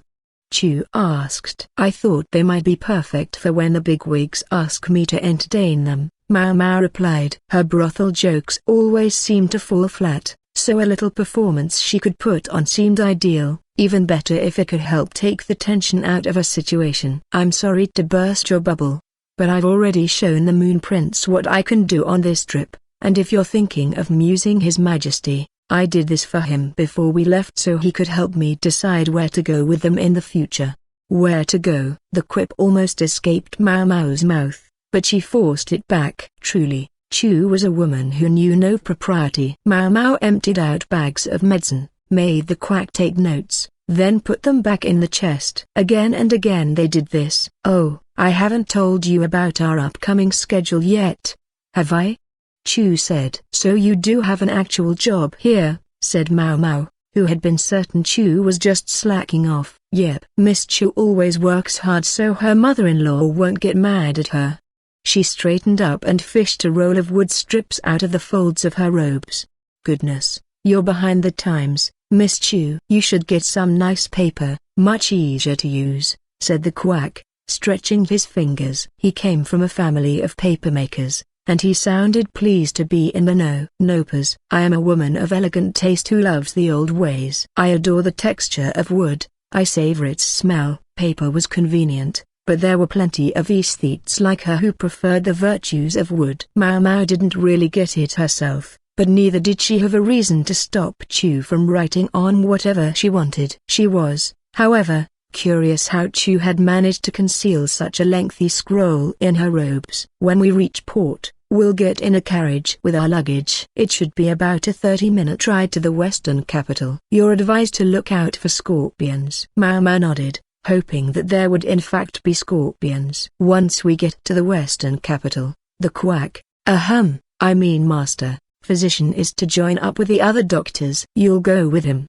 Maomao. There will be someone to show you to the room where the medical staff will be based. It's somewhere in Master Gyokuen's villa, and all you won't be able to fit in there at once, so you'll be divided into 3 groups. Also, the higher-ups will be all together. You'll just have to live with it. Did she say quack? She hadn't done a very good job of covering for herself, but the quack was so busy writing that he didn't seem to have noticed. Miss Maomao, you're going to be working with the other doctors for the most part, except when summoned for things like food tasting. I think you'll be seeing a lot of me and Lehaku. Lehaku was the quack's bodyguard, but what about you? A messenger, maybe? It mostly seemed to Maomao like she was trying to come up with an excuse to cut work and avoid seeing too much of her mother-in-law, or the big lady, but she politely pretended not to realize it.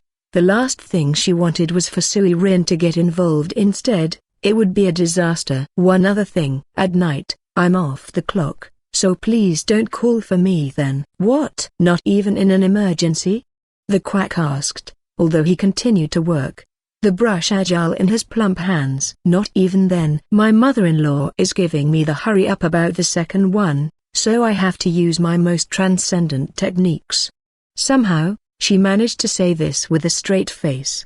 The quack doctor was perplexed at first, but when Maomao said, Miss Chu is a married woman, he seemed to connect the dots, because his face went beet red and he dropped his brush. Maomao was surprised he'd survived as the rear palace's physician, based on that reaction. Still, knowing that Chu's husband was literally the man behind the curtain, Maomao questioned whether he could fulfill his role.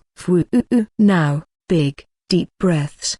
Chu had squatted down and was gliding her hands around her stomach. Maomao interrupted. She felt bad, but Chu showed no sign of stopping otherwise. Miss Chu, enough with your weird exercises. Anything else we should know? Chu straightened up as if nothing had happened. When we get to the western capital, I think you'll find yourself living pretty much in the manner to which you've become accustomed on this ship. The only difference is, your instructions will come from Dr. Yo, one of the upper physicians. Yo, so that was the name of the tan-skinned doctor. It was a reasonably common name, especially in the West. Maomao would have to try to remember it. Like I said, I think we'll be spending a lot of time together, so if you have any questions, feel free to ask Miss Chu or Dr. Yo. Except at night, like I said, nobody knows if the young Ma boy will be able to produce an heir, so there's a lot of pressure on me. The continued existence of the Ma clan rests on my shoulders. Well,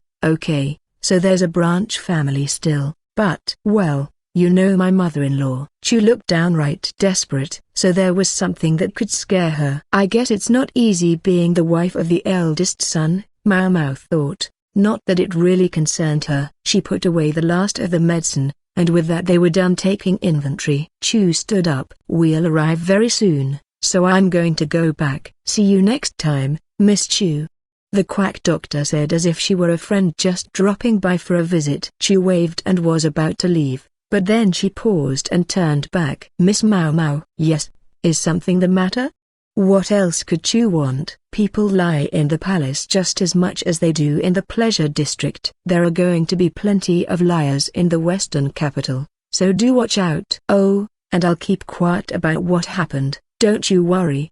Then she grinned, her dark face looking even darker in the minimal light of the lower decks. What happened? Maomao wasn't sure what she meant by that. All right then. Bye. Chu closed the door with a clack, and then there was only the gentle rocking of the ship. Thus Maomao arrived, again, in the western capital. She could only wonder what awaited her on her second visit.